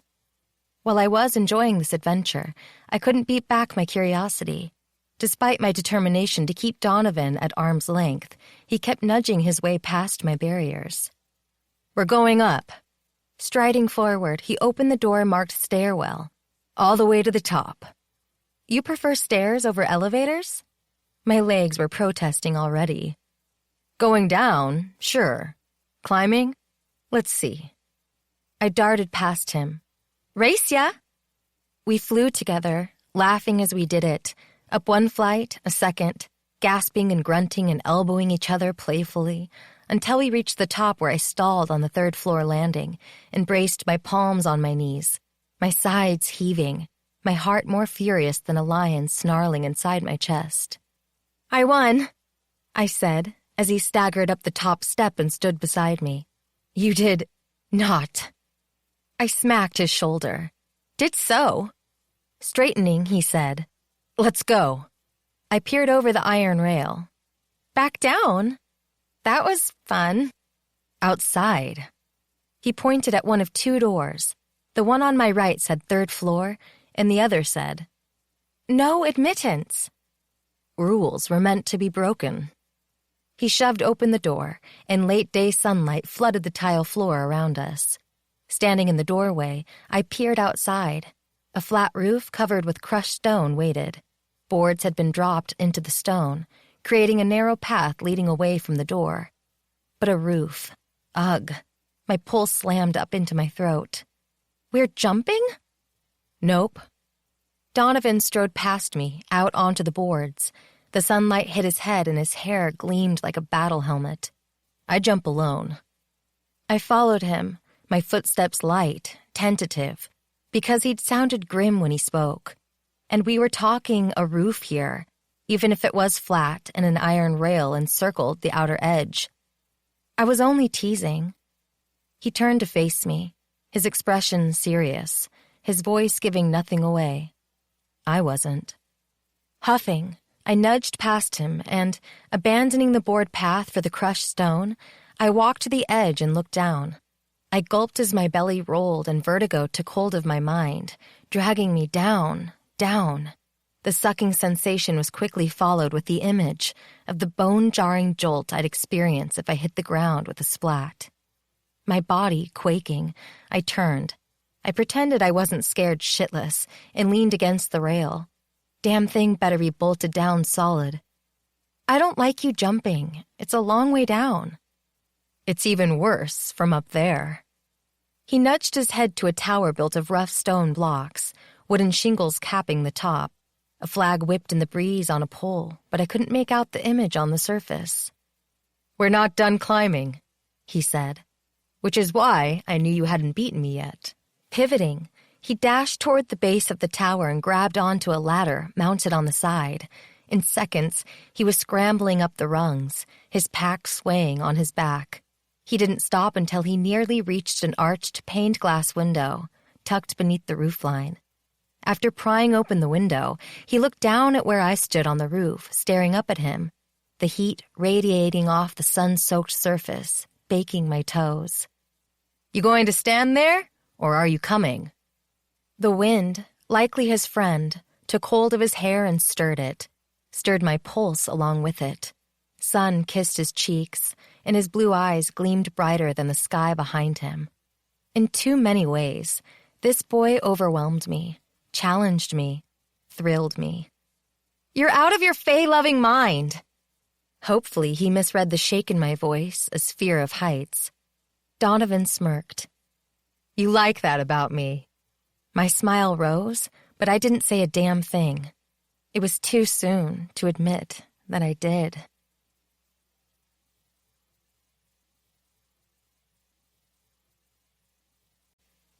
Chapter 16. I scrambled up the ladder and through the window, joining him in the cramped room at the top of the tower that was empty except for a stool, a tiny table, and strangely enough, a clear cork jar that looked to be half filled with glitter sitting on the table. Sunlight filtered through the dusty second window behind the table, and beside it, another ladder led to a hatch in the ceiling. I had a bad feeling about the hatch. More climbing? I said. The view's worth the effort. A burst of daring filled me. Show me. With those words, I broke free of one of the ties binding me to my conformist past.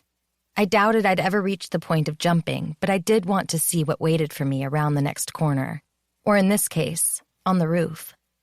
He nudged his head toward the ceiling. You want to go first? Ceding victory to me already? You already won. What exactly had I won? Something wild and unnameable flared between us. Part of me wanted to grab onto it and never let go. The other part of me shouted caution. The second part ruled, for now. You go, I said. You sure? Yup. He climbed, slower this time, either because the ladder was rickety or because this part of the adventure felt revealing. Not sure how I knew he was nervous about this, but I did. When he lifted the latch, more sunlight shot inside. It hit the pot of glitter, reflecting colorful prisms across the walls, creating a magical kaleidoscope. What is that stuff? I whispered in awe, the colors swirling through my mind. He didn't move, didn't look down. Pixie dust. Like in Peter Pan? You trying to fly? Which sounded better than the alternative. Falling. Splat. Pain. Elites can't fly, he said as he climbed through the hole in the ceiling. Bummer. I followed him up the ladder. Reaching the top, I poked my head through the opening. Gulp ×2. No rail. You won't need one. The roof slopes. It's not flat like the other one. There's plenty of room. He patted the wooden shakes beside him. You won't fall, promise. Reluctantly, I climbed out and settled on the warm wooden surface on his left. The scratchy shingles weren't slippery. My shoes held me in place. See? He swept his arm out. Beautiful, huh?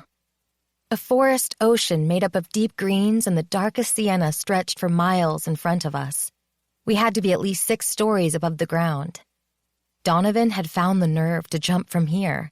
How had he survived? It's unbelievable, I said, awe in my voice. Knew you'd see it like I do. He pulled out our lunch, and we ate in silence. After putting the trash in his bag and setting it to the side, he laid down on his back, his face reflecting the sky.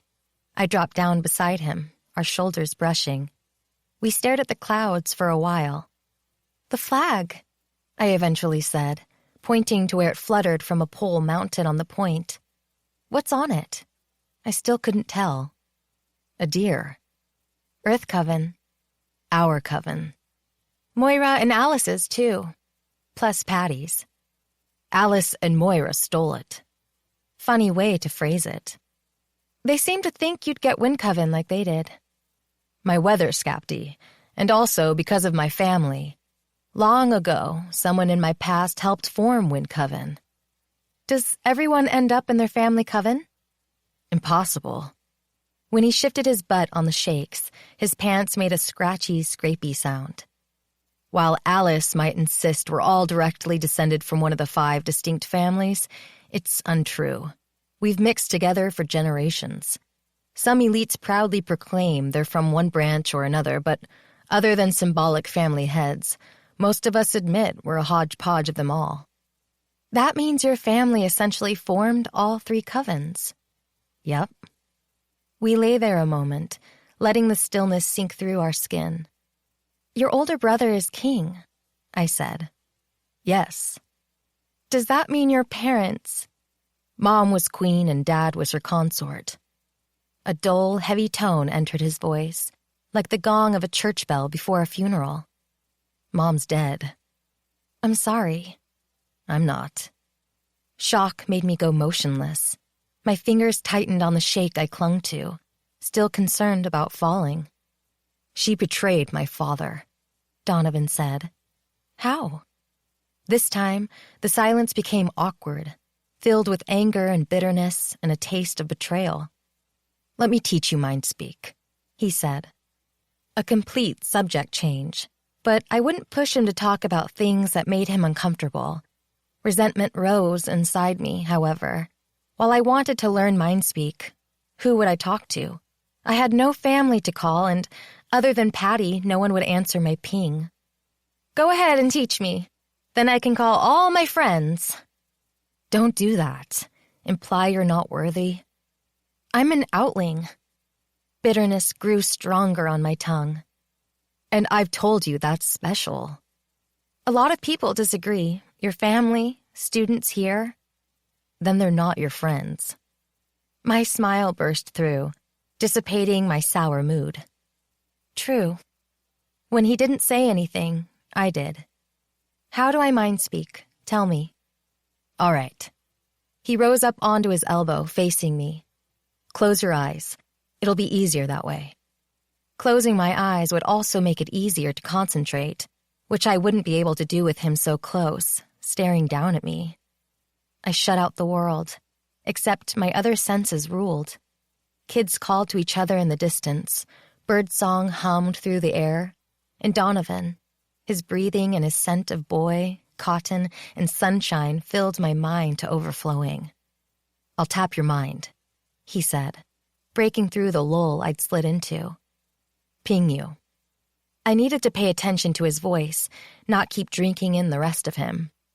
Feel that? He asked, with anticipation heavy in his voice.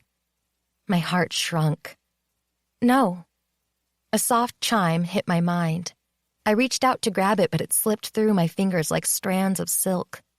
Again, I said. Cling. I snatched it up and yanked it close. Easy, right? He said. It's not that hard. Wait. You didn't say that out loud. Neither did you. Oh my. I know, huh? We're talking. Mind speak. Patty was right. I didn't feel as if I could sift through Donovan's brain, though I was darn curious about his thoughts and secrets. What do you want to talk about? I shot out. Anything you please. How do I call someone using Mindspeak? Think of their face. If they're available, they'll answer. If they don't, you can wait and try later. I chuckled, just like with the phone. What if I need to call someone I don't know? For example, the bank or to order pizza, assuming there were elite pizza places. Look for their number or face in the database. Where's that? I could almost feel his grin. It's already in your mind. In his mind, maybe. I wasn't sure about mine. Think database. He sent it to me. I did, doubting it would work, but whoa, I seem to have a search engine buried deep inside my brain. This is awesome. See, you do have magic. I did, even if I didn't have a Scapti. One more thing, I asked. How do I hang up? You bored with me already? Never. The word sighed through my bones. I like that. His reply came out like an admission of much more than the statement itself. But it couldn't be, could it? I asked. Since roof jumping is off limits, tell me about the pixie dust. Also off limits. What's not off limits? Even I could feel the frustration churning through my words.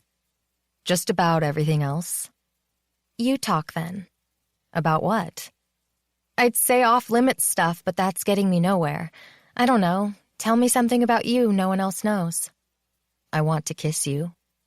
My eyes popped open and met his. Golden, slitted, like yesterday in the hallway outside the auditorium. The first time he touched me. As my jaw dropped, he blinked, and his eyes returned to normal.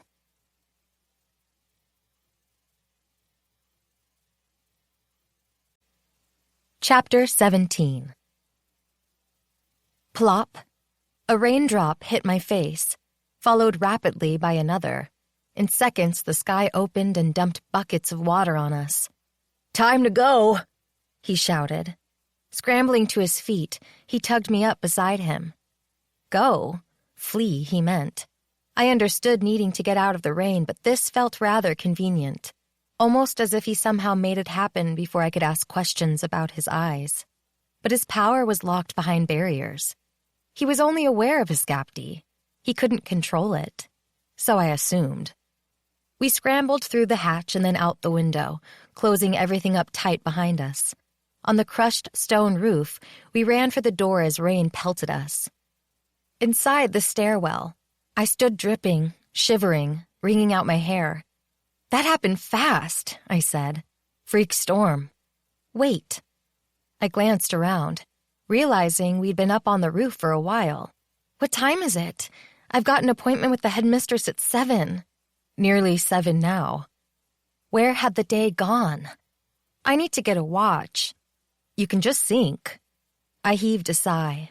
With what? The sundial in the capital city.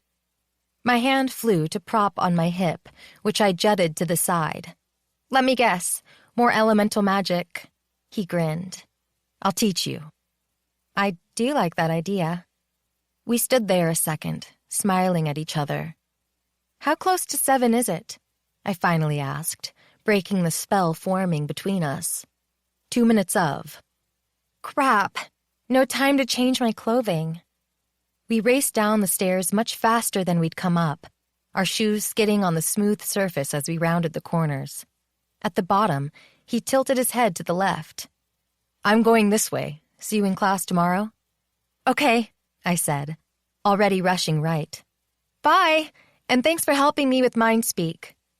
I slammed through the entrance to the section containing the administration offices, found the headmistress's door, and knocked.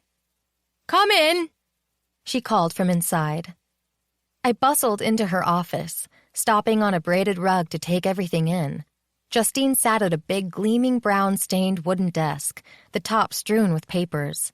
A chandelier hung from the ceiling arching upward, at least 2 stories over our heads. 2 wooden chairs sat on my side of the desk, and a bookcase spanned the right wall, overloaded with books I itched to pull out and explore. I definitely needed to find time to stroll through the academy library. Behind Justine, a huge window revealed rolling fields stained pink, gold, and orange with sunset. Multicolored beams penetrated through a series of stained glass windows, depicting unicorns, mermaids, centaurs, a chimera, and a manticore. Ringing them were other stained glass windows, showcasing the crests of the 5 original family covens. The 6th was noticeably absent. In its place, someone had inserted a window featuring a sea serpent made up of every shade of green imaginable. I'm sorry I'm late, I huffed out. And that I'm wet. I got caught in a rainstorm. Justine turned and looked out the window where the late-day sun still shone. It was a quick storm, I said. Really, I was wet. Did she think I'd showered fully clothed? I see. Her frown hit me like a rogue ocean wave, knocking me flat. Sit. Perching on one of the chairs, I clasped my hands on my lap and tried not to fidget under her stare. This woman had controlled my destiny since Mom ditched me here 7 years ago. Where would she take me now? First, I want to talk to you about elemental magical skills. Cloven will be making time for you over the next few days alongside stone practice to teach you various skills elites learn in childhood. Patty mentioned a few things I'd learn in class, I said softly. Ah, Patty, yes, your roommate. One corner of her mouth twitched. Are you two getting along all right? Yes, she's nice. She makes me laugh. Excellent. The headmistress leaned back in her chair. I thought she'd be a good fit for you. Thanks. While the mirror had selected my coven, had Justine chosen who I'd share a room with? She must have. I liked that she'd taken time to find someone I could have fun with. As I said, we need to teach you elemental magic, such as mind speak. Donovan already taught me. Floor. The word came across like a tap on my hand. He said he'd teach me a few other magic tricks too, and I'm kind of curious to see what they are, because... Floor! Yes? We always ping first and wait for acceptance before speaking. Oh, sorry. I squirmed, realizing I'd been sending her a stream of thoughts. At least I hadn't revealed my mixed feelings about Donovan. You're right. Mind speak is a new skill for me, but I'll practice. Donovan, you said. I'm glad to see you're making friends, settling in. I'm grateful to be here. She dipped her head. You belong here. Did I? I sure hoped so. Thank you for sending me to Esther when I was 10. The words burst out of me. While it wasn't easy growing up under a Sketar witch's strict hand, I think I know why you placed me with her. I'd thought about it, trying to equate Esther's unexpected kindness with the heavy-handed way she'd raised me. Justine's gaze narrowed on my face, as if she'd hoped to infer my meaning from my expression. If she was like everyone else, she'd guess in seconds. Why do you think I chose Esther? She was tough, but I needed distance, I guess. I tilted my head. That's the right word, I think.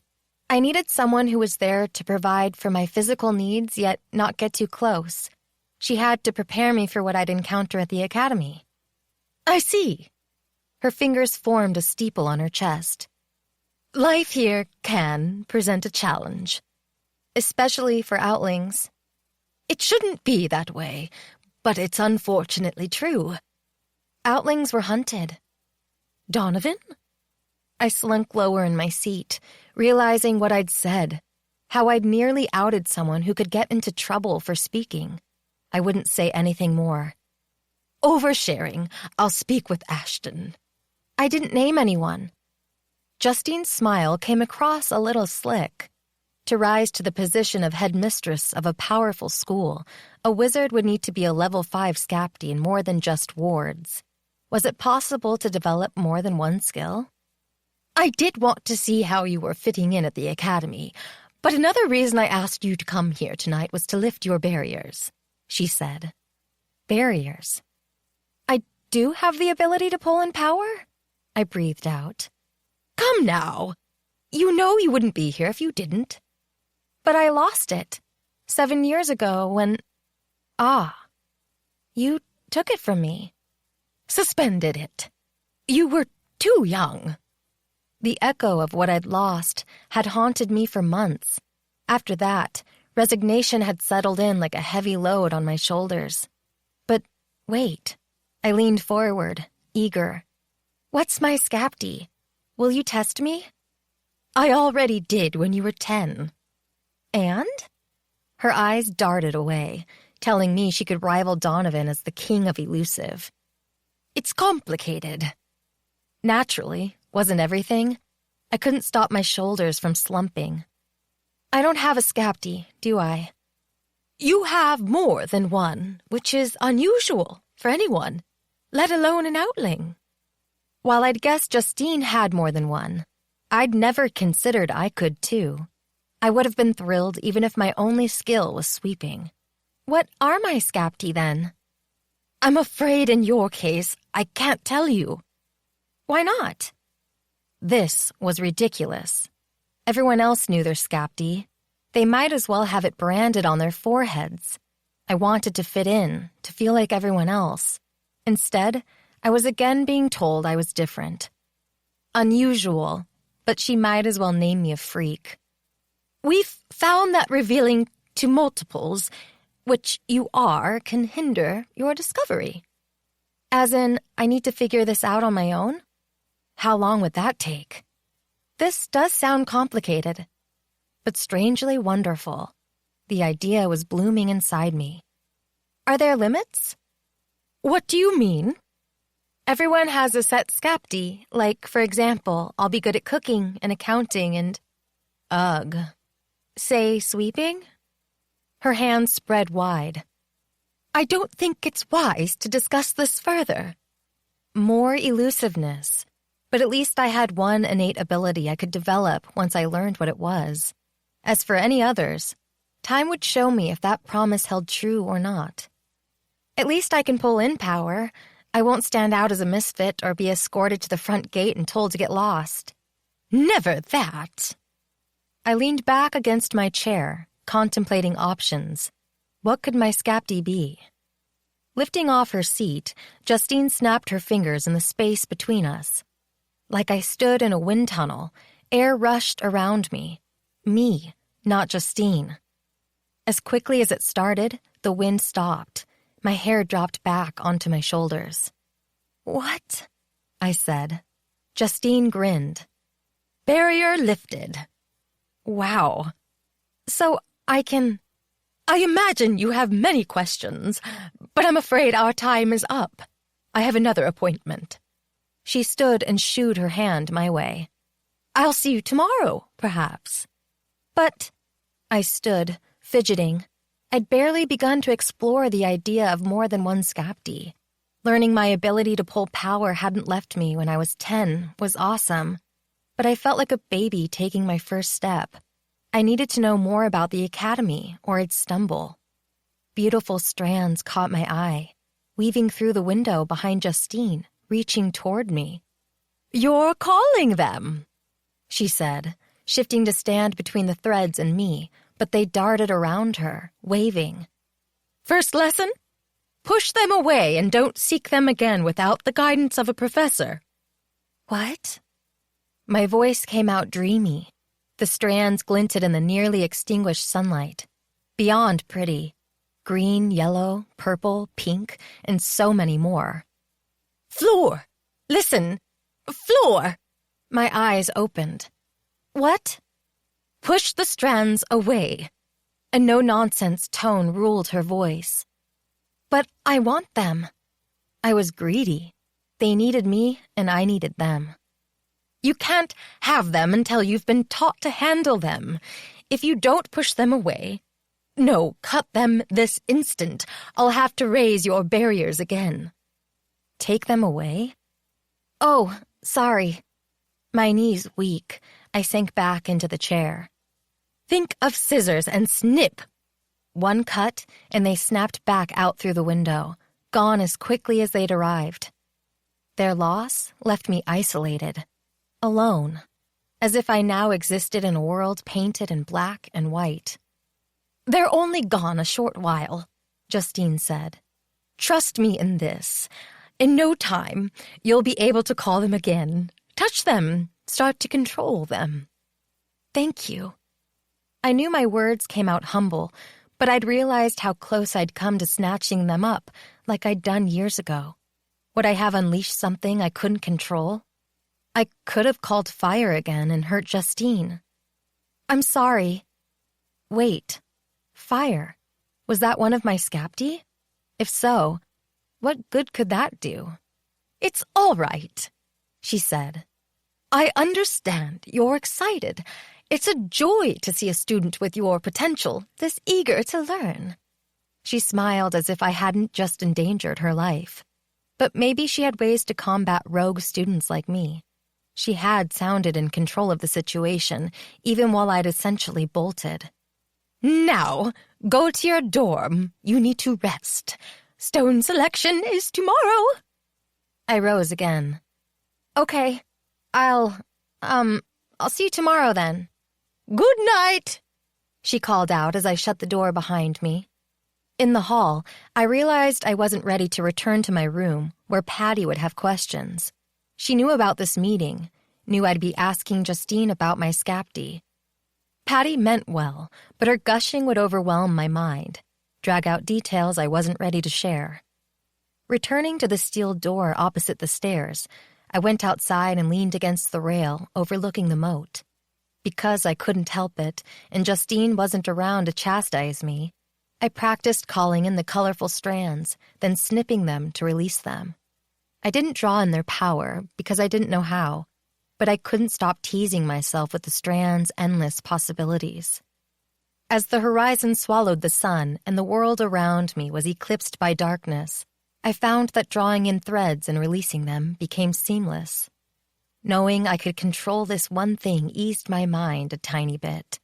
I was determined not to make the same mistake I'd made 7 years ago. In the forest, stillness reigned. No voice called. Had I imagined it before? Eventually, when my brain was worn out, I went back inside and took a left, walking past the quiet administration offices and through the mall empty of students, the shops closed up for the night. What time was it? I needed to find the sundial and figure out how to read it. Sync myself with it, that is, per Donovan. When I reached the library, I turned and exited out through the glass door leading to the inner courtyard, aiming for my dorm on the right. My yawn slipped out. Pulling strands was exhausting. Creepy gargoyles watched me pass. At first, I thought they spoke, but then a voice from ahead reached me, and I stopped on the path, listening. You said you would. The snootiness of the voice told me who it was. Ashton. I'm sorry, someone else said in a male voice I didn't recognize. But I'd only met a few of my fellow students. I am trying. Not hard enough. At stake. Unable to hear everything but needing to know what was going on, I crept closer. I can handle it, the guy said. Silence broken only by the chirp of tree frogs descended. The pause went on so long, I thought they'd left. I needed to leave, too. If I didn't get to bed soon, I'd sleep through stone selection tomorrow.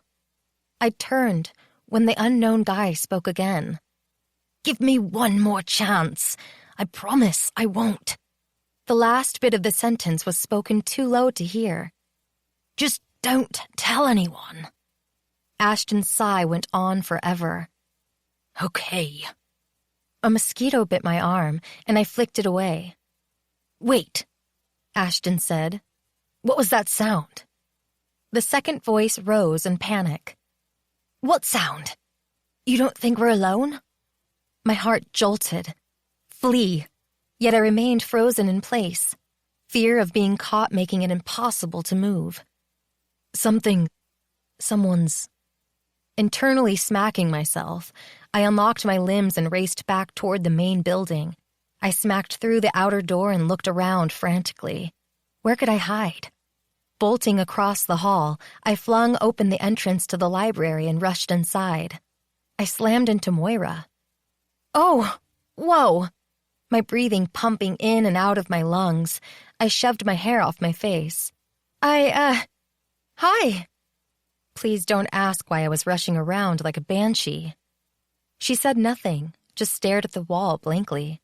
Nothing there except a poster announcing the grand ball, which, I guessed, could interest her. The ball would be held at 8 p.m., on the last day of orientation. Gowns and suits were mandatory. I shook my head, knowing I'd have to deal with the gown mandate later. Me? Wear a gown? Esther hadn't included one in the cardboard boxes. When Moira still said nothing, I waved my hand in front of her face and jumped away from her when she didn't blink. "Moira?" I asked, totally creeped out. What was going on with her? "You okay?" Grabbing her shoulders, I shook her. "Moira!" "What?" Her voice came out sleepy, and she yawned. "Damn, I'm tired." No kidding.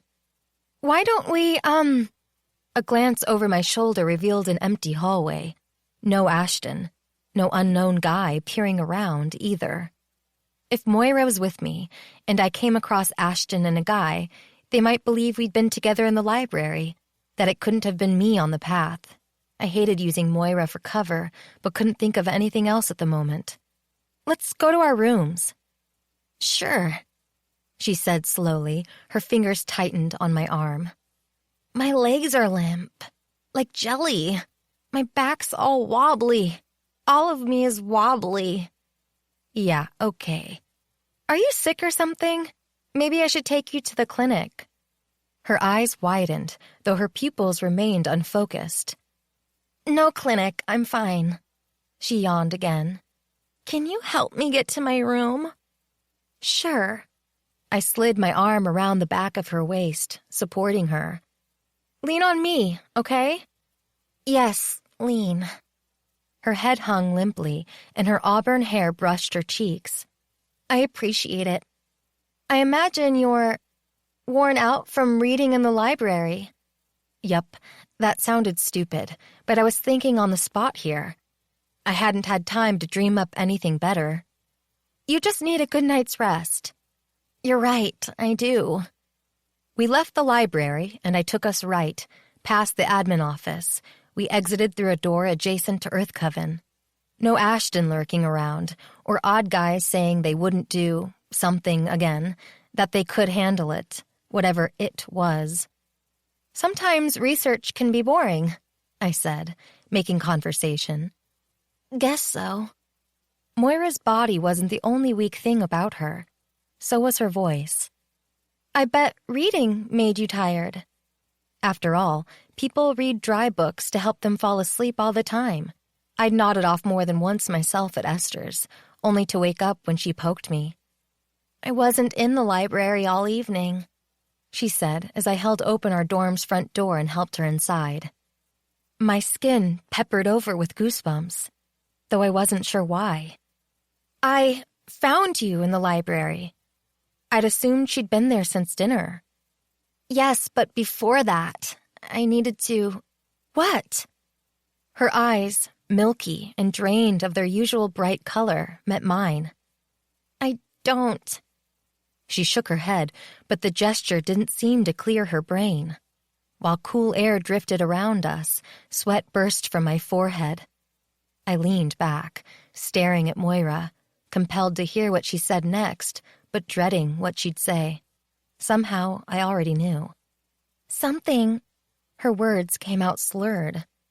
"No, someone called me. I had to go into the forest."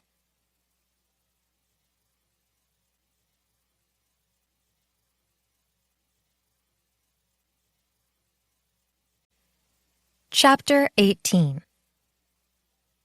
"What did you—" Alice's glare stole the rest of her words the second she opened the door. She snatched Moira's arm and dragged her inside their room. After helping Moira over to her bed, Alice stormed back to where I stood in the doorway. Hands clenched at her thighs and her face aflame. She fumed. Did she think I was responsible for Moira's loopy behavior? "I found her in the library," I said in a lifted voice, my words coming out defensive. In full-on sneer mode, Alice slammed the door in my face. "Nice talking to you, too." I stalked to my room. My mood lightened, and I snorted with unexpected laughter when big, fat, brightly painted orange lips formed in our door. They parted with a sigh straight from a gothic drama. "Awesome color, sexy," I said. "Looks great on you." "Thank you, Flora, darling. I've got a hot date tonight." "Anyone I know?" "A door in Wind Coven." "Which floor?" I held up my hand. "Wait, don't tell me. Let me guess." The lips pursed. "Room 227. He huffed. "How did you know?" "A dragonfly told me." Actually, I hadn't seen Alex again, but our brownie loved to gossip. I shook my finger at the lips. "Don't stay out too late. I want you home by 11. "Mom!" the door said, playing along with my game. "And don't do anything I wouldn't do." "Sugar, you need to get out more often." He was probably right. His lips smoothed. "Would you like admittance to your room?" "I would." "Then so it shall be." Our door had a genie complex, but I had no problem indulging it. Who would have thought I'd be friends with a door?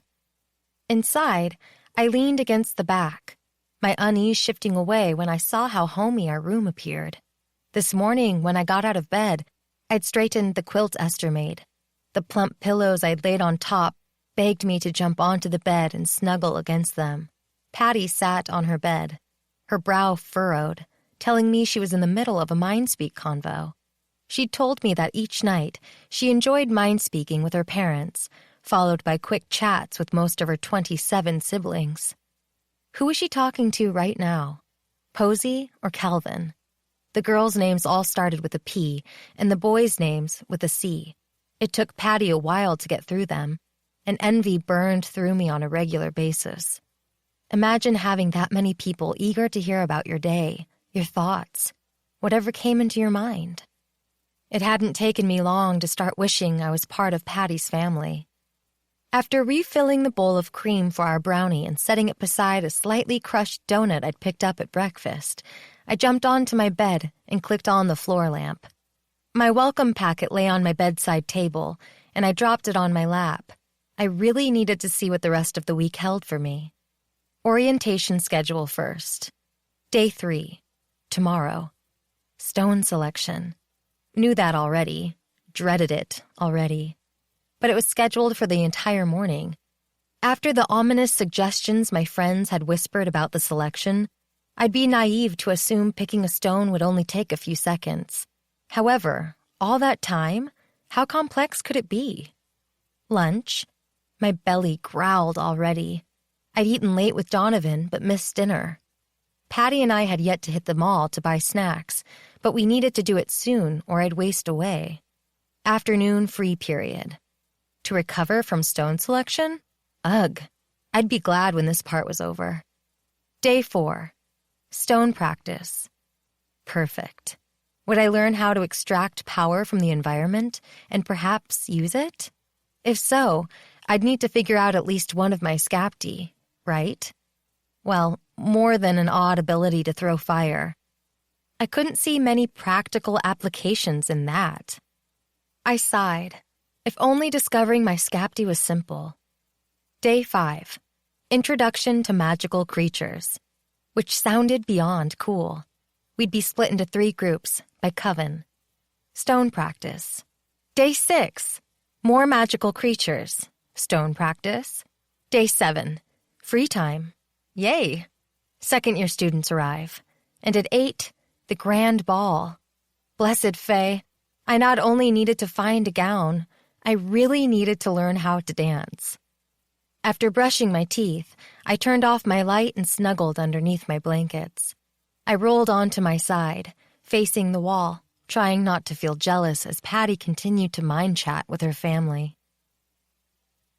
We ate a quick breakfast, then packed into the lobby with everyone else, joining up with Donovan. Or he joined up with us, hard to tell. Alice, Bryce, and Moira were right behind him. I was surprised to see Moira, but the healers must perform miracles. While pale, she appeared mostly back to normal. "I'm a freaking wreck," Patty said, clutching my arm. Yeah, so was I. I danced on my toes. It was happening, finally. "All right, everyone," the headmistress called out. "If I could have your attention." She stood on the first landing of the grand staircase with her arms lifted overhead. When we quieted down and faced her, she lowered her arms to her sides and smiled. "Welcome again. Day 3. I imagine it feels as if time is going by much too quickly. Except now," beside me, Patty rolled her eyes. "Get to it," she hissed out. "I know you're all excited about stone selection, and I don't want to hold you back." Patty hooted, and a couple of kids laughed. "We have 3 covens," Justine said, "which means there are 3 selection arenas and 3 hosts, the coven masters, who will supervise each arena." "Arena?" I asked Patty. "Are we taking part in a gladiator fight?" "You might wish we were." My eyes bulged. Was she implying stone selection could be worse than a battle? "Arena is only a formal term. Wait and see." But she squeezed my hand. The fact that hers was sweaty told me she was as worried about this as me. The headmistress cleared her throat, redrawing my attention. "I'd like everyone in Windcoven to meet out front on the driveway with Professor Mealer." "Right this way, folks," Professor Mealer yelled from behind us. He held open the door and a cluster of the students streamed past him. "Team Wind is with me." "Fire Coven," Justine said. "You're with me and Professor Crete in the right parlor. I'm training Professor Crete in stone selection. As you know, she's new this year to the academy. We'll be proceeding outside through the exit near the cafeteria once we've gathered together."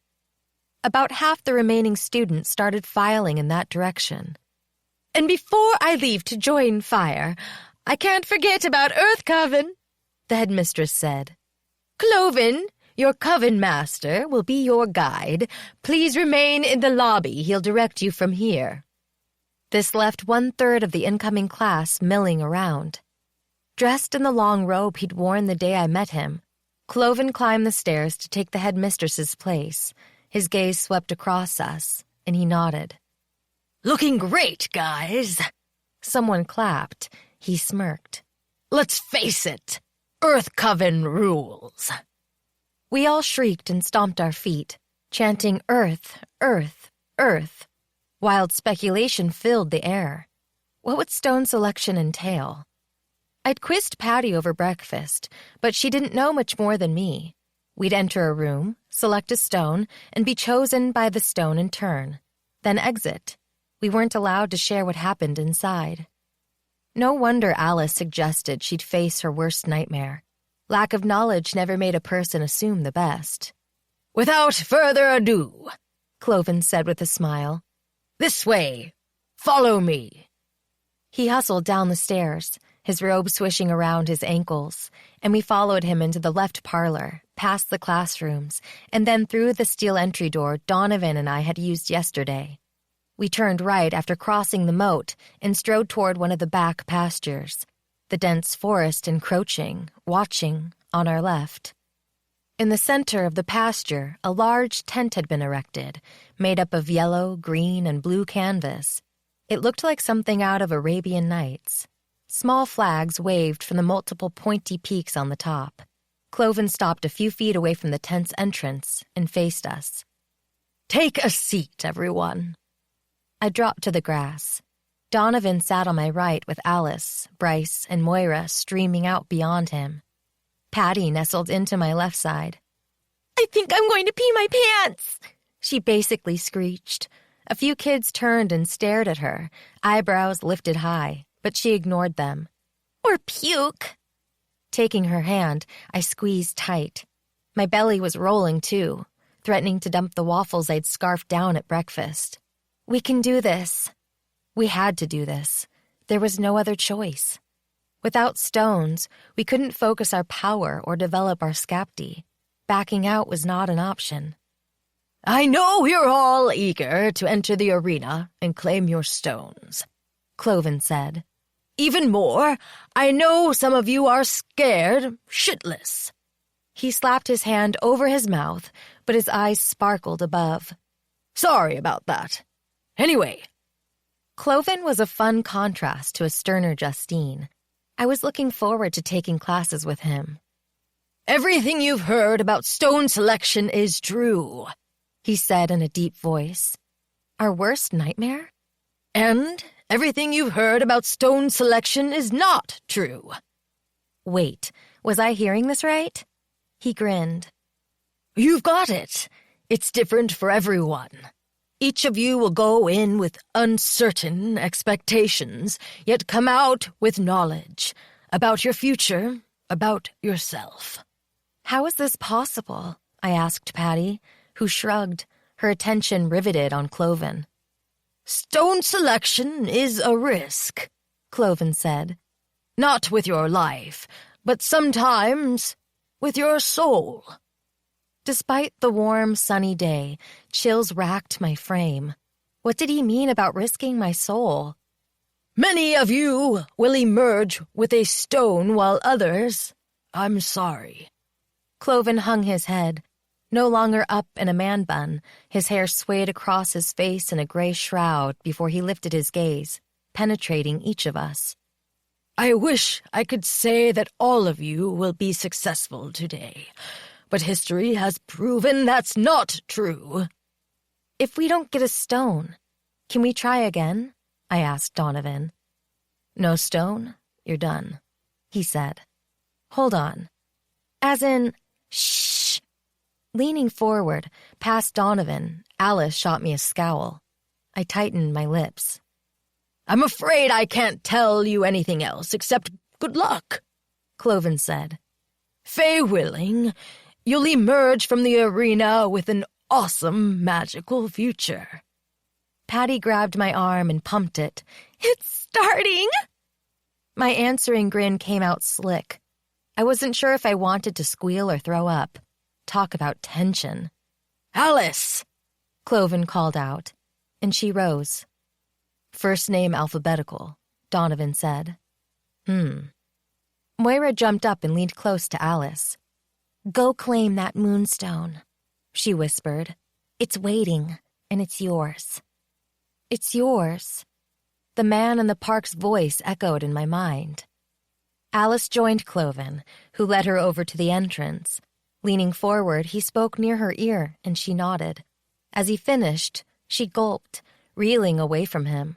What had he told her? Her hands visibly trembled, but she turned to stare at the tent before stiffening her spine. Parting the canvas doors, she stepped inside. I turned to speak to Patty, but Moira suddenly shrieked. Leaping up off the grass, she raced toward the tent while everyone cheered. Alice stood outside the tent, her hands raised in victory. Moira lifted Alice and spun her around. As she dropped Alice back onto her feet, they both giggled. Sobering, Alice held out her hand. Emerald! Moira burst out. You got emerald! It's so beautiful! While Moira returned to sit with us, Cloven directed Alice across the field to where a table had been set up underneath a maple tree. A tall, very slender man with long white hair stood behind the table. He bowed in greeting to Alice. That was fast, I said. Time means nothing inside the arena, Donovan said. I could be in there for hours, yet only seconds will have passed out here? He nodded. Ava! Cloven yelled. Come on up. It's your turn. A dark-haired girl strode over to Cloven and went through the same procedure, emerging from the tent with a stone in hand within seconds. Bryce went next and came out with a speckled jasper he proudly showed off. He was also directed toward the white-haired man standing underneath the maple tree. Who's that, by the way? I asked Donovan. The jeweler. He'll set our stones and return them to us at the start of class tomorrow. We're not allowed to have them in our possession until a professor can teach us how to use them. I hadn't forgotten the conversation in the auditorium, how Cloven planned to ask the jeweler to ward our stones. Cerise! A girl sitting on the other side of Patty rose and timidly walked over to stand in front of Cloven. She cringed when he spoke, and at first I thought she'd run back to the academy rather than enter the tent arena. But Cloven nudged her back, and she essentially dragged her feet inside. She also came out quickly with a stone. Darcy! A short guy stumbled over to Cloven. Tripping and almost falling on the way, he entered the tent, but this time, at least 10 minutes went by. Oh, Patty said, her hands blanching on her lap. Not looking good for Darcy. Donovan's gaze remained focused on the tent. Poor guy. Taking longer was a bad thing then. Darcy emerged through the canvas flaps with hunched shoulders and empty hands. He gaped at us. Please, I need to... A pop sounded, and a huge bird appeared, flapping its wings to hover above the ground beside Darcy. Sunlight reflected off its orange, red, and yellow feathers. A firebird? No! Darcy shrunk, backing away from the bird like a dog being chastised. What's going on? I asked. He's leaving, Patty said sadly. Since no stone chose him, he'll be stripped of his magical abilities. I leaned away from her. What are you talking about? They could take away our magic? The Firebird's here to flit him to reorientation, she said. They built a special complex in the city. After training, he'll go live with those who have no power. Outlings? Yes, Donovan said. There was no holding back my dismay. Once trained in your ways, Alice said snidely, he'll be left to make a life in your world. Your ways? My world? As if I was still an outsider. I belong here. This is my world. She sneered. I don't see a stone in your hand. Vulnerability made my body curl forward. Would I come out of the tent successful, or would I be dragged away and thrown back with the other magicless Outlings? 7 years ago, I would have begged to have my magic stripped from me and returned to my mom. Now, I was hungry. Lay it off her, would you? Donovan snapped at Alice. He turned to me. I have a good feeling about this. You'll be celebrating tonight. If only he could know the future, but that was Patty's specialty, and I had already asked. She hadn't been able to see. You're not elite, Alice hissed out, stabbing me in the gut one more time. You're not accepted, she meant. She twisted the knife further. No matter how hard you try, you'll never be more than an Outling. I'd never be worthy. While I sank into myself, Donovan growled, the sound erupting from his chest loudly enough a few kids gaped around, as if wolves snapped at their throats. With a huff, Alice rose, dragging Moira up with her. Let's go sit over there. She pointed to a spot about 10 feet away, and they left. Good riddance. Sorry, Donovan said. Not your fault. It's her problem, not yours. Ignore her. Kinda hard to do when Alice wasn't the only one pointing out my mongrel status. I held my back tight. My eyes stung, and inside, I cringed. Might as well brand me an outcast, not an Outling. Would I ever feel as if I belonged here? I thought I'd begun to find something special at Crystal Wing Academy, but Alice seemed determined to beat me down at every opportunity. 2 more kids with names starting with D entered the tent and came out stoneless, only to be whisked away by the Firebird, taken to reorientation. 1/4 to 1/3 of us were failing. The odds were not in my favor. Will they see their families again? I asked, cringing as the Firebird engulfed a student and popped out of view. Unfortunately, no, Donovan said softly. I'd been abandoned by my mother for possessing too much power. These kids had been rejected for not possessing enough. They'll be okay, he said. Really, they're taught everything they need to know to survive. As if they'd been thrust out into the wild. But they're Scapti. They were tested. Not by the stones. Scapti testing reveals potential. The stones take us to the next level, adding to our ability to manipulate drawn-in power to enhance those skills.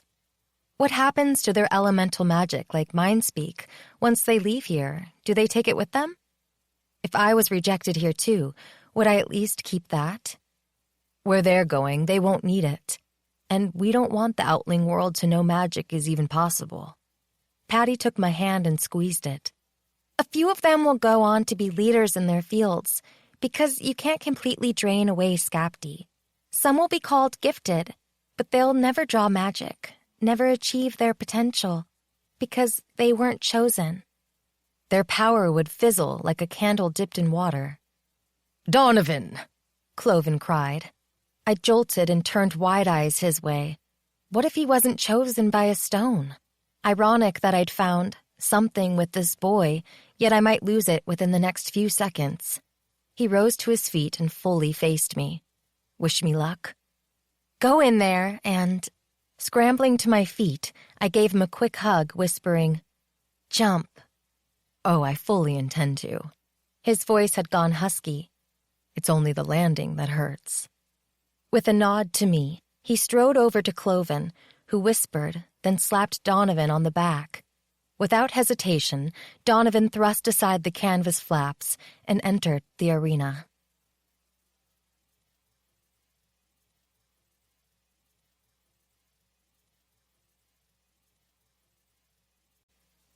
Chapter 19. A minute later, after I gnawed through my knuckles, Donovan appeared at the tent entrance. As he stepped outside, his gaze remained focused on me, while other kids called out, "What's your stone? And where's the firebird?" He held his hand out and splayed his fingers wide. "Obsidian!" Cloven burst out in shock from beside Donovan. "That's unusual?" I asked Patty, while Cloven clapped Donovan on the back and directed him toward the jeweler. "It's..." Patty swallowed, her eyes following Donovan. "No one has gotten obsidian in almost 200 years. Not since..." I couldn't read anything on her face. "What?" "Nothing." "Floor!" someone yelled. "What do you mean, nothing?" I asked her. "What aren't you saying?" Evading my gaze, she elbowed my side. "Cloven's calling you. It's your turn. Don't worry about Donovan's stone. I'll explain what I can later." "Floor!" Wait, it was my turn?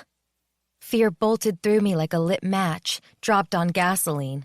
I stumbled to my feet and wavered in place. "Come on, Floor," Cloven said, waving at me. "It's your turn for adventure." Crap. This wasn't an adventure. It was a horror show. What would I face inside that tent? Donovan stopped on his way to the jeweler and turned back to watch me. "Go, Floor!"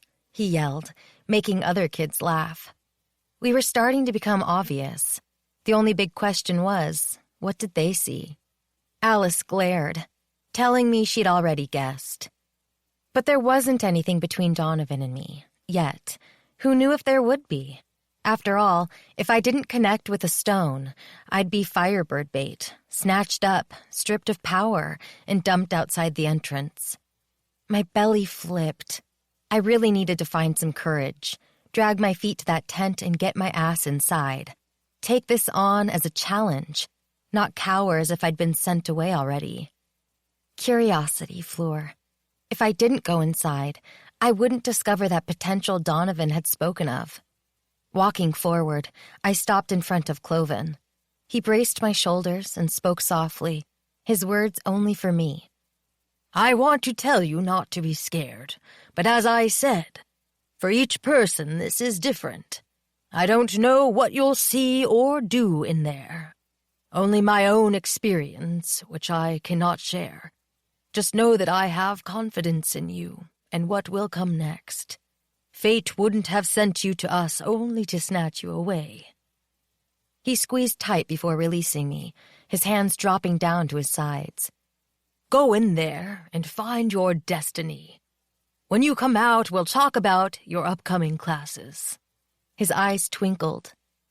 "I'm looking forward to teaching you the wonders of your world." Your world, not our world. His acceptance tasted wonderful.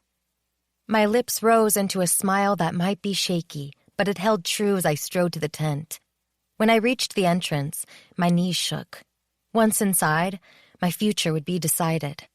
More than anything, I wanted to hold on to a tomorrow that was full of promise. Parting the flaps, I stepped inside. I was greeted with a white canvas floor and walls, and a ceiling consumed with colors as sunlight struggled to find its way through the thick fabric. Emptiness echoed around me. There was no table or treasure chest, or even a cavern where I could grab a pick and mine for a stone. Hell, did this mean it was over already? My heart a solid mass in my throat. I turned to leave. Tears wet my lashes. Everyone waited outside to cheer, or jeer, knowing Alice. This couldn't be the end. Please. I didn't want to be kicked out, stoneless, without magic. Rejected all over again. Not so fast! A tiny voice called out behind me. I spun and my eyes widened. Alex! The golden dragonfly hovered in front of my nose, close enough I could trace the fine lines in his wings with my finger if I wanted. His little face tilted. Who else would share stone selection with you? Are you supposed to be here? Would he, or I, get in trouble? I thought I had to face this alone. I was told to be here. Which was sort of a relief. By who? Exactly. Let's not waste time. The sands are falling through the hourglass while we hang around chatting. I've only been inside the tent a few seconds. Time has a way of twisting. That doesn't even make sense. It does to me. He zipped around my head, diving in close. I ducked. Cut it out!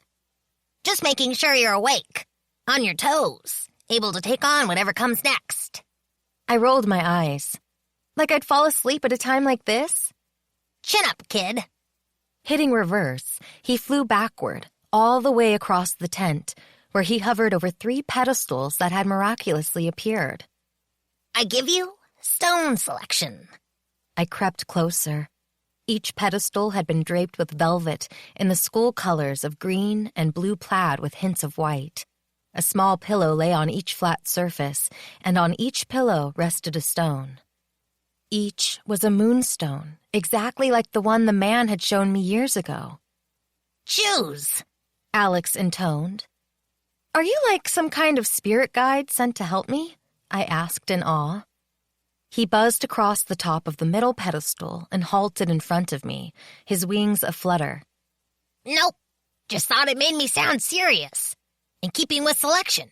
But you know me, I'm only a simple dragonfly. You're anything but a simple dragonfly. Yes, I'm rare, like you. I inched forward, my fingers twitching by my sides. What should I do? Not my selection, Floor. Only you can decide. I'm here for support, I guess. Not a guide, then, but that would be too easy. I crept closer to the pedestals, to the stones. How am I supposed to choose? Do select wisely. They all look the same. They're identical. They're anything but. No, they're all round, a few inches across and a pinky's width thick. Like the stone in the park. Each stone shot a rainbow of blinding fire. Who was the man, and why had he teased me with the moonstone back then? They're completely different, Alex said. Can I touch them? Should I touch them? Only touch the stone you select. The one that chooses you. Leave the others alone. Which is my stone? How should I know? It's not my stone selection, it's yours. He flicked back and forth like he danced. You're spinning your wheels, kiddo. Wasting time. Pick. I placed my hand over the stone lying on the left pedestal. And I instantly stood in front of the academy beside Mom's car. Come on, honey. Don't just stand there. Let's get your things, set up your room, and then I can go to dinner with you. Boo-hoo! I'm going to sob all the way home. Mom? I gaped at the woman standing in front of me with a teary grin on her face. What? Pretty please don't say you want me to leave now. I want to share every minute of this with you until I have to go. She wiped her eyes and sniffed. I know. I promised not to cling or embarrass you in front of your friends. Her hug engulfed me in true warmth, something I hadn't felt in years. I hadn't realized it until this moment how badly I missed her, how I'd kept hoping she'd appear at Esther's, say it was all a mistake, then take me home where she'd tell me she loved me. The 8 weeks until you come home for November break are going to be torture. Why are you here? How could she be here? She'd left me. Where else would I be except with my baby girl? I'm so proud of you. My daughter, learning magic? I'll miss you to pieces, but I'll call every night and we can talk. She sniffed again and looked like she was about to bawl. I can't believe you're 17 and coming into your power. I blinked. You don't mind my power? But Tristan. She frowned. Who are you talking about? Remember when I was 10? I used power to hurt another student. Frowning, she tapped her chin. All I remember was me discovering your wonderful power when you were 10, bringing you here where they put it on hold until you could return today. Honey. Another hug. You've never hurt anyone in your life. I was stunned. The incident with Tristan had never happened. I love every part of you, including your power, Mom said softly. Alex's voice reached inside my dream. If you choose this stone, this past would be yours. I wanted it badly. But what of your future? Alex asked. I sat in Justine's office. And that's your Scapty. Wait. I leaned forward. Could you tell me that again? She chuckled. You're a healer, Fleur. Once you've done your training, you'll join other healers either here at the academy or at a clinic in the city. You have an illustrious medical career ahead of you. One Scapty? I don't have any others? It's rare for anyone to possess more than one, even a special Outling like you. Alex's wings brushed my cheek. Which Scapty will you no longer possess? Did I dare lose any of my undiscovered Scapty? I snapped my hand back and pressed it against my chest. I couldn't decide. No? Alex asked. Interesting. No need to pick yet, however. There are others. I don't know. Mom. Alex fluttered sideways to hover over the middle moonstone. What about this one? I thrust my hand out, over the center stone. You ready to talk to Mom? Patty asked. We both sat on her bed, our bare feet thrust out on the blanket. My bright pink toenails matched hers. Grabbing a hank of my hair, I yanked it around in front of my face, also pink. What do you mean, talk with Mom? I asked Patty. Well, Dad's ready to talk to me, which means Mom's ready to ping you. Then our brothers and sisters are lining up for their turn. Our siblings? At least I don't need to set aside time to talk to my 28th sib, Patty said, her arm draped around my shoulder. 'Cause you're my roommate. We're twins, Fleur. You get hit in the head? She snickered. And right then, I knew I was part of a wonderful, fun, everyone cares about each other family. An elite family. No longer an Outling. Alice poked her head through the bathroom door. Ready to go, Fleur? I pressed my back against the pillows. Where? Duh, to the mall to pick out gowns for the ball. She strode into the room, grinning, not a hint of derision on her face, as if she found me worthy. We're going to pick out gowns? I asked stupidly. Us? Who else, bestie? With a tug, she pulled me off the bed. Tell your family you'll get back to them later. We not only have to pick out gowns, we've got to check out the cute guys, find one for you to dance with at the ball. What about Donovan? I asked, stumbling beside her toward the door. Awesome idea. He might have a friend. I'll ask him. Unease swirled inside me. Someone say my name? Donovan walked into the room. His arm slid around Alice's waist, and she spun to face him. They kissed. Ugh, Patty said.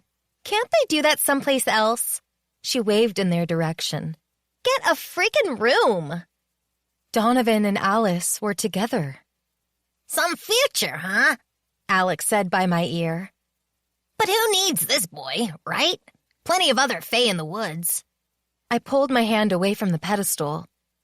Maybe not that one either, Alex snickered. Overhead, the wind slapped against the tent roof, making me jump. I can't decide. And you shouldn't. There's still a third stone. He fluttered over to the one on the right. In seconds, my hand hovered over the last stone. Mom dumped me at the academy when I was 10. Justine dumped me at Esther's not long after that. Esther essentially dumped me at the academy a few days ago, just like before. I yanked my hand back as if it burned. Nothing's changed. Are you sure? Alex dipped forward and seemed to study the stone. What about your future? I didn't see a future. There was nothing. Nothing other than what you face at this moment, I suppose. Alex said solemnly. Nothing? That wasn't right. My future was filled with a ton of possibilities. Alex grew and grew until he was 5 times bigger than before, larger than a house cat. His lips peeled back and he growled. Juice, Floor! I snatched up the last stone, the one lying on the right pedestal.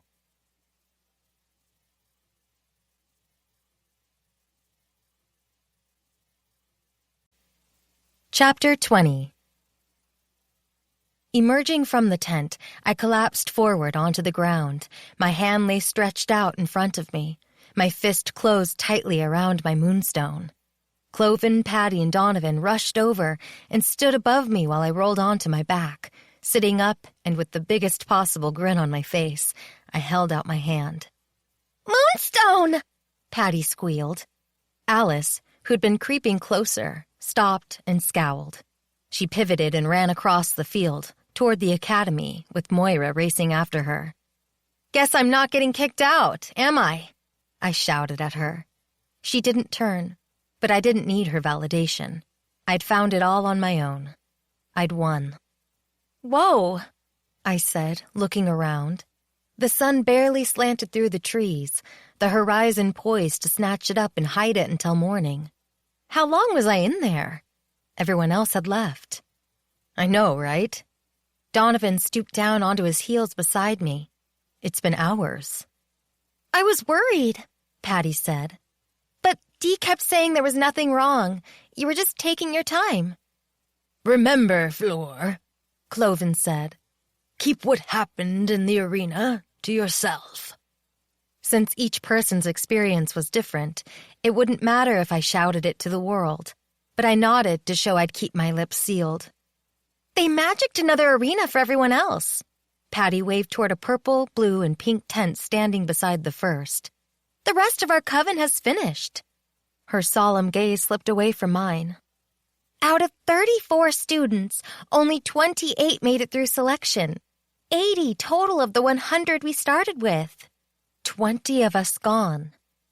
"If you're feeling well enough," Cloven said from behind Patty, "you need to take your moonstone." He shook his head. "Truly, I'm amazed. 2 rare stones in one day, and both gifted to Earth Coven." "I couldn't believe it when Donovan came out with an obsidian," Patty said. "It has been 200 years since someone chose that stone. But moonstone? Over 300. I couldn't fathom what that meant. "What stone did you get?" I asked her. "Ruby." She saluted me, but giggled, softening the gesture. "Just call me your second in command. I think I got Ruby because we're roomies. With Donovan's obsidian, we've got 3 top stones in one coven. We're going to light the place on fire." "As I was saying," Cloven said, "it's time to select a setting for your stone, Floor. The jeweler is ready." "I'll wait for you if you want," Donovan said, rising. "Me too." Patty tumbled down beside me and delivered a big hug. "Hurry up. We are going to party." Getting up off the ground, I walked over to the table. The tall, white-haired man bowed when I stopped in front of him. "Greetings. How do you wish for your moonstone to be set?"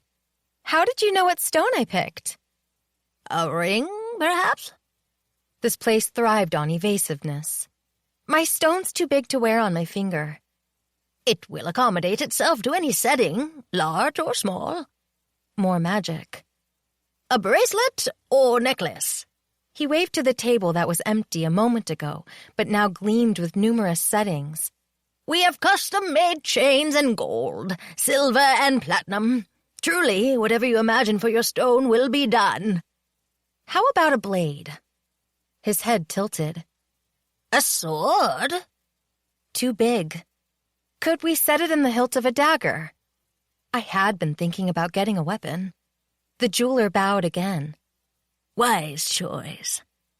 I started to hand my moonstone across the table, but snatched my hand back, pressing my closed fist against my chest.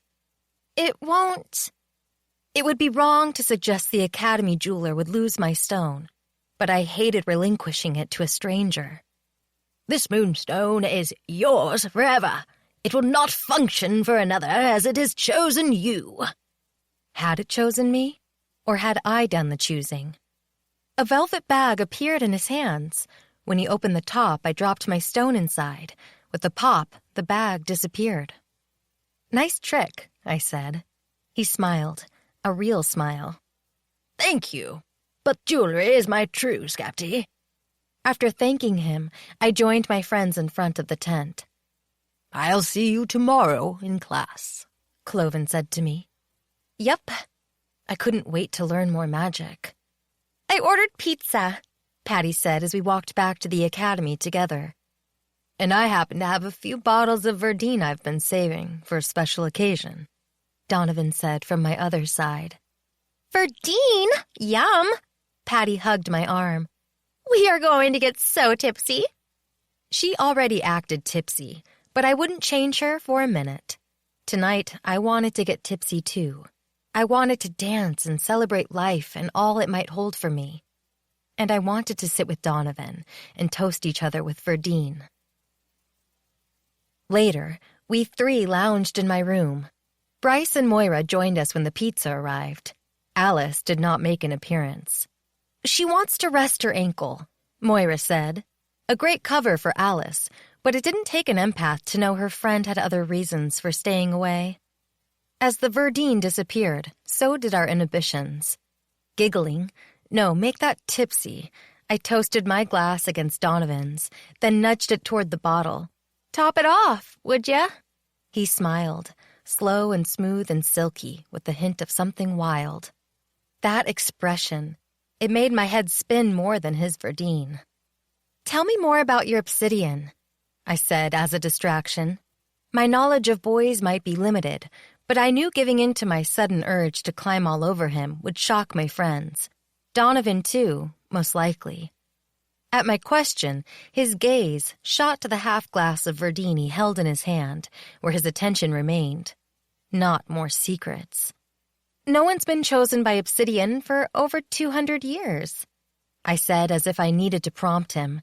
He knew what I was saying, but not saying. Hints were heightening my curiosity, not lessening it.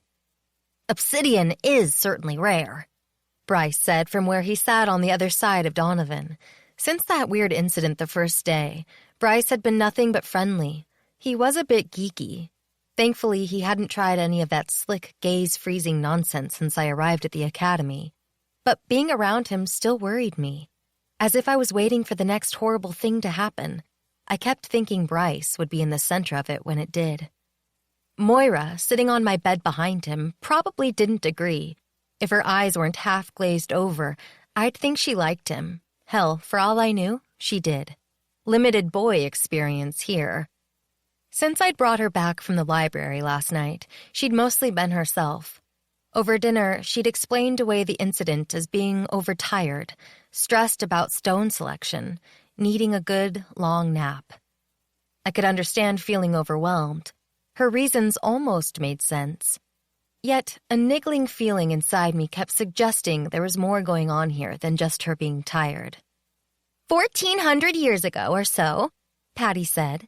You were asking about history earlier, Fleur, and I can explain a bit. She lifted her glass and stared at the amber liquid gleaming like citrine in the low light. Good stuff, by the way, Dee. Your family sure knows how to brew a solid Verdine. Anyway, after taking a quick swallow, she set her drink on her bedside table. The Fae argued about 1,400 years ago. It almost came to war. If they hadn't split into two factions, if some of them hadn't come here, They might have wiped each other out. One corner of her pinkened lips lifted. Bad day for us, huh? They renamed themselves the She and settled here in a parallel universe. They were our ancestors, who we now call the Elite. Finally, I was getting some history. It might have been better to hear this when I was sober, but I'd take the information any way I could get it. Back up a sec, I said. They came here, to Maine? But here isn't quite the same as where the Outlings live, is it? You mentioned a city. I've heard legends about the She, but wouldn't someone have figured out they were real by now? Remember, parallel universe, Bryce said. We live among Outlings, yet we don't. We use wards, Donovan said. More wards. Patty nodded. The wards protect us from discovery. Outlings only see what we wish to show, which isn't much. The fog Mom drove through before she arrived here when I was 10. Had we penetrated the ward? You passed through the veil, Donovan said. I side-eyed him. He was too damn uncanny. Mind-speak was bad enough.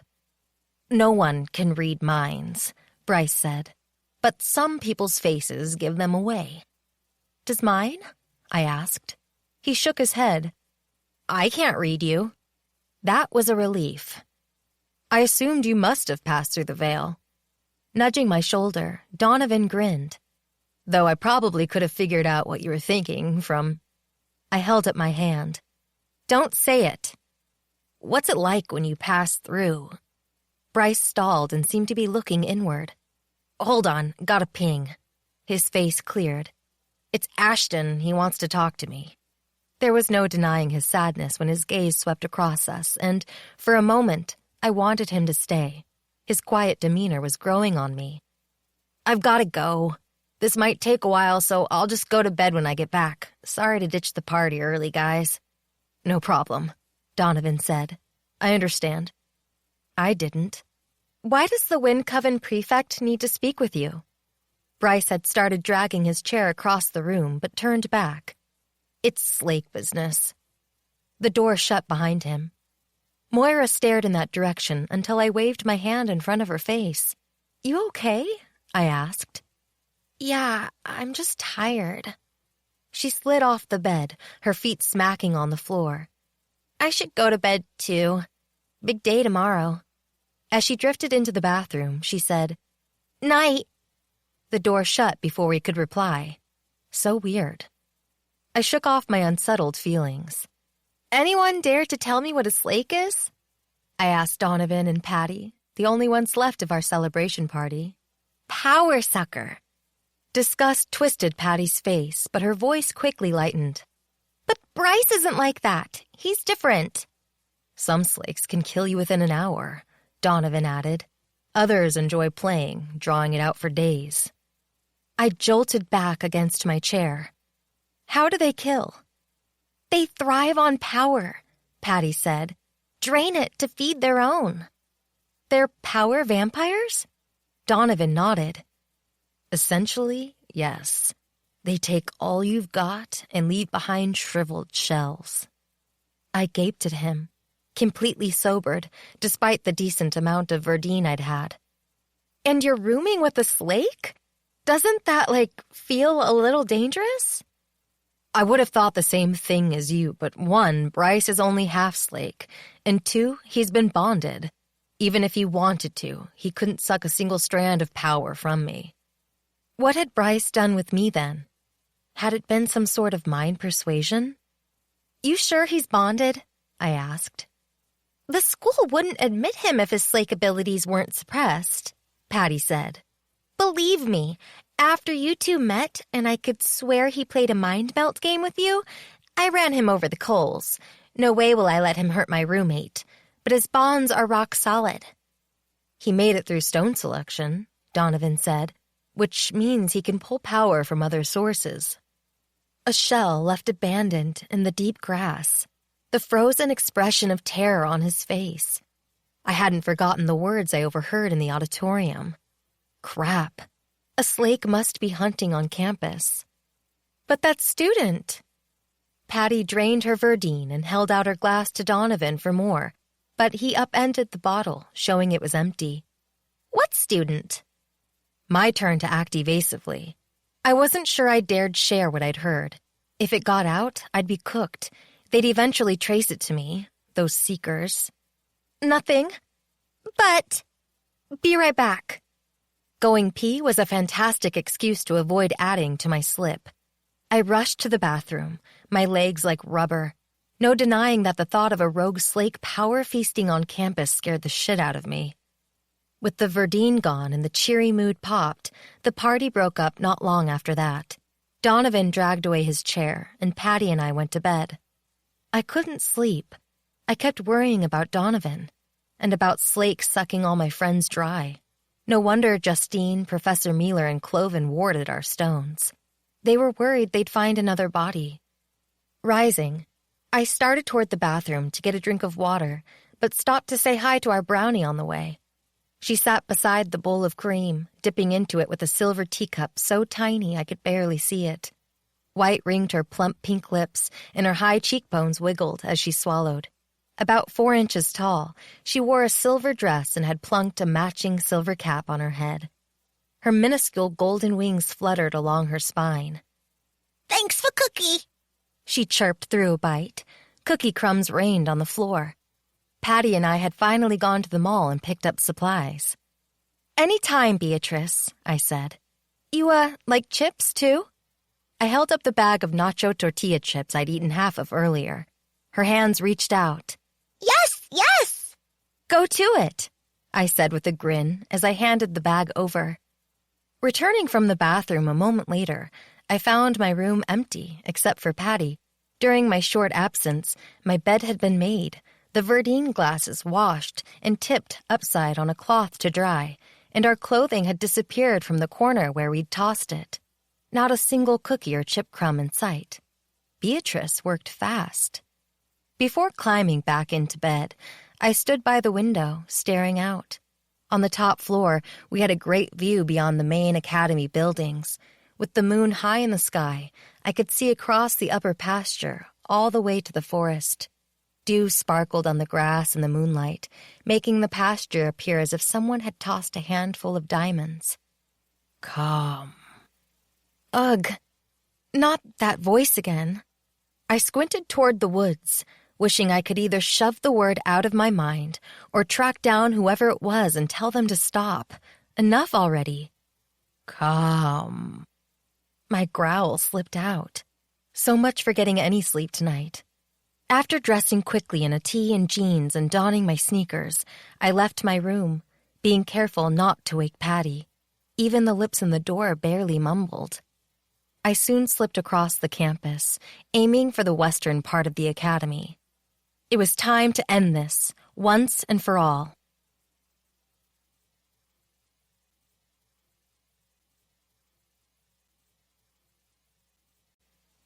Chapter 21. You shouldn't be here yet. Standing just inside the tree line, the forbidden forest tree line, that is, with the sensation of spiders crawling up my spine, I jumped. The forest stirred up a wild mix of feelings inside me. One moment, I ached to explore its depths, while the next, I feared what I might find there. Alex popped into view beside me, his gossamer wings glinting like gold dust in the moonlight. "You scared the crap out of me," I ground out, trying to keep my voice down. Yes, I wanted to find out who kept calling, but I wanted to see whoever it was before they saw me. "Hold on. You said yet. I shouldn't be here yet. You mean I'm supposed to be here some other time?" Alex zipped up into the air about 3 feet before returning to hover in front of my face. Curiosity is a fine thing in some students. But not in me, right? Peering around but seeing absolutely nothing, I inched forward, my sneakers crunching dead leaves and tiny sticks. Hoped they were tiny sticks, that is. The voice had come from somewhere in this section of the forest. I was certain of that. But the woods stretched on for miles. Realistically, I could walk for days and never figure this out.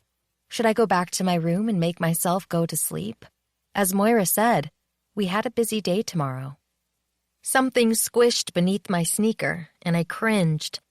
Just my luck. I'd step in dog poop, assuming there were dogs here. I'd seen none so far. Since you've chosen to come here now, I'll show you, Alex said. Come. Chosen to come now. An eerie word choice on his part. One thing, though, he added as he fluttered ahead of me, leading me deeper into the darkness. What I'm showing you is a secret you shouldn't know, but you need to know. I rolled my eyes, knowing if I asked, I'd hear more answers that were not answers. But you can't tell anyone, he said. Promise? Promise. My footsteps slowed as a thought occurred to me. Is it you? I whispered. Have you been calling for me to come to the forest? I have no trouble finding you if I wish to see you. True.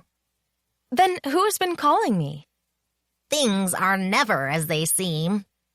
Alex darted down a narrow trail snaking into the woods, and I half ran to keep up, my sneakers creating dull thuds on the ground. You know who it is, though, don't you? Before the elite came here, this forest belonged to the Parite. Who are they? Panting, I struggled to keep up. Demon Dragonfly. You'd think he'd slow down so I could walk with him. They're cousins to the Fae and the She, he said. Let me guess, I huffed out. They left the Fae and moved to the parallel universe, too. Most have died out, Alex said, his shimmering wings drooping. Only a few still serve in the royal palace. Okay. More information to file away from my upcoming research sessions, assuming I found time to get to the library. Others are scattered around the planet. One lives here in the forest. And you're taking me to him? Is he the one who's been calling me? Remember, Fleur, no matter what, fear is your ally. I'd become so used to Alex saying one thing while meaning another, I shrugged off this latest tidbit. I could think about what he might mean later. Back to yet. Why shouldn't I have come here yet? I knew you'd give in eventually. Thought I'd have more time to prepare you, however. Prepare me didn't sound good. Please, not another trial. My heart had barely survived the first. Nothing like that. Then what are you... Shh. Alex jolted to a stop, and I almost ran into him. Wasn't keen on smacking my nose on Dragonfly butt. Ahead, I spied an open area with a narrow stream trickling along one side. Moonlight glinted off something big and blue and green standing on the opposite side of the clearing. I tiptoed closer, passing Alex. What is that? Leaning forward, I tried to see what it was through the dense brush in front of me. Only the wind answered, stirring the trees overhead, making branches clatter together like skeletal fingers. Alex had disappeared, again. I bit back my groan. I told myself that if he needed to stay with me, he would have. I had to trust he wouldn't lead me into danger. I stepped forward, narrowing the gap between me and the clearing. Shock and awe froze my feet on the trail. I couldn't be seeing this right. But even after I rubbed my eyes, it remained. A dragon. I assumed he for some reason, lifted his head, and his amber gaze pierced the vegetation, pinning me in place. If I wanted to live, I should run. I wasn't keen on being roasted alive tonight. Alex wouldn't have brought me here if it was unsafe. And the dragon was gorgeous. He stood on 4 muscular legs with clawed feet, and swirling ocean-colored scales encased his entire body. Ridges that looked sharper than blades rippled along his back, gliding from the top of his head to the tip of his spiked tail. And wings, tucked against his sides. They appeared ready to extend over 15 feet across. Claws curled from the segmented wing joints, sharp enough to eviscerate someone with one swipe. And tall. His head must reach almost a story and a half above the ground. Sharp talons speared from his cheeks, deadly enough to rip someone to shreds if they dared to come near. While I shivered at the danger this creature presented, I wasn't scared. Not sure why I wasn't peeing myself, except something about him called to a newly awoken place deep inside me. I entered the clearing, fully exposing myself to his acceptance, or my death. "You are absolutely beautiful," I whispered when he did nothing but stare at me. He huffed, and I got the strange sensation he found my words funny.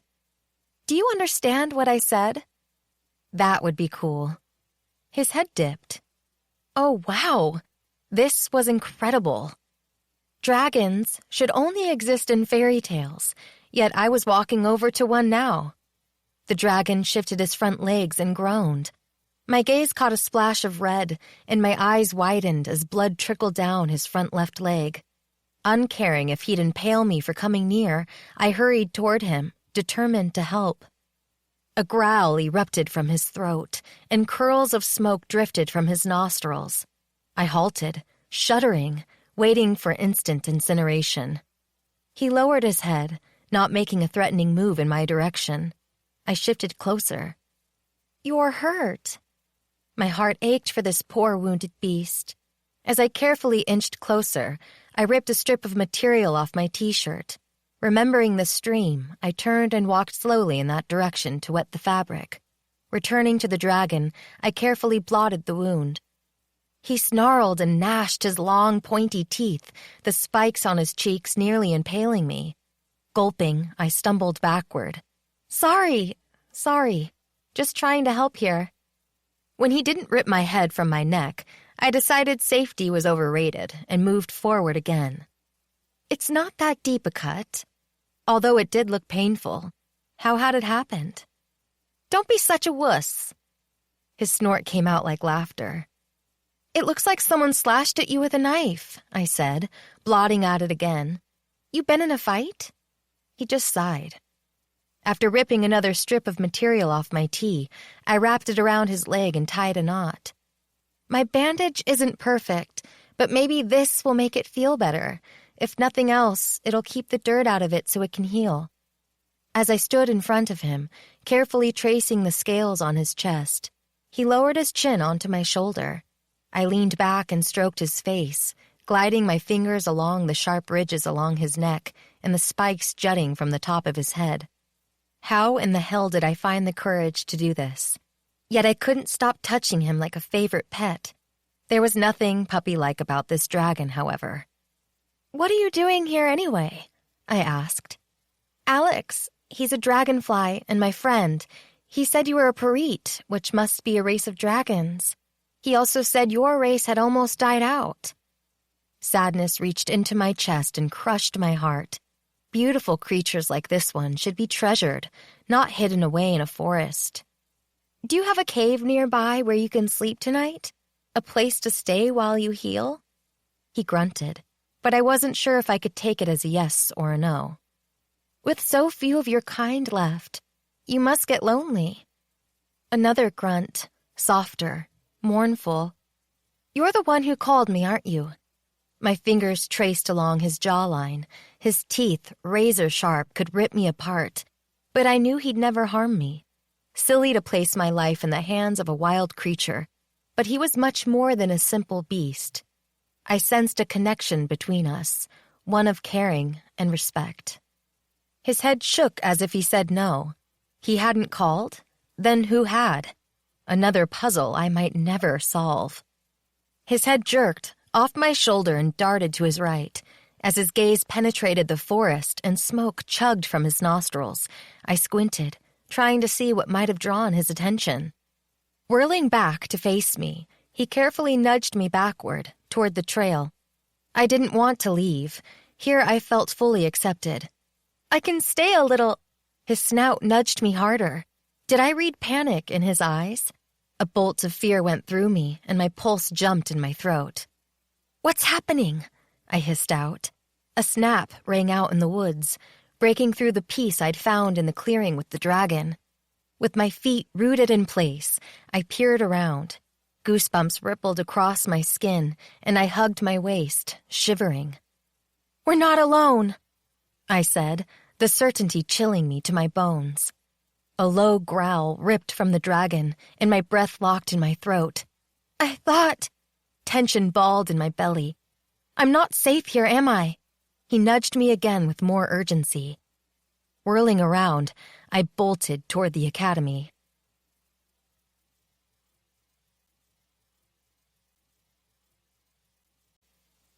Chapter 22. Our set stones waited for us in our first classroom the next day. Like kids on Christmas morning, we rushed the tree, or in this case, the table with our stones on display. Hold on! Hold on! Cloven shouted with a laugh, his palms lifting into the air. Coming around to the front of the table, he leaned his butt against it, his long black robe swaying with the movement. You can't have them yet, guys. There's a ceremony attached to the release of your stones, and I'm honored to be the one to share it with you today. 10 of us clustered together, watching him as he pivoted partway around to face the table. Alice, he said, lifting a pendant off the table. Sunlight streaming through the windows hit her emerald and arced green fire across the room. Her face flushed scarlet as she stared down at it in his hands. It's beautiful. Emotion got caught in her throat, making her voice come out croaky. Her fingertip hovered over the stone. When she finally touched it, she glanced up at him and her eyes glistened. Can you fasten it around my neck for me, please? Of course. She spun to face us, and her expression no longer held the malice I'd come to expect from her, only the vulnerable side she never shared with the world, the Alice Moira had insisted existed. Elitza un prontanes tio, Cloven murmured, as the stone settled against her throat. This gift of the Fae is yours. Her eyes watered, meeting my gaze before darting to Donovan. A hint of sadness lingered in her expression when she smiled. Thank you, Professor. Her fingers hesitated, then stroked the stone set in sterling silver.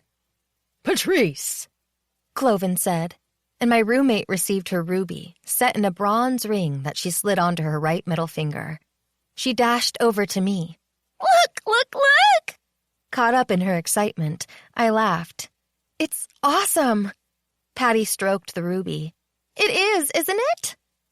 And Donovan, Elitza un prontanes tio.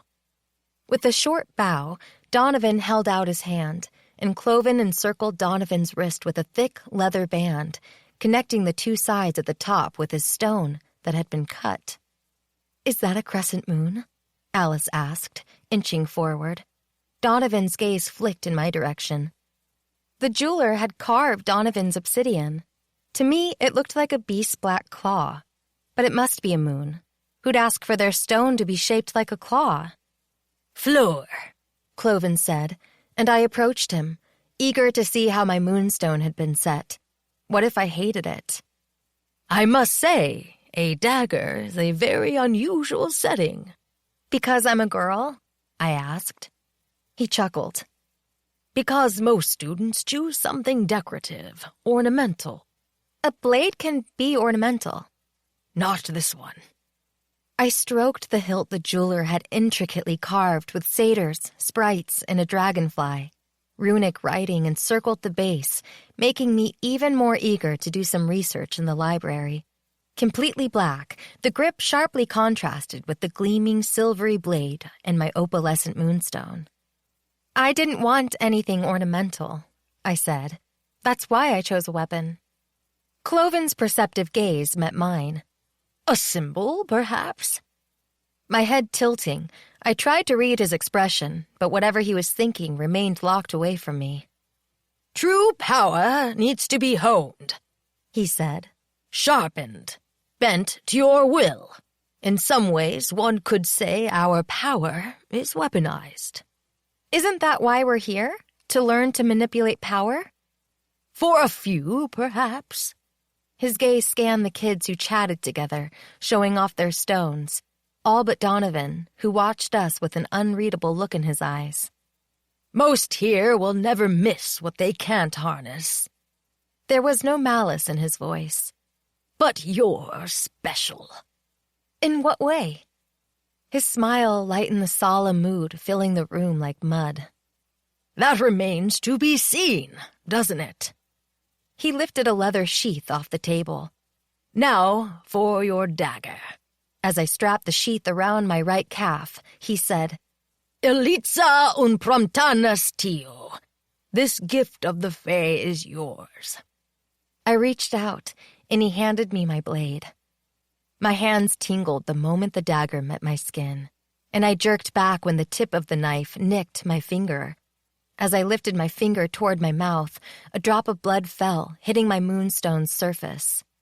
The stone flashed fire, but cleared in a blink, returning to its original milky color, shot through with blue and purple shadows. Cloven's sharp inhalation cut through the room, and Donovan took a step nearer to us, his hand lifting. "Wetting your stone already, I see," Cloven said softly. "Wetting? What does that mean?" Once settled in my sheath, the stone hummed before going silent. "I believe you know what wetting means," Cloven said. "How can I?" I lifted one eyebrow. "I'm an Outling." "You've always been more than an Outling." While I contemplated his comments, I couldn't hide the knowledge growing inside my heart. My blood had been absorbed by my moonstone. I'd wetted the stone. I returned to Donovan and Patty as Cloven called another student's name. "Your setting is amazing," Patty said, staring down at my leg. My face heated, but I struck what I considered a pirate's pose. "You've got to admit, the dagger makes me look badass." Donovan's glance took in everything about me, not just my blade. The heat in his eyes made dragonflies scatter in my belly. Totally badass. "If everyone would take a seat." Cloven waved to a large circle of wooden lounge chairs clustered on one side of the room. "Now that you have your stones, it's time to dabble with power." I frowned at the wooden reclining chair before sitting, while Donovan dropped onto the one on my right and Patty on my left. "We're putting our feet up?" Cloven laughed. "We're experimenting with power here. I want you relaxed, able to focus. Sit. Alice took the seat on the other side of Donovan, while Moira joined her on the right. "I'll need utter silence for the next few hours as each of you focuses on drawing in a strand of power," Cloven said, from the center of the chair ring. He pressed his fingertips together, and his robes swayed with his excitement. "Today, that's all we'll do. Find a thread and pull it close if you can, then release it." "Just one thread?" I asked. "Look at the cocky Outling," Alice snickered, dreaming she can locate, let alone draw in more than one thread. Leave it to Alice to mess with my good mood. She never could remain silent for long. Like always, she jumped in the fray slashing daggers. But I had the better blade. "No mocking," Cloven said. "We're all new here, just starting out." The wink he sent me suggested I remain patient with Alice, but it was getting hard to bite my lips together. "And to answer your question, Fleur, yes, one thread today. On that note, why don't you go first?" Alice snorted. Moira poked Alice in the side. "Stop it." "Close your eyes, Fleur," Cloven said. "And if it helps, place your finger over your moonstone." "Do I need to touch it?" "Some of you won't even need to be near your stone to connect with the power you'll store there. The stone could remain in your room, and you'd still be able to store and access power, although most of you will carry your stones with you always." Drawing up my knees, I slid my fingertip across my stone and closed my eyes. "Picture one thread," Cloven said, from near the base of my chair. "What color should I draw?" I asked. "We only get one color, Fleur," Alice snapped. "Silence!" Cloven cleared his throat, and his voice lowered. "I said we need silence. Alice, if you can't control yourself, you need to leave." "Sorry." The sulk came through in her voice. "What color would you like to draw, Fleur?" Cloven asked. "Today? A mix of blue and green, like the ocean. And the dragon's scales. Last night, after I'd fled the woods, nothing had chased me except my own fear, nipping at my heels until I'd locked my door and collapsed against it. I'd then spent half my night worrying about the dragon. that he'd been hurt by whatever he chased in the woods. "Can you find a thread?" Cloven asked. "It's okay if you can't." I can. It wavered in front of me, just out of reach. "Then draw it closer." Snagging it with my mind, I tugged and it rushed toward me, coiling inside my belly. No, not my belly, but inside my moonstone. "Release the thread, Fleur," Cloven said. "If it makes it easier, picture scissors cutting it." One snip, and it was gone. "And you can open your eyes," he said. "Excellent first effort. Almost as if you've done this before." The twinkle in his green eyes told me he knew very well I had, more than one thread, and at more than one time. "You've progressed to the next lesson, but I won't chastise you for jumping ahead of the class. You'll suffer enough waiting for the rest of us to catch up." His grin softened his words. "How did I advance to the next lesson?" I asked. "Look at your moonstone." As if I'd lit a fire inside the stone, sparkles rippled across the surface. "Wow, go Fleur," Donovan said. "Indeed," Cloven nodded. "Okay, class, who wants to go next?" Donovan was as quick as me pulling in a thread, though he didn't store power in his obsidian, as far as I could tell. As Cloven worked with Patty, I leaned closer to Donovan. "To store power, you'll need to wet your stone," I said, assuming I'd understood what Cloven suggested. Donovan's eyebrows lifted. "With blood." "Ah." His gaze narrowed on his wrist. "I'll do it later." "I happen to have a dagger you can use if you'd like. I've already proven it's sharp." As his gaze fell to my blade, I swore hunger lit up his face. But I must have misread him. What could he long for? Donovan pinged my mind. "After class today," he said, "do you want to work on your elemental magic some more?" Yes, I would. Would he almost kiss me again? Oh, crap. Think, not mind speak, Fleur. You, want me to kiss you?" My face overheated. Figures we'd be having what Patty might call a defining moment in the middle of class. Should I lay it on the line or play coy? Coy felt stupid when I only wanted to be honest with Donovan, and he'd said he wanted to kiss me. Actually, yes, I'd like you to kiss me. "Not here." I snickered. Might draw attention? "When I kiss you for the first time, I want all your attention on me." It would be my first kiss. "Then we better make it special." One side of his lips curled up, sending those dragonflies darting through my belly again. "We're going to break for lunch now," Cloven said, drawing my attention away from Donovan. "We'll reconvene at 1 for an additional lesson, and each of you will have another turn to practice. Remember, no drawing power outside the classroom." Best not to mention how I'd stood near the moat and drawn in multiple threads, then released them. Oops. We ate lunch, steak, overloaded baked potatoes, and salad, then returned to class. Cloven went around the room, working with each of us again. This time, I pulled in a scarlet thread.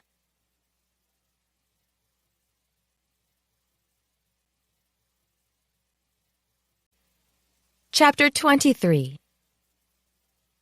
After we left the classroom, Patty edged sideways in the hall. I, made plans to meet up with someone, but I don't want to ditch you for dinner. If you want, I'll reschedule and we can eat together. I've got plans, too. Plans that included kissing. My spine tingled already. Go be with whoever. Grinning, I nudged her shoulder. Anyone I know? You do, but I'm keeping this one close for now. She grabbed my arms and squeezed tight. Squeal came through in her voice. If I say anything, I'll jinx it. Wouldn't want to do that. I understood. Every time I met up with Donovan, I worried I'd mess things up permanently. Your plans have anything to do with the hot guy standing over there, smiling our way? She nudged her head toward Donovan, who leaned against the wall outside the classroom across from Cloven's. Maybe. You go, girl. You too. Talk to you later? Absolutely. She hurried toward the parlor. Donovan bumped off the wall and approached me. Want to get sandwiches again or hit the cafeteria for dinner? Sandwiches it is. We picked them up at the cafe nearby and dropped them into my backpack, tucking water bottles underneath. Where to today? I asked, as we strolled past the mostly empty classrooms. The roof again? Too steep for what I have in mind. Wouldn't want to tumble off the side during my first kiss. He directed me through the classroom corridor, and we entered the stairwell we'd used before. You said no roof, I said. No roof. We climbed and exited on the second floor. A long corridor stretched on either side of us. What's up here? A few days ago, he'd said something about storage, but nothing appeared to be stored here at the moment. He tipped his head to the left. In that direction, teachers' residences. Overhead, for 3/4 of the circle, you'll find storage. And to our right? His eyebrows wiggled. Follow me and see. I paced beside him. Mysterious. Always. We walked through a long generic hall with doors leading who knew where on our right and evenly spaced windows on our left, looking out at the forest. And ahead, a set of tall, gilded doors. If I gauged the distance correctly, we'd reach the back center of the circle, above them all. Donovan pulled open one of the doors and bowed. After you. Oh. I stopped inside. It's beautiful. This is the ballroom. Where they'll hold the grand ball at the end of orientation? Yup. The room rose 2 stories, taking up the 3rd level in this section as well as the 2nd. Huge crystal chandeliers hung on long chains from the coffered ceiling, covered in gilt. Lots of gold. Paint, I assumed. Highly polished hardwood covered the floor, and portraits of old people hung on the walls. Former professors? Ahead of us, the room bowed out, and floor-to-ceiling glass highlighted the upper pastures and the forest beyond.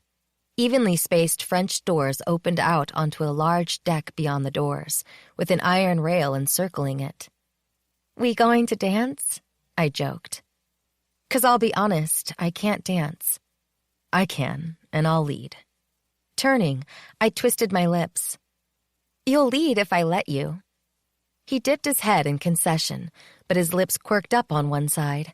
A draw then. I could live with that. If we're not here for dancing, what are we doing here? I'm going to teach you more elemental magic.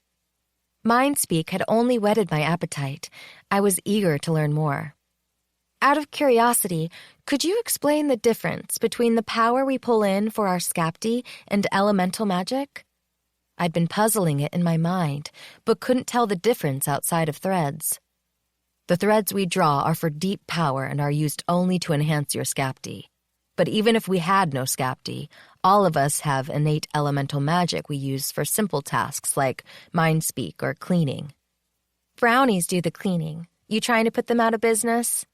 Beatrice would smack my ankle. Most people can't afford brownies. The school employs ours. I thought they worked for Cream. Silly of me to assume, I supposed. Cream and sweets are like bonuses. They work for a living like everyone else. Okay, so I'll need to clean my house, especially if I can't afford a brownie. I can use elemental magic for that?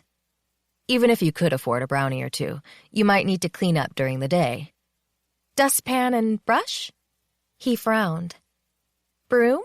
Vacuum? I don't know what you're talking about. Oh, to live a life without a vacuum. Esther had not employed a brownie. I rolled my eyes. Show me what to do then. He pulled a plastic bag from his pocket and dumped dirt on the pretty floor. There you go. I waited a moment, but nothing happened. It's still there. You're magicking it away, not me. You dumped it. And you want to learn. Valid point. If magicking it away was simple, I would have discovered I could do it already. Especially while cleaning Esther's kitchen. Send it away then, he said. Where? Outside. Think about the dirt moving outside. Is there a magic word? In fantasy books, there's always a magic word. I must be missing the final piece to the puzzle, and Donovan held it behind his back. No magic word. Think of the dirt lifting off the floor and moving outside. Or into the trash, I supposed. What if it drops from the sky? It could fall on someone. It wasn't like I could yell, "Watch out below." That rarely happens. Rarely being the most interesting part of that statement. I stared at the dirt and tried to picture it outside. Nothing happened. Keep trying, he said. Again, nothing. It's okay, he said. Let's try something else, something simpler, and we can come back to the dirt. Damn it, dirt, I said. Get outside. Pop. The dirt disappeared. I smirked. See? There are magic words. I'll need to get a box of donuts or something, or I'm going to piss off our brownie, cleaning things up this easily. She seems to enjoy her job. And the treats I kept giving her. This was fun, but I definitely need to practice some more. Can you teach me flitting? Something Professor Mueller had mentioned my first day. Transporting yourself from one location to another. A low whistle came out with his exhale. You don't pick easy elemental tasks, do you? Is it hard to do? Many can't master it. You? Well. His cheeks darkened. You can pull more than one thread, can't you? He nodded. I tilted my head. Any limit to the number you can pull? Nope. We're not normal. That fact had been solidifying in my mind over the past few days as I got to know my fellow students. I'm normal, but you're not. But you just said... He crossed over to the French doors, opened one, and stepped outside. Okay. Blinking, I followed and was greeted with a burst of cooler air heralding dusk. We leaned against the rail, staring toward the fields and forest. My mom was elite, he said, not looking my way. Your dad, too. His breath whistled out of him slowly. The man who raised me was elite. I cocked my head in his direction, but he didn't meet my eye. Wasn't he your father? I've said too much. No, you've said too little. I can't. His hair shifted on his collar when he shook his head. The world thinks he was my father. Ah. This is why you're not interested in the throne. It would be mine if something happened to my brother. My mother was queen, and the throne goes through her bloodline. Then who is your father? A long silence followed. I'm sorry, I can't say. We'd come here to have fun.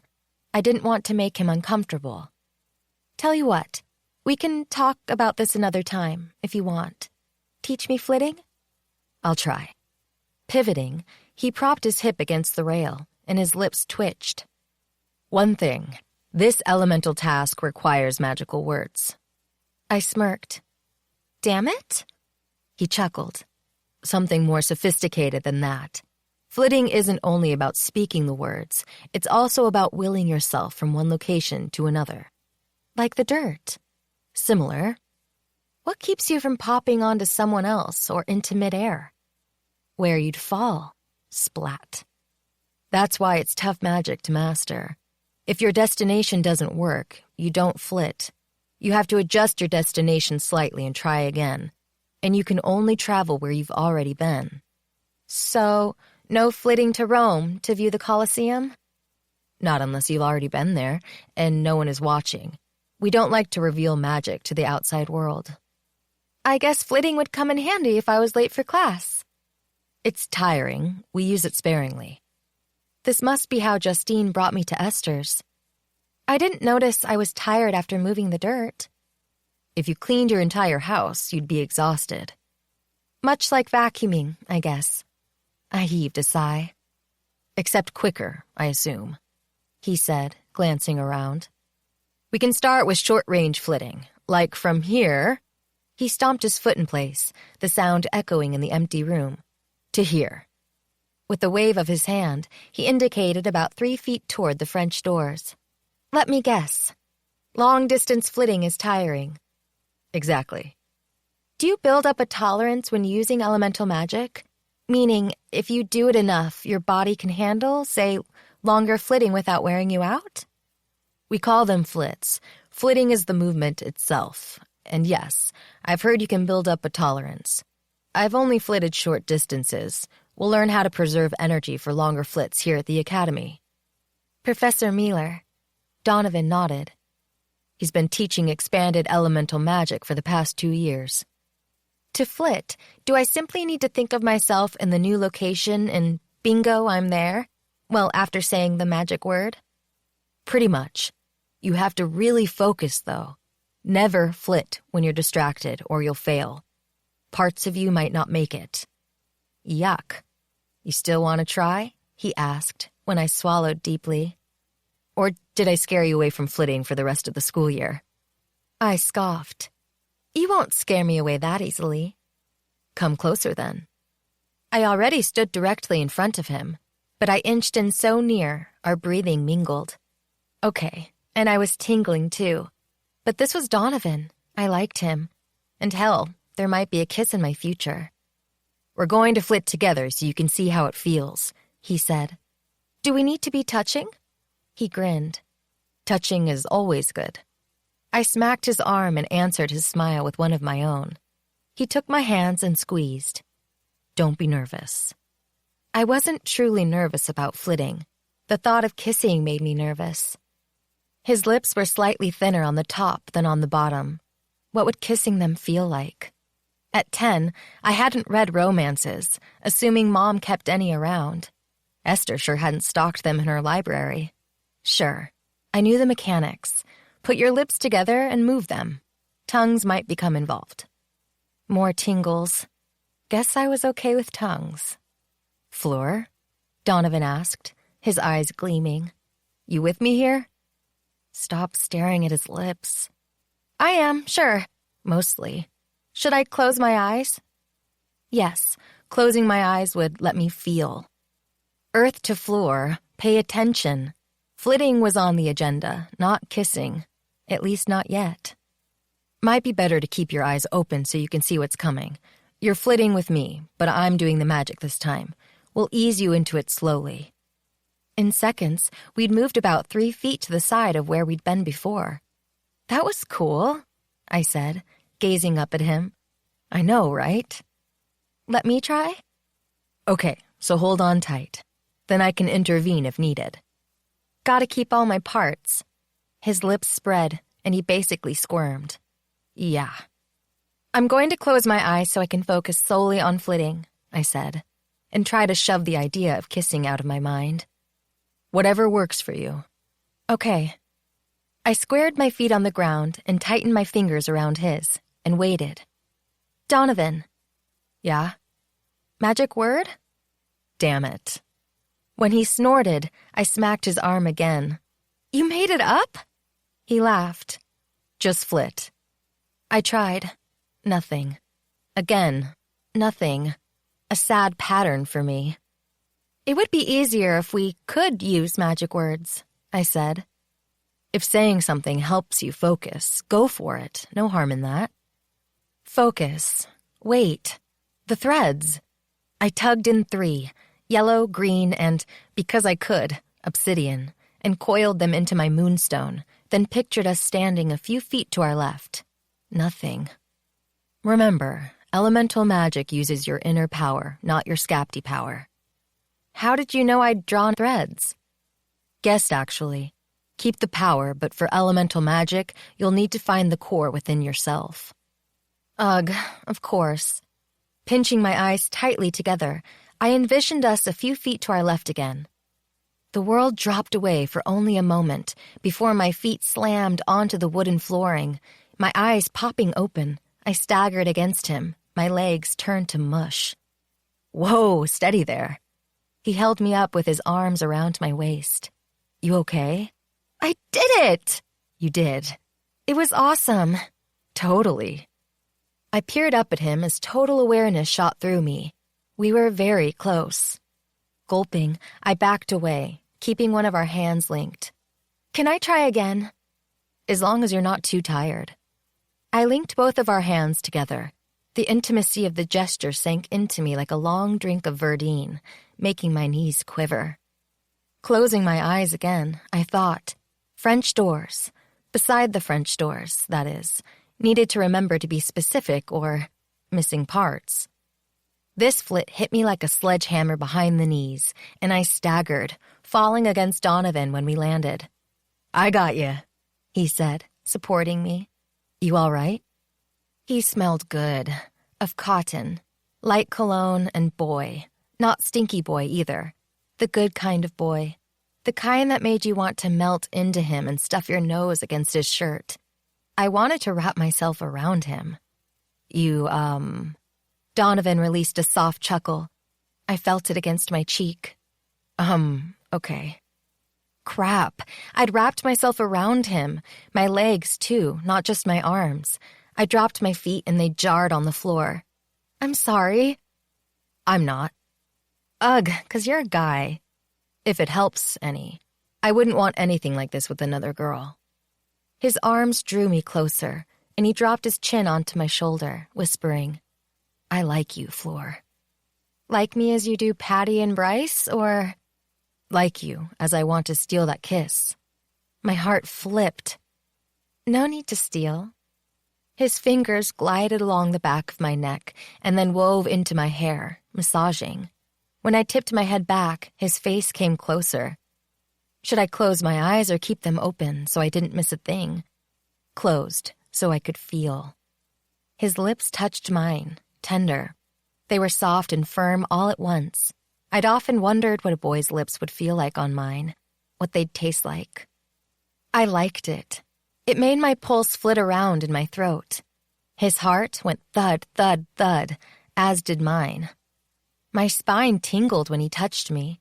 His warmth sank through my skin from his arm around my waist, and my head spun. We pulled apart and grinned at each other. "Okay?" he asked when I said nothing. "Better, in fact. I'd like another." "I'd like that too." His voice came out husky. "Ever made out in a hayfield?" I asked, teasing my fingertip along his shoulder.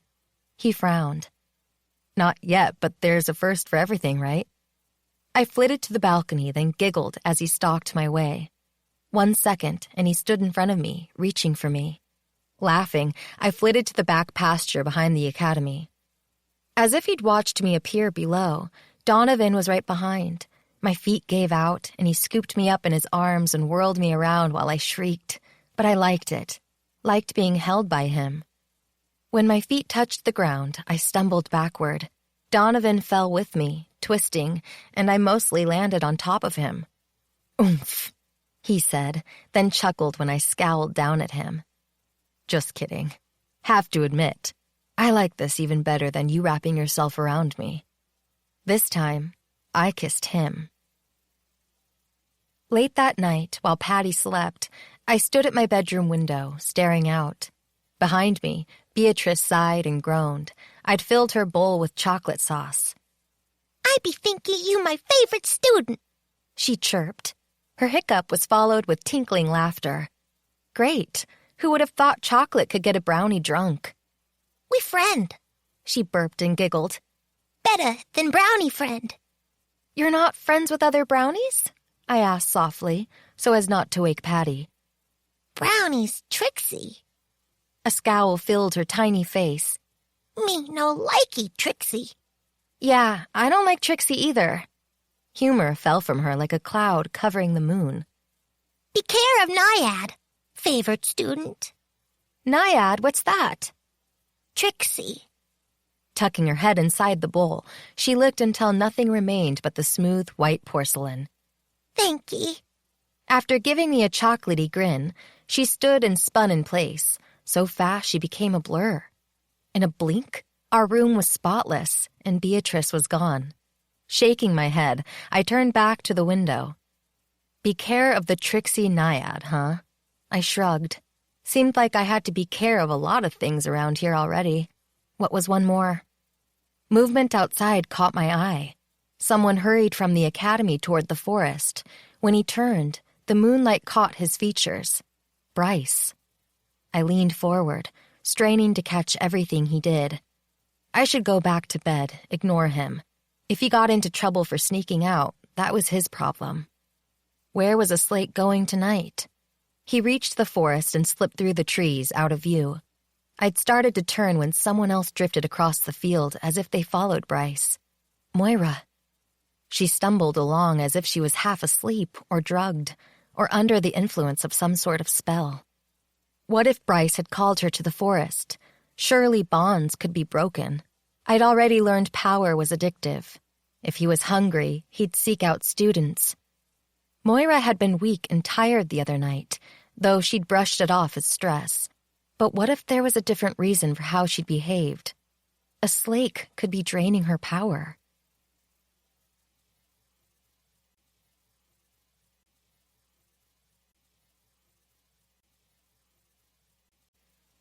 Chapter 24. I flitted to the exit Donovan and I had used, but had to jog the rest of the way on foot, since the short flit had drained some of my energy. There was a reason the headmistress didn't want us in the forest. Why had Moira come here? She'd appeared to be following Bryce, who, in my opinion, couldn't be trusted.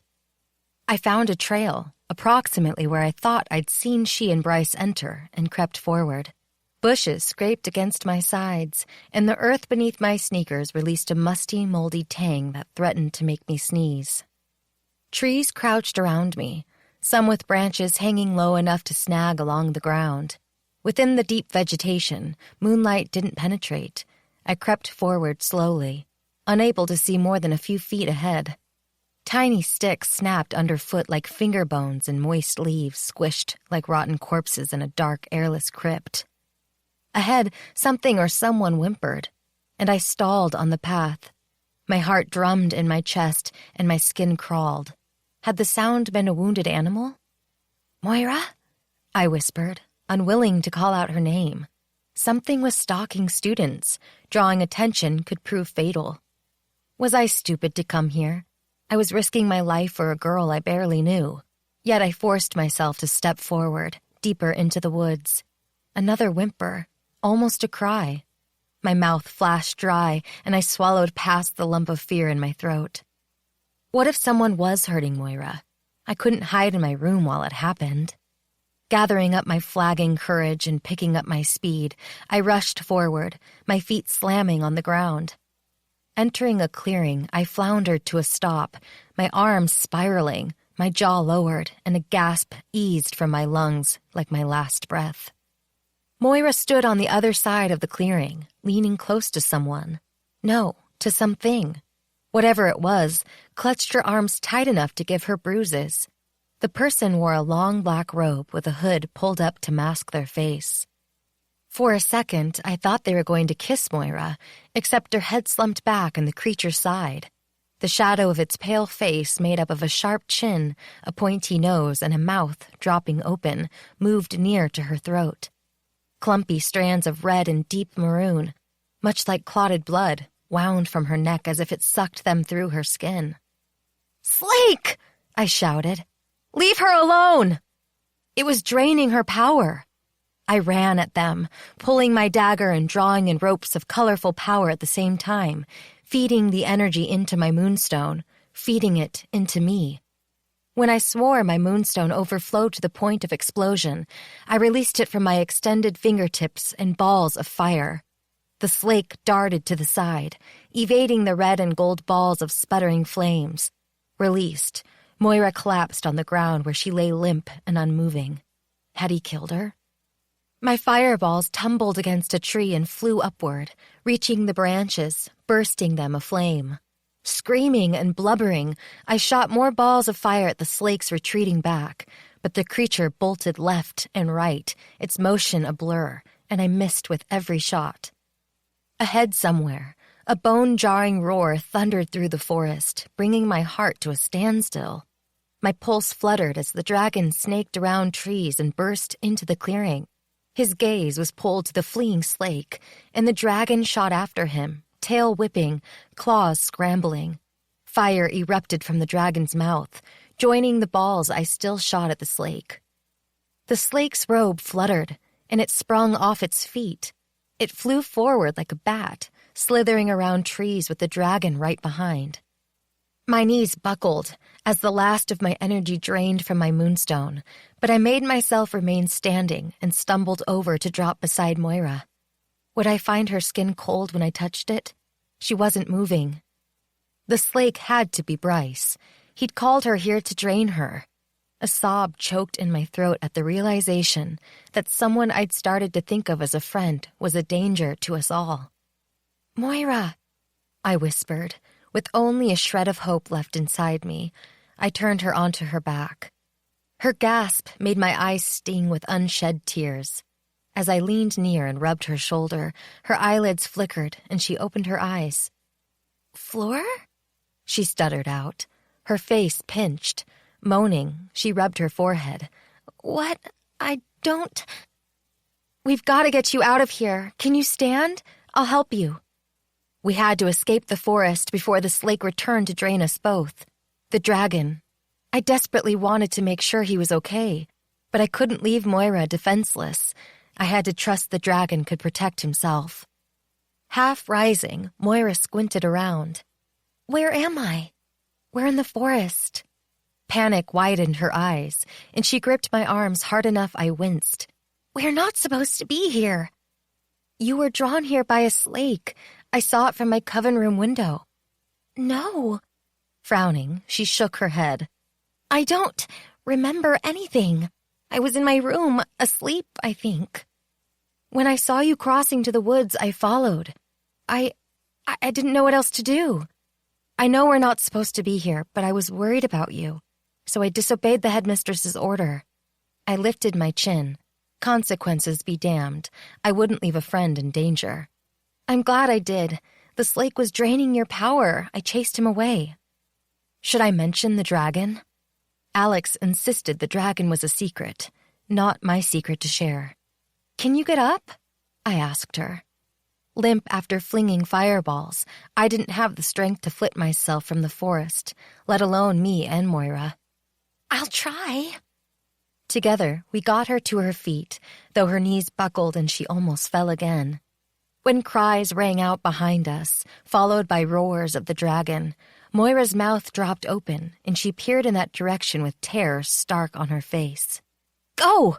I shouted, urging her on with an arm around the back of her waist. We ran, stumbling, tripping over roots and rocks and sticks.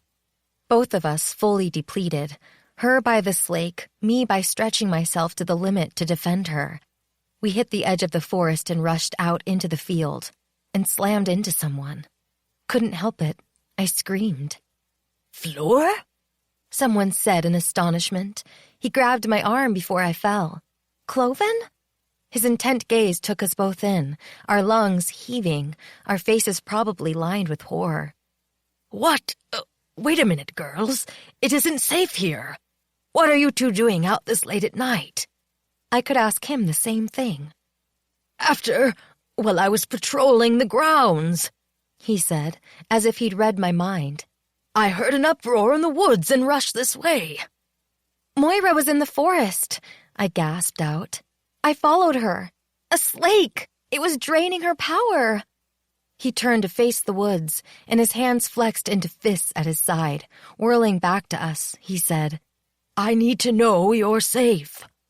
Near desperation came through in his words. "Take Moira to the clinic. They'll help her." With a stiffening spine, he clutched the star pendant he wore on a chain around his neck. "You can leave this to me. I'll take care of the slake." At a dead run, he disappeared into the woods. Worried about his safety, I stared after him a moment, but like with the dragon, I had to trust he could defend himself. "Can you walk?" I asked Moira. I will." Her voice cracked and a sob burst out of her. "I'm sorry. I don't know why. But thank you. I can't believe it happened." We started forward, me half dragging her toward the academy. Finally, we reached the western entrance, and I essentially hauled her inside, then took her to the clinic. Fortunately, there were lights on, and the door was unlocked. When I shoved it open and it banged on the wall, a woman sitting behind a desk leaped to her feet. "What's going on?" Her gaze slid to Moira, and she blanched. "Oh my gosh! Whatever happened?" She hurried around the desk and helped prop Moira up on the other side. "Let's get her into the back room where I can examine her." I explained about seeing Moira going into the forest, following, and then chasing off the slake. I left out the dragon.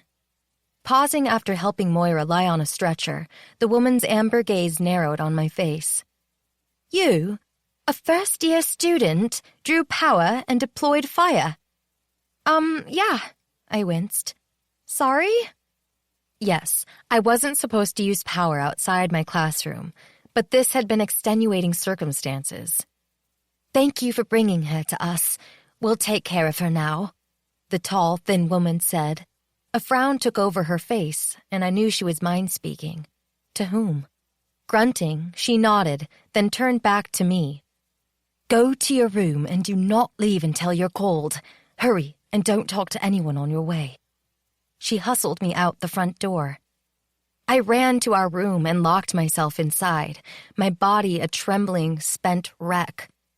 After ditching my clothing and tugging on a nightgown, I skipped my teeth and tumbled onto my bed. I yanked the quilt up, all the way to my chin, my hair draped across my face, and I shoved it off, my fingers clammy. A ping hit my mind. I'm outside your room, Justine said. Don't wake your roommate. Come out here immediately.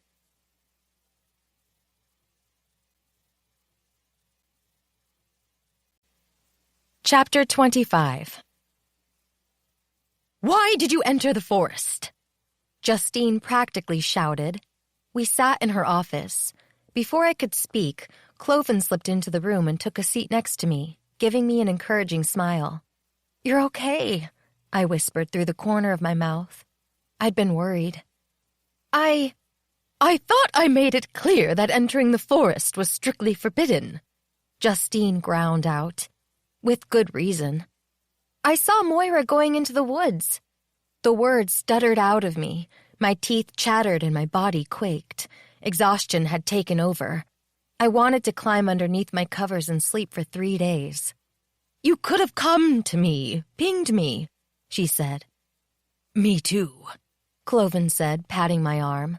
You know I'm here for you no matter what.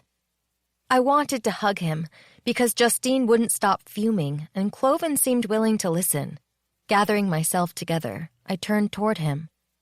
Moira was following Bryce. He's a slake, and the other night I found her in the library acting all weird. Tired, confused, weak. I think a slake was draining her then. Even worse, I caught a slake draining her tonight in the forest. Bryce? The headmistress asked, leaning forward. She braced her arms on her dark green desk blotter. You think he's somehow involved? Who else? He's bonded, Cloven said. Took care of that one myself.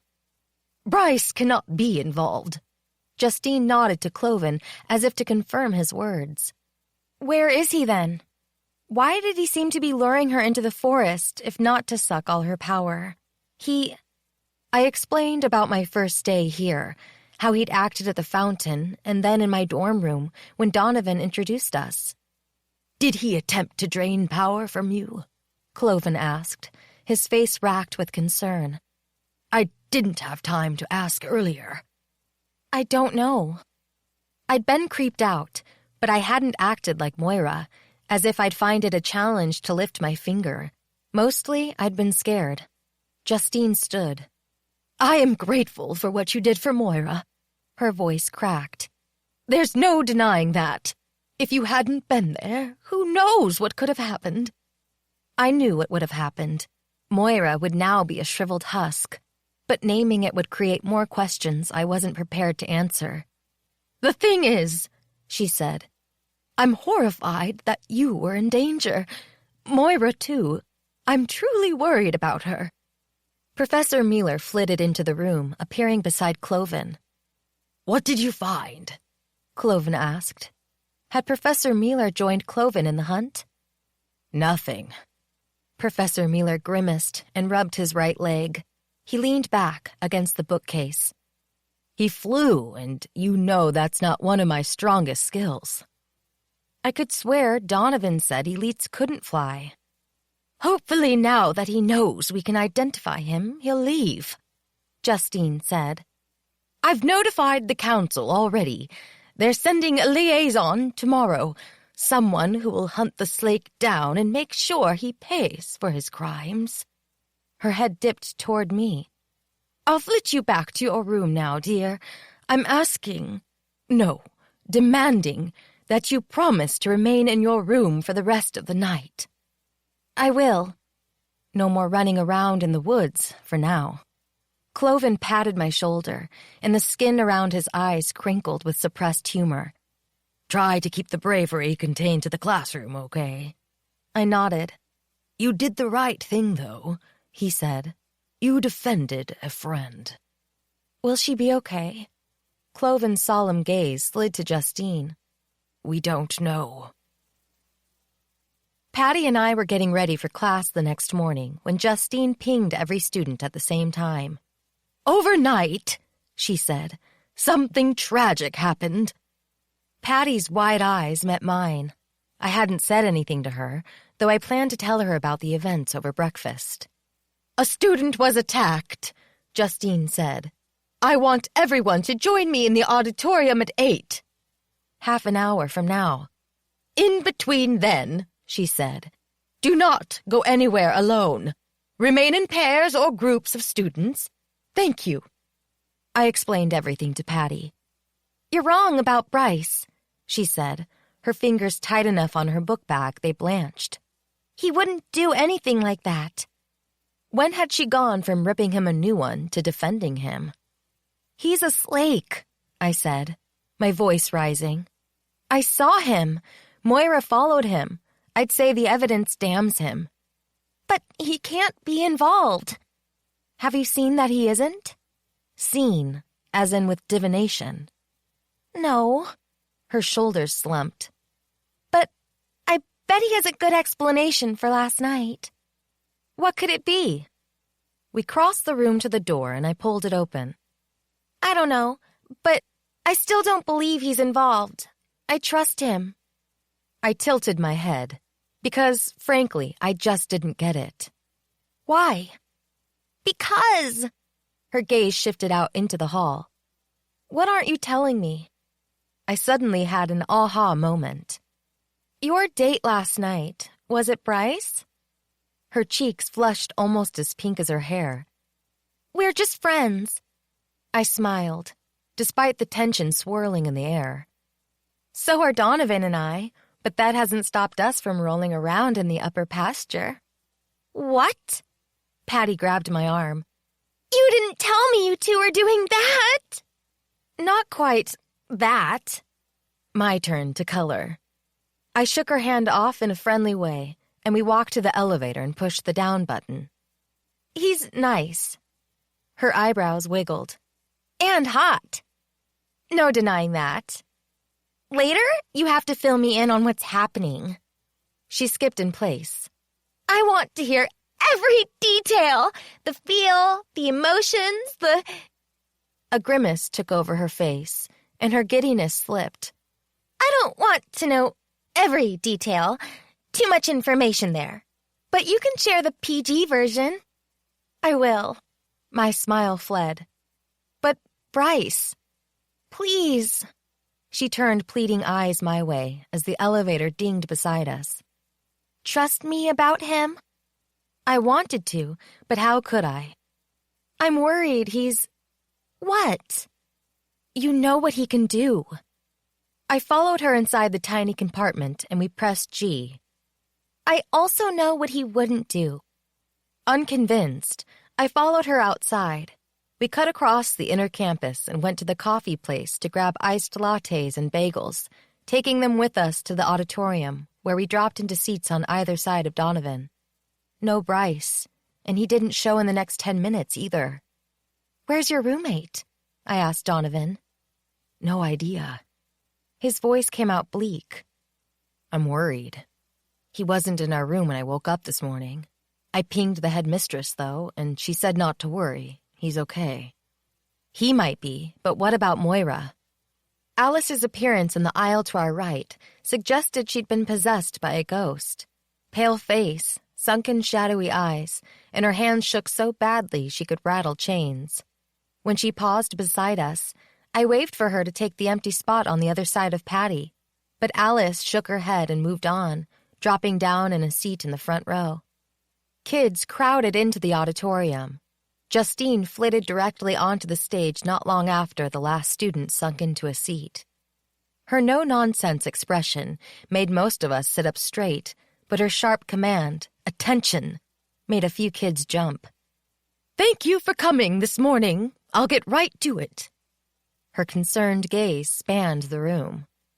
"As I said, a student was hurt." Feverish whispers erupted around me, and wild speculation filled the air. "Fortunately," Justine said, interrupting the rising furor, "the student made it to the healers on time. She'll eventually recover." Phew. I'd barely slept last night. I kept seeing that thing clutching Moira, sucking away her power. Alice's sob caused more feverish speculation. No one can miss the fact that her roommate was missing. "While I don't wish to frighten you," the headmistress said, "you're all basically adults now, taking on adult challenges at the academy. It would be wrong to withhold information." Her sigh rang out. "We have a rogue Slake on campus." "Slake!" a student cried. "As you know, we've welcomed Slakes with magical abilities to the academy," Justine said. "They're bonded before they're allowed among you, naturally, and our bonds are infallible. We also deployed wards, yet somehow a Slake was able to slip past the barriers and find a way inside." A guy stood. Justin, Jacob, a J name. I couldn't quite remember. "Ping my dad," he said. "I'm out of here. He's coming to get me right now." He stalked up the aisle, and the door banged shut behind him. "My mom feels the same," a girl said from the right side of the auditorium, a few rows below mine. "She doesn't want me here if it's not safe." A few other kids stood and left, while others shifted in their chairs. From their frowns, I had a feeling they were also pinging parents. "I understand completely," Justine said softly, a catch in her voice. This must be devastating to her. "But you can trust in the academy, in our bonds and wards." "Didn't work too well so far," someone hissed out. Justine dipped her head in acknowledgement. "I do ask you to consider staying, despite what's happened. We've placed additional safeguards to ensure nothing like this will occur again. I ask you to give us one more chance." I was pleased to see the majority of my fellow students remaining in their seats. Leaving for me was not an option. But even if I'd had worried parents eager to rush to the school to collect me, I wanted to stay. "Other than that, I want to again stress the rules. Please remain together until we tell you otherwise. Report anything or anyone unusual. Though I'll note that the council is sending someone out to investigate this morning." Her gaze swept across us again. "And please, I can't reiterate this enough. Do not go into the forest."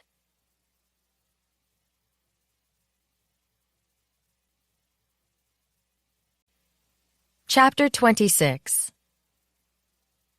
No forest for me. Though I ached to visit with the dragon, I needed to find out if he was okay. Instead, after Justine released us, I hurried to my Introduction to Magical Creatures class with Patty and Donovan. The orientation packet directed us to the back pasture, where we joined up with other Earth Coven first-year students. "All right, kids, gather round," a tall woman with long, curly white hair and brown skin said. She stood on a big, flat boulder, her flowing robe made up of colorful scarves drifting around her in a rainbow mist, brushing her bare toes, the nails painted orange. Big hoop earrings twinkled through her hair. "I'll need your complete attention, please."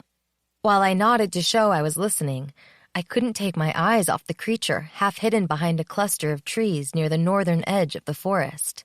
Or should I call it creatures, since it appeared to have 3 heads. "That's Professor Aileen," Patty whispered. "She's an elf, by the way." I assumed she meant the woman standing on the rock, not the creature. Our teacher's big brown eyes spanned the 26 of us remaining after stone selection in the announcement this morning. 2 had left the campus already, their parents horrified about the attack. Welcome to Introduction to Magical Creatures. I'm sure you're wondering why this class is part of orientation and not something you'll take once the second-year students arrive. A few of us nodded. While we share our world with many magical beings, and you'll get to know them all over the next 2 years. Some reside at the academy, and it's my job to introduce you to them. Today, we'll meet 2. Her hand swept toward the 3-headed dog-like beast lumbering into the field behind her. It was so huge, I worried it would suddenly thump forward and swallow her in one gulp, then snack on us for dessert. Behold, a Cerberus! It's a pleasure to meet you all, the head on the left said in a formal British accent. The creature stopped behind our teacher and sat on its wide butt. I'm Gunna. Drea, who stood on the other side of Patty, stumbled backward, her mouth agape. What? Her legs giving out, and she slumped onto the grass, her blonde hair puddling around her face. One of the other students, Nally, I think was her name, dropped to her knees beside Drea and rolled her over. Nally slid Drea's hair off her forehead, and Drea stirred. Syncope, the middle hound head said mournfully. We try so very hard to show we're sweet and kind and thoughtful, but we still frighten a few. Enormous glossy tears slid down his black furry face and plopped on the ground, spraying into the air in a mini fountain. The beast's head lowered, and he sobbed. Personally, it angers me greatly, the head on the right said, baring his long, pointy white teeth our way. I can barely tolerate it. We all took a few steps backward, though Professor Aileen only shook her finger at the beast. We didn't bite the child, now did we? Snapping his mouth shut, the head on the right bowed briefly to Professor Aileen. Apology extended. His black-eyed gaze pinned us in place. My name is Groton, by the way, and he scowled at the middle head, is Grujan. And contrary to popular belief, we're vegetarians. We don't eat raw flesh. That was a relief. But what about cooked flesh? I chose not to ask. Now, Grujan, you know our lofty height and broad stately body shocks some students from their very skins, Gunnar said, his long, pointy, snake-like tail whipping back and forth like an agitated cat. But truly, this he addressed to us, we only wish to coexist in harmony with you all. Where do they live? I whispered to Donovan. Since the creature stood at least 3 stories tall, I should have run into it by now. In a cave in the eastern part of the forest. Must be a big cave. Drea! Nally whispered, patting Drea's cheeks. Wake up! Drea shuddered but roused and sat, clutching Nally's arm tight enough to dent the skin. Is it gone? Please tell me it's gone. Nope. But you gotta get used to magical creatures like this if you're going to spend the rest of your life in our world. Ah, so Drea was one of the other Outlings in my class. I hadn't had a chance to track them down. She gulped and stared at the Cerberus, but let Nally help her to her feet. Some know the Cerberus from Greek mythology, Professor Aileen continued, fully in teacher mode. But other than being a child of Typhon and Echidna, the rest of the legend is not true. Little kids are told they have to behave, or the Cerberus will get them, Patty said from the corner of her mouth. They used to guard the gates of the underworld, making sure whoever entered never left. But they live in the forest now. My mom always said, behave yourself, Patrice, or the Cerberus will take you to hell and you'll never find your way back. They came with the original 6 when they split from the Fae, Donovan said, studying the beast. I knew they existed, but... He shook his head, and his voice rose in amazement. I haven't run into one yet.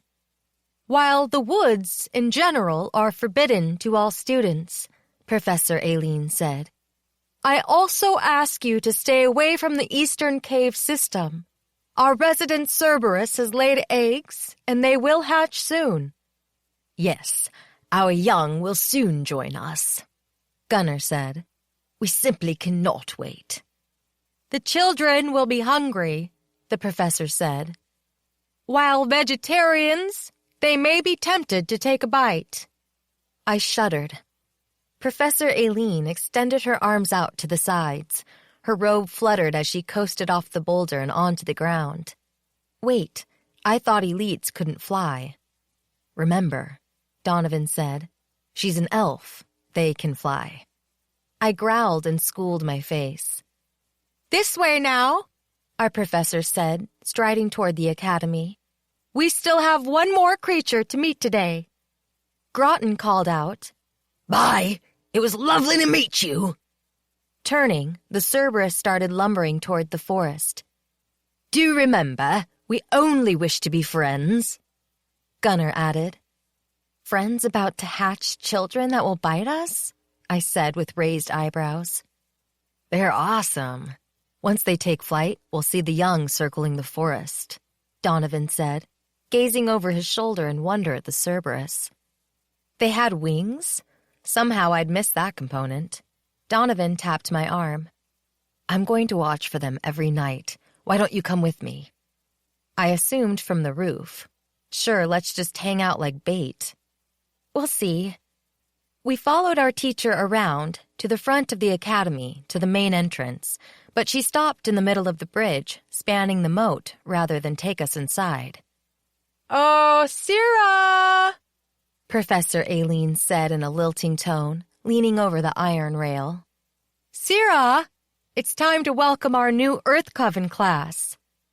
Dark water churned to our right, and a sleek head poked above the rippling current. Strands of grass clung to her dark, seal-like hair, and her golden eyes, reptilian slits, blinked before narrowing in on us, standing near Professor Aileen. Crap. I took a step backward. I'd been teasing myself earlier. There truly was a mer-like creature living here. Ah, children. I likes children. Sira's melodic voice sang.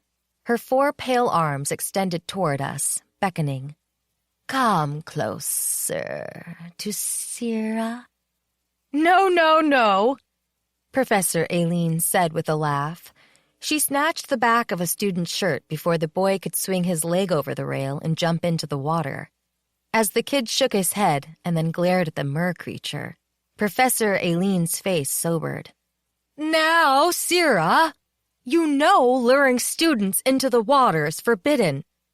Sira pouted, and her long, thick, snake-like body, covered with dark blue scales, undulated behind her, slithering in and out of the water in agitation.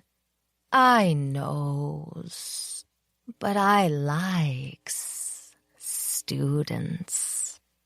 Turning to face us, Professor leaned her back against the rail, seemingly oblivious to the creature gliding up out of the water to rear above her. Sira had long teeth, too, fangs. They curled down along her chin. Sira is the head guardian of the academy. She keeps intruders at bay. I bet she did. She could rip them apart or strangle them with her body like a croc after snatching the intruder up off the shore. Did she hold whoever she captured beneath the inky surface until they drowned? I wasn't sure I wanted to know.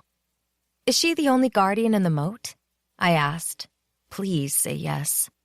She's a naiad, Donovan said. Oh, yes, Trixie. Beatrice had warned me about Sira already. Note to self, always listen to your brownie. Yes, she's a naiad, Professor Aileen said. And no, she isn't the only guardian. We have many. In the moat? Moving over to the rail, I clutched it and sought ripples in the water that would suggest other merpeople approached. But the surface remained as depthless as a black mirror. Professor Aileen's robes fluttered in the wind, sliding around her bare ankles like colorful serpents. When the first families built the academy, They diverted the river from the eastern side of the campus. It now flows around the main building and rejoins itself below. The Naiad are our guests. In exchange for protection, we feed them power. Without it, their voices cannot lure. Who do they lure? Drea asked from behind me. Please, not students. Originally, Professor Aileen said, her voice tight. Outlings, actually. While I reeled back, she held up her hand. No fear. This happened ages ago, and only once, immediately after the first family settled here, before our wards were solidly in place. Some outlings ventured too close to the campus. Sierra's people, well, as I said, they're our protection. They truly didn't mean to cause harm. Nodding as if to solidify her statement, her spine stiffened. She reached forward and patted my shoulder. Outlings are our friends. You're as welcome here as she, children. This happened ages ago, huh? Any connection to the hints Ashton had shared about outlings being hunted? And that's all for today, students, Professor Aileen said. I'll see everyone tomorrow for the next magical creatures class, here in the upper pasture. She grinned and clapped her hands. We have more friends for you to meet. Delightful. Not. Lunch? Donovan asked, as my fellow students dispersed, and I nodded. I'm going up to our room to nap, Patty said. I'll grab something in one of the cafes. Catch up with you later? Sure. After lunch, Donovan mentioned he wanted to talk to the headmistress about Bryce. This gave me the perfect opportunity to explore the library. Leaving the cafeteria and striding down the hall, I paused inside the entrance. A cathedral ceiling spanned 2/3 of the room. The area below the open part was filled with wooden tables and chairs, and students. We didn't have much to study yet since we were still in orientation, but kids were reading, hanging out, doing that stay together or in pairs thing the headmistress had asked for, which I'd, forgotten about when Donovan and I parted. Along my left, stairs rose in tiers to the second and third floors, where long rows of stacks filled with books waited to be discovered. On the right, a wall of glass looked out over the eastern side of the campus, likely toward the caves where the Cerberus would hatch their young. Esther's library had been my quiet place. I could sneak inside the small room and run my fingers along the spines while dreaming of where the books might take me. While most had been dry tomes, I'd found a few hidden gems among them. I could curl up on the couch with it and sink into someone else's life.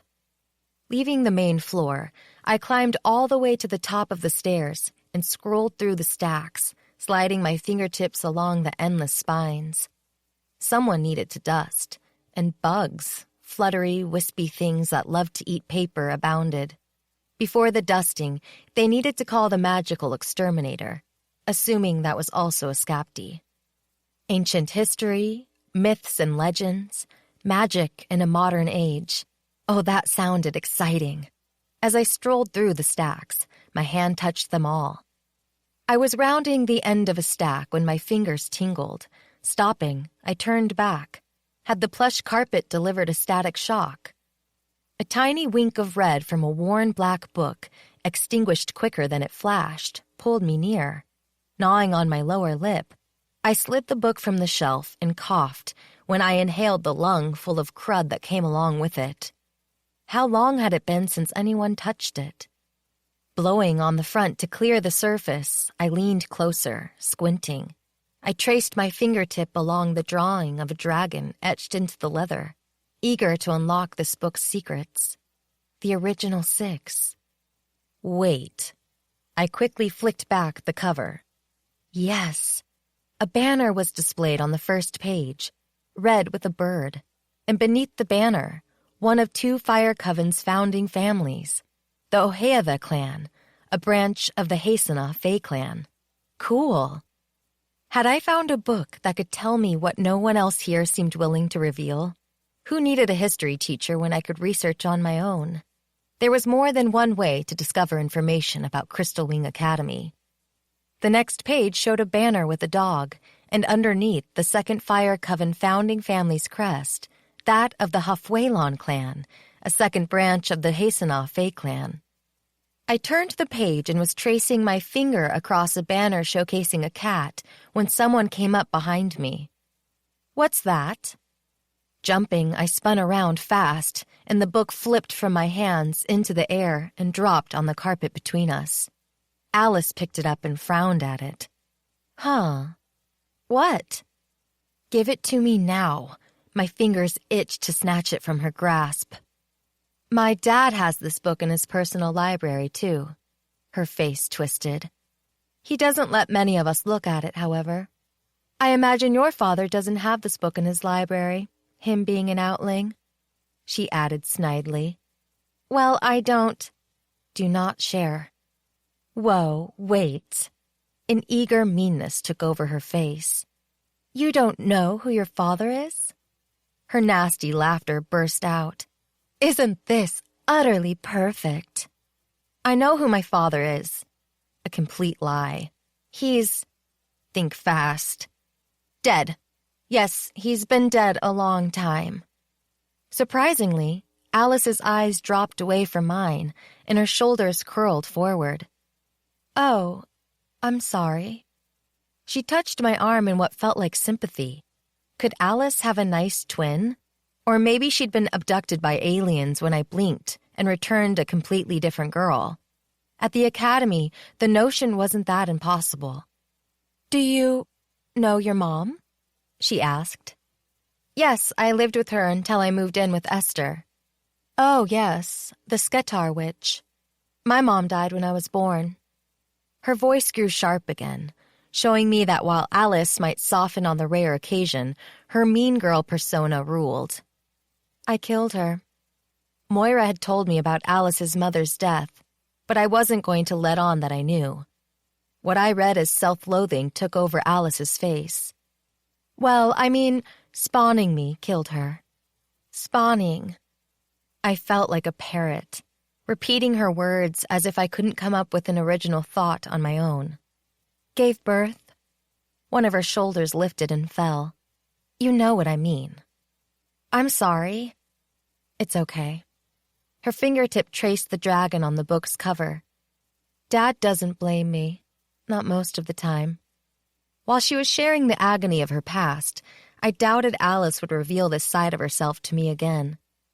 Which would be better, not knowing who your dad was like me, or believing your dad hated you? That's when I realized I might not completely hate Alice.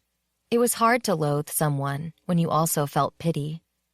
"I'm going to take the book," she said, proving my momentary lapse into sympathy territory had been a mistake.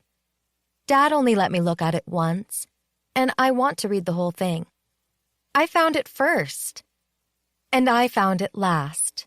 Maybe I'll let you look at it later, like 2 years from now later." Her gaze raked down my front. "It's not for you anyway. You're not elite." Like I'd forget that fact with her around? "You don't need to know family business." Her fingers tightened on the spine. "It's the school's history. You can learn what they want you to know from the professors." Why wasn't anyone willing to tell me the truth? A sneer came through in her voice. "Curiosity can kill, you know." "Are you threatening me?" I growled out, clenching my hands into fists. The huff she released might be meant to lull, but the look in her eyes was sharper than flint. "I'd never do anything like that." "Sure." Clutching the book to her chest, she wrinkled her nose. "Where did you find it, anyway? There's no way it would be left lying around for an Outling to pick up." "It was sitting on a shelf. I didn't exactly stroll into a vault and steal it." One of her eyebrows quirked up as she studied my face. "Maybe I won't share it with you at all." I stomped up into her face, ready to grab her shoulders and shake her until her teeth rattled. "It's mine." The words burst out of me, fueled by the rage that had built inside me in response to her ongoing taunts. "Didn't you just say it was sitting on a shelf here in the library?" Her laughter peeled out. No reason I can't let the librarian know I'm borrowing it. For a while. He'll let me have it for as long as I like. Tugging her backpack around to the front, she unzipped the top and tucked the book inside. Thanks for finding it for me. You're the best. I needed to be polite, not stir her up. My fingers itched to rip the book from her bag and bolt. I could hide it somewhere on campus, someplace she'd never find it. Give it back. I'll let you read it when I'm done. In about 100 years. See you later. Pivoting, she strode toward the stairs. My face must be redder than the banners in the lobby. I fumed. But what else could I do? I wasn't supposed to use magic against her. If I did, I'd get into trouble. Bad enough I'd pulled power and shot fire to protect Moira, something I'd conveniently forgotten to mention to the headmistress. But that had been a life-or-death situation. I'd had to act. This was an argument about a book. If only I knew an elemental magic spell I could use against her instead. But wait. I couldn't flit into her bag, grab the book, and flit to my room. But was it possible to flit the book from her bag to mine? Whirling around, I tugged a book off the shelf. A History of Trolls. That would do nicely. Closing my eyes, I pictured the book about trolls lying in Alice's bag, and the original 6 tucked neatly inside my own bag. As if I'd been smacked by a brick in the head, I staggered, reaching out to grab onto the bookcase before I fell. My knees shook, and even my toes trembled. When I opened my eyes, Alice had left, though her footsteps still echoed on the stairs below. I staggered over to where I'd laid my backpack on the table and, with trembling hands, unzipped the top. The original 6 lay inside. Yes! I snagged up my bag and fled the library, moving as fast as I could with my power-drained legs. I definitely needed to build my magical stamina. After crossing the lobby and then the parlor, I entered the hall with the tall windows and dropped onto one of the squishy blue cushions. Making sure no one else was around. No need to invite someone else to steal the book from me. I pulled it from my bag and laid it on my lap. Finally, I'd learned the Academy's secrets. Anticipation made me shaky, and I took a few deep breaths before touching the cover. But when I flipped it open, the pages were blank.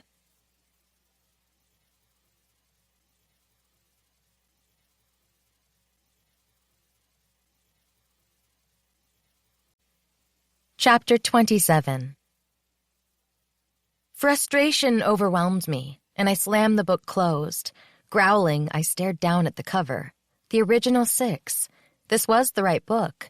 Alice couldn't have known I'd switch them and somehow create a fake book to fool me. Damn magical academy. Could a book close itself off from someone? Refuse to let that person read it? I was an Outling. Maybe Alice was right. Only elites were allowed to read. No, that couldn't be true. I'd seen the first few pages in the library. I'd touched them. It must be a spell, I whispered. Either the book could only be read in the library, which was unlikely, or I needed to do something before the book would let me read it again. What could that be?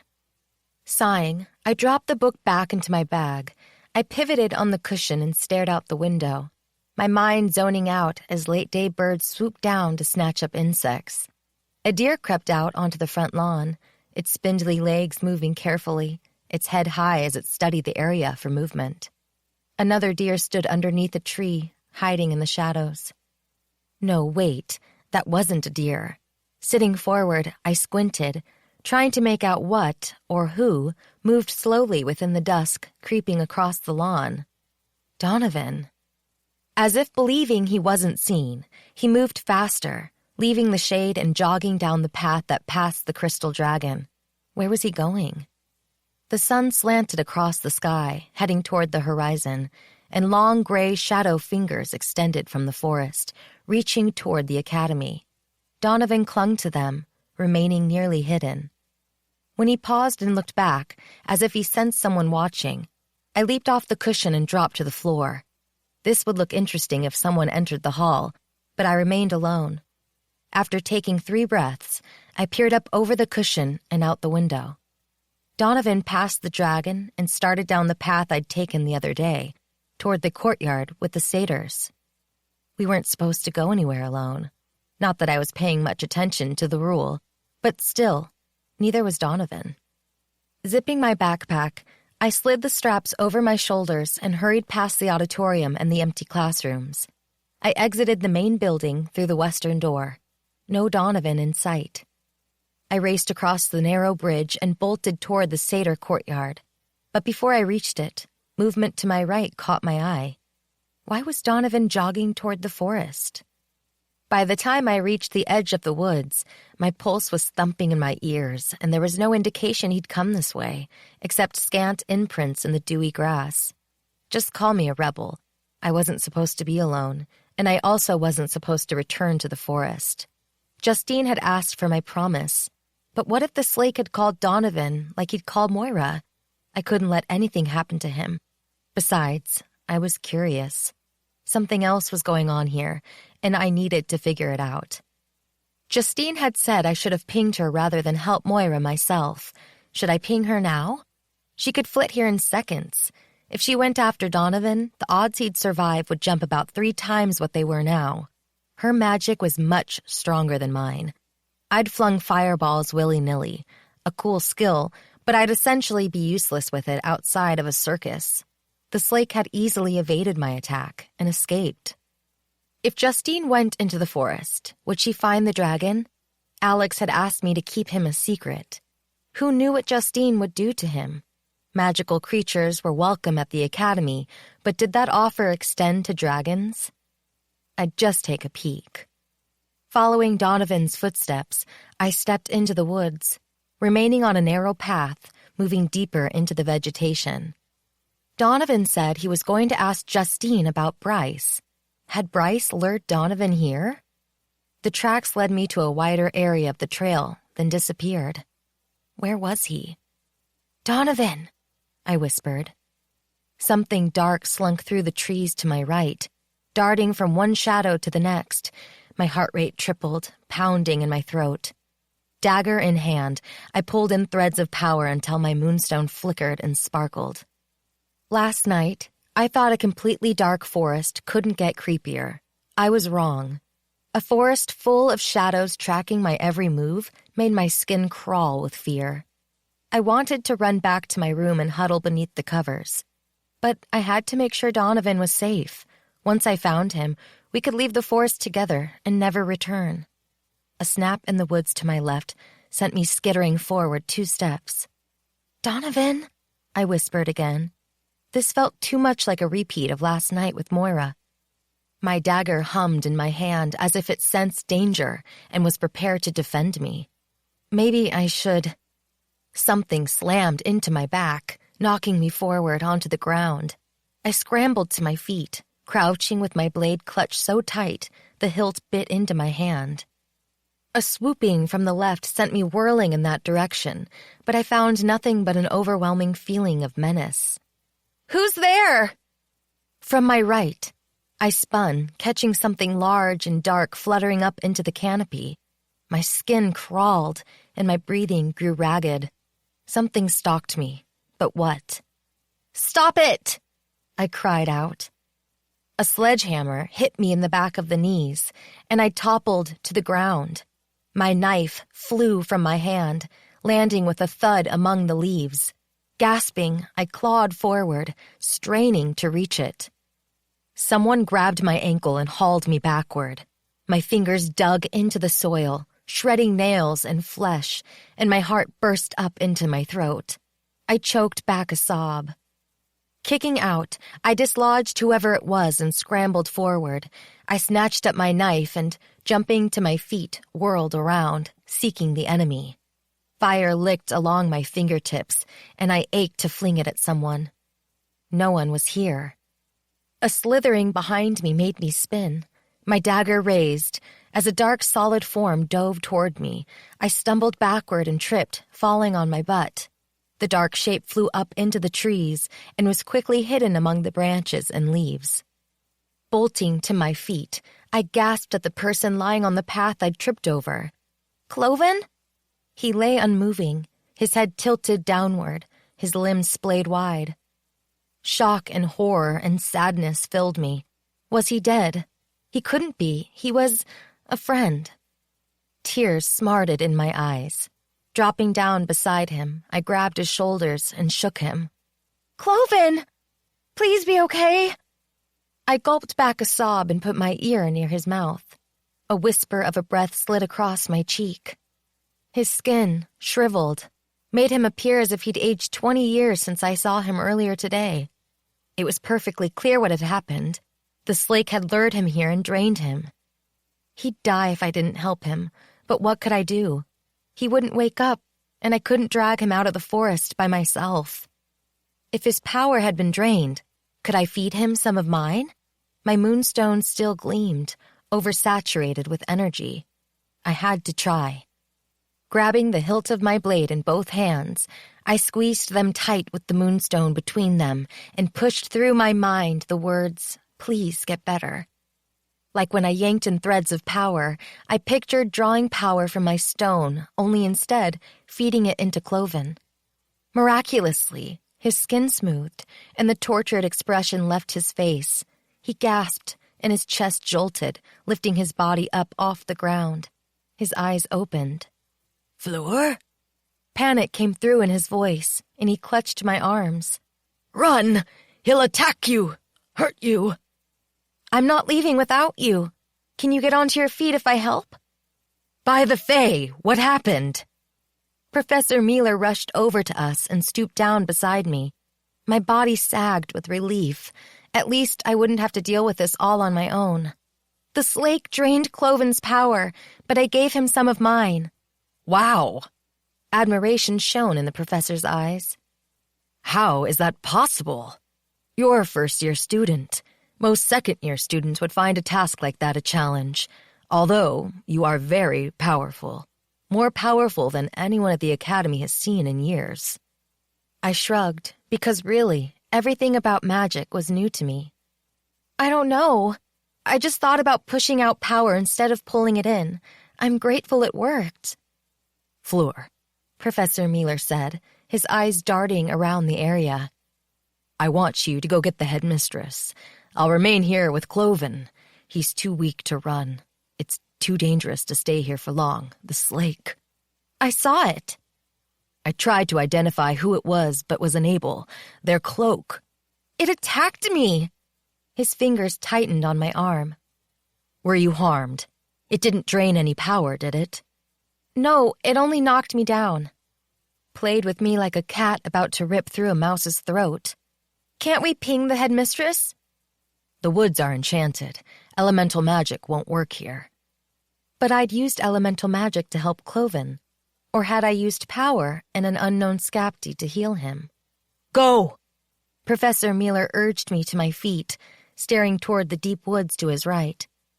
I think it's coming. I'll keep Cloven safe." What about Donovan? All I needed to do was reach the edge of the forest. Then I could ping Justine. After she left me, I could slink around to the north and back into the woods to look for Donovan. If the slate could attack and harm Cloven, he could be doing the same thing to Donovan right now. I started running, but turned back to tell Professor Mealer. He leaned over Cloven, who writhed and moaned as Professor Mealer, a slake, the slake. And he was draining the power I'd given Cloven. My nails bit into my palms as anger roared through me. "No!" Rushing forward, I flung myself at Professor Mealer, smacking into him, driving him off Cloven. We tumbled onto the ground in a scramble of limbs. In a flash, the professor flipped me onto my back and leaned closer. His gaze captured mine and I froze, unable to break free. Just like with Bryce, only worse. There was a difference. Bryce, he hadn't been draining me. I'd been wrong about him all this time.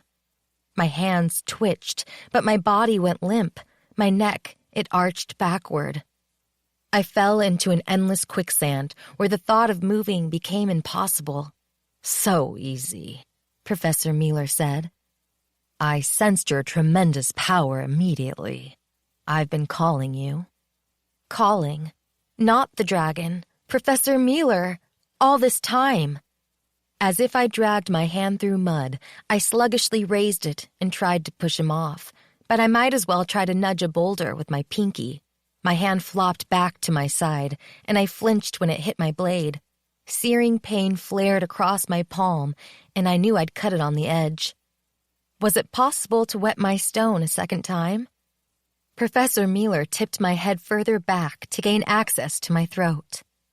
Beneath my hand, my blade grew hotter than lava. Power surged up through my arm, and I sucked in a gasp of air.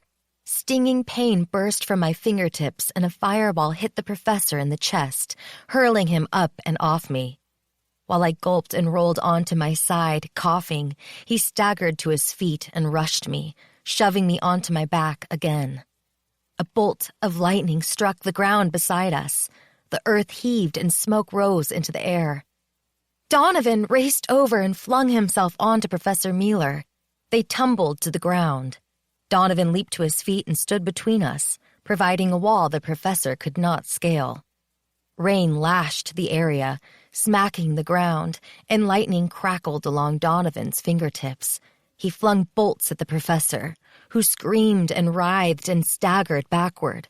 His hands clutched to his chest. Smoke curled from beneath his fingers, and he stared down in horror. Lifting his head, the professor glared at Donovan. His mouth opened, and his gaze locked onto mine. He pulled. I jolted as my power surged up through me, bursting from my neck in colorful strands. "No!" Donovan shouted. He tripped, falling sideways, but that gave me the opportunity I needed. Drawing threads from around me in thick, coiled ropes, I flipped them around and released them in a huge fireball. It hit Professor Mueller in the chest, flinging him backward. He smacked into a tree. As he slumped at the base, lightning arced down from the sky. It hit his shoulders and curled along his arms. More erupted from the clouds, combining into one huge bolt. Flashing through the air and turning night into day, the lightning hit Professor Mueller in the neck, severing his head from his shoulders. He slumped sideways on the ground, his body aflame. He lay unmoving as the fire consumed him. Nothing was left after the rain extinguished the blaze, but a smoldering pile of ash. Donovan staggered over to me and dropped down onto his knees, then onto his back beside me. I rose up onto my arm and stared down at him. "You okay?" I asked. I could ask the same about you. His hair flopped across his forehead. Never seen a green and blue fireball before. He wiped his hand across his forehead. And I've never done anything like that before myself. Lightning. Wow. Just a normal weather guy, huh? You play with fire, I play with the clouds. I think we're a great combination. He grinned and stroked the hair off my face. The best.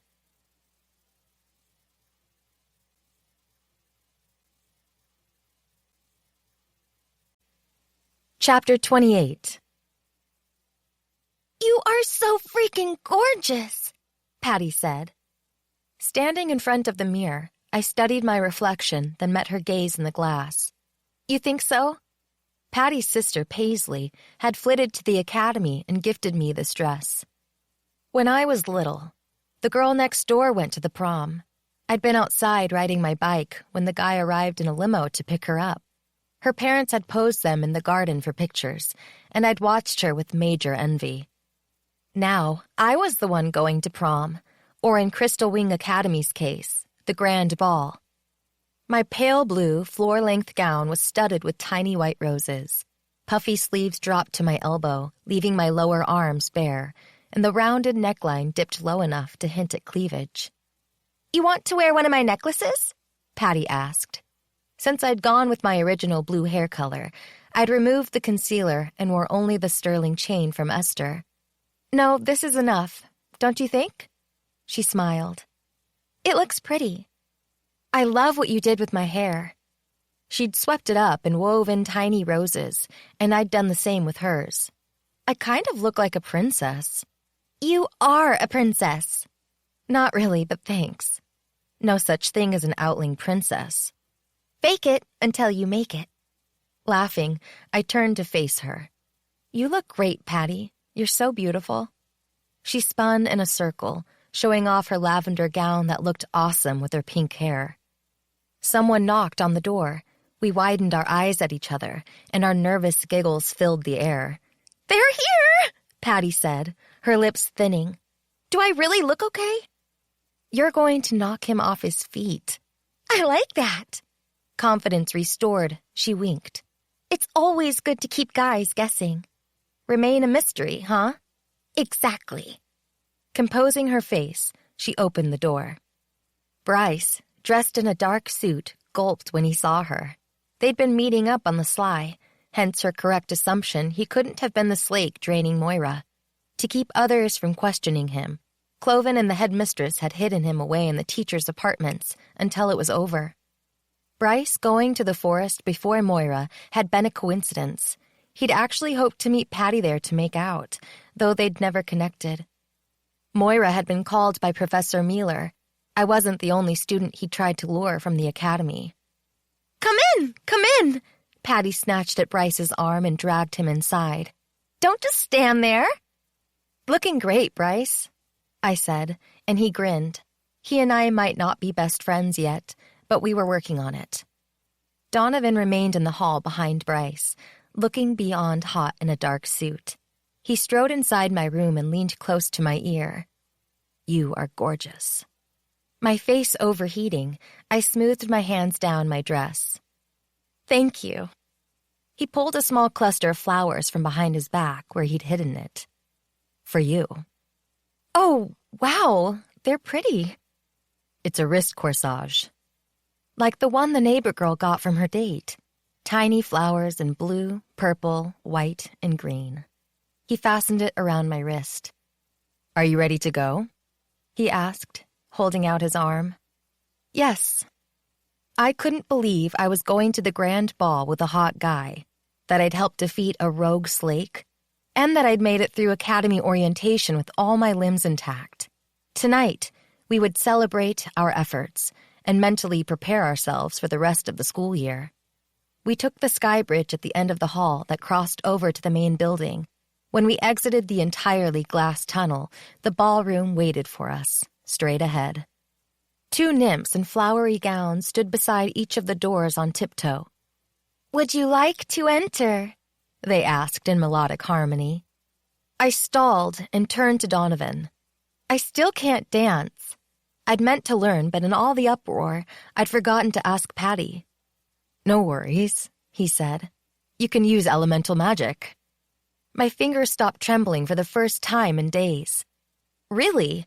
You should have told me that earlier." Now I couldn't wait to hit the ball. I nodded to the nymphs, and they swept the doors open. We stepped inside and paused to take it all in. When we'd come here before, we'd been alone, and we hadn't turned on the lights. Fireflies drifted across the ceiling, making the entire room glow, and in the corner, a band of centaurs played instruments I hadn't seen before in my life. Girls in gowns swayed to the music with each other or with guys in suits. I looked around but didn't see Moira or Alice, though I knew they'd be here. They'd left with dates before Donovan and Bryce arrived. "Dance?" Donovan asked, holding out his hand. I dipped into a curtsy. Well, I tried a curtsy, but geez, I'd lived in the woods with a freaking Sketar witch who wasn't exactly into fancy decorum.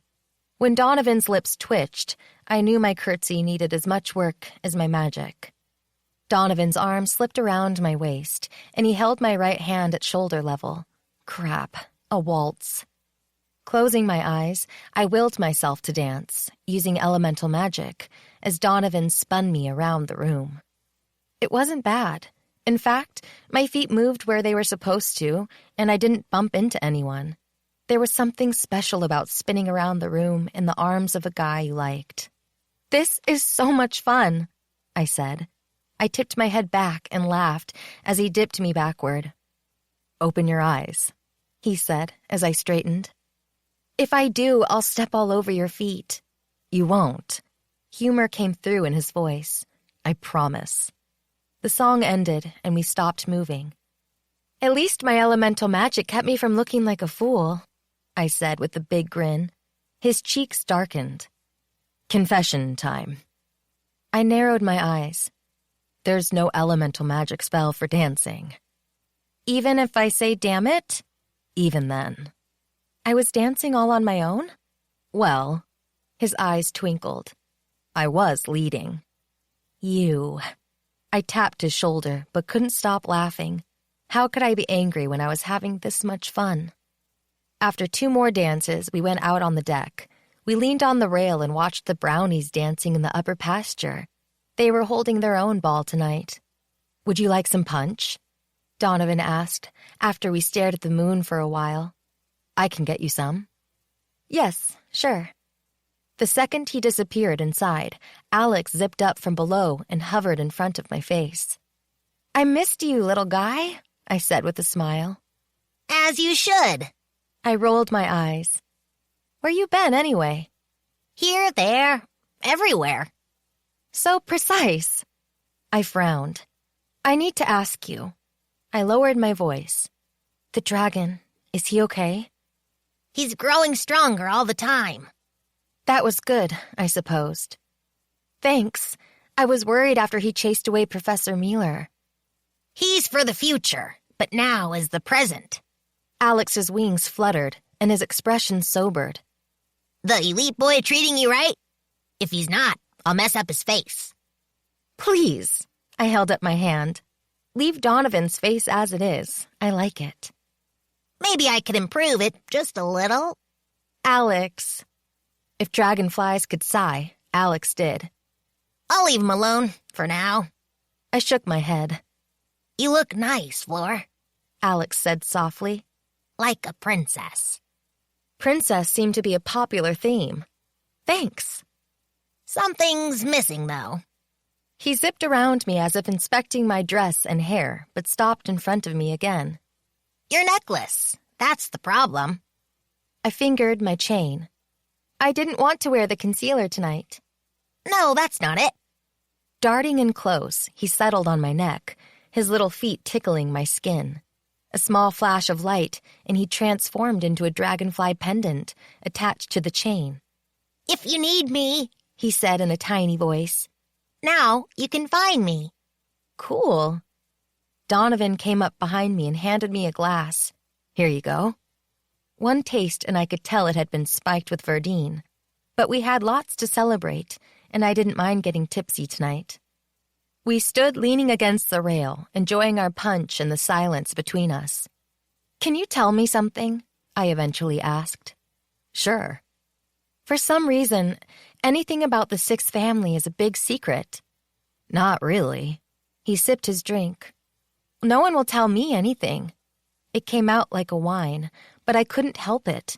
Curiosity was eating me alive. Everyone's bespelled. We can't speak of the Sixth family. Really? Why? I held up my hand before he could speak. I know. Wait and ask in history class. I'm sorry. I'd tell you if I could. The entire thing is silly. I don't even know the animal on their banner.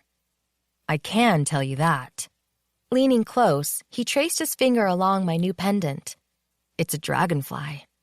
Chills ripped through me, and my breath choked off in my throat. The last family member was banished, I squeaked out. Did he or she ever have children? No one knows. As an unbelievable, incredible thought filled my mind, I shook my head. No, it was impossible. I didn't know who my father was, yet I had unusual magic. But I couldn't be an elite. I was an Outling. Or was I?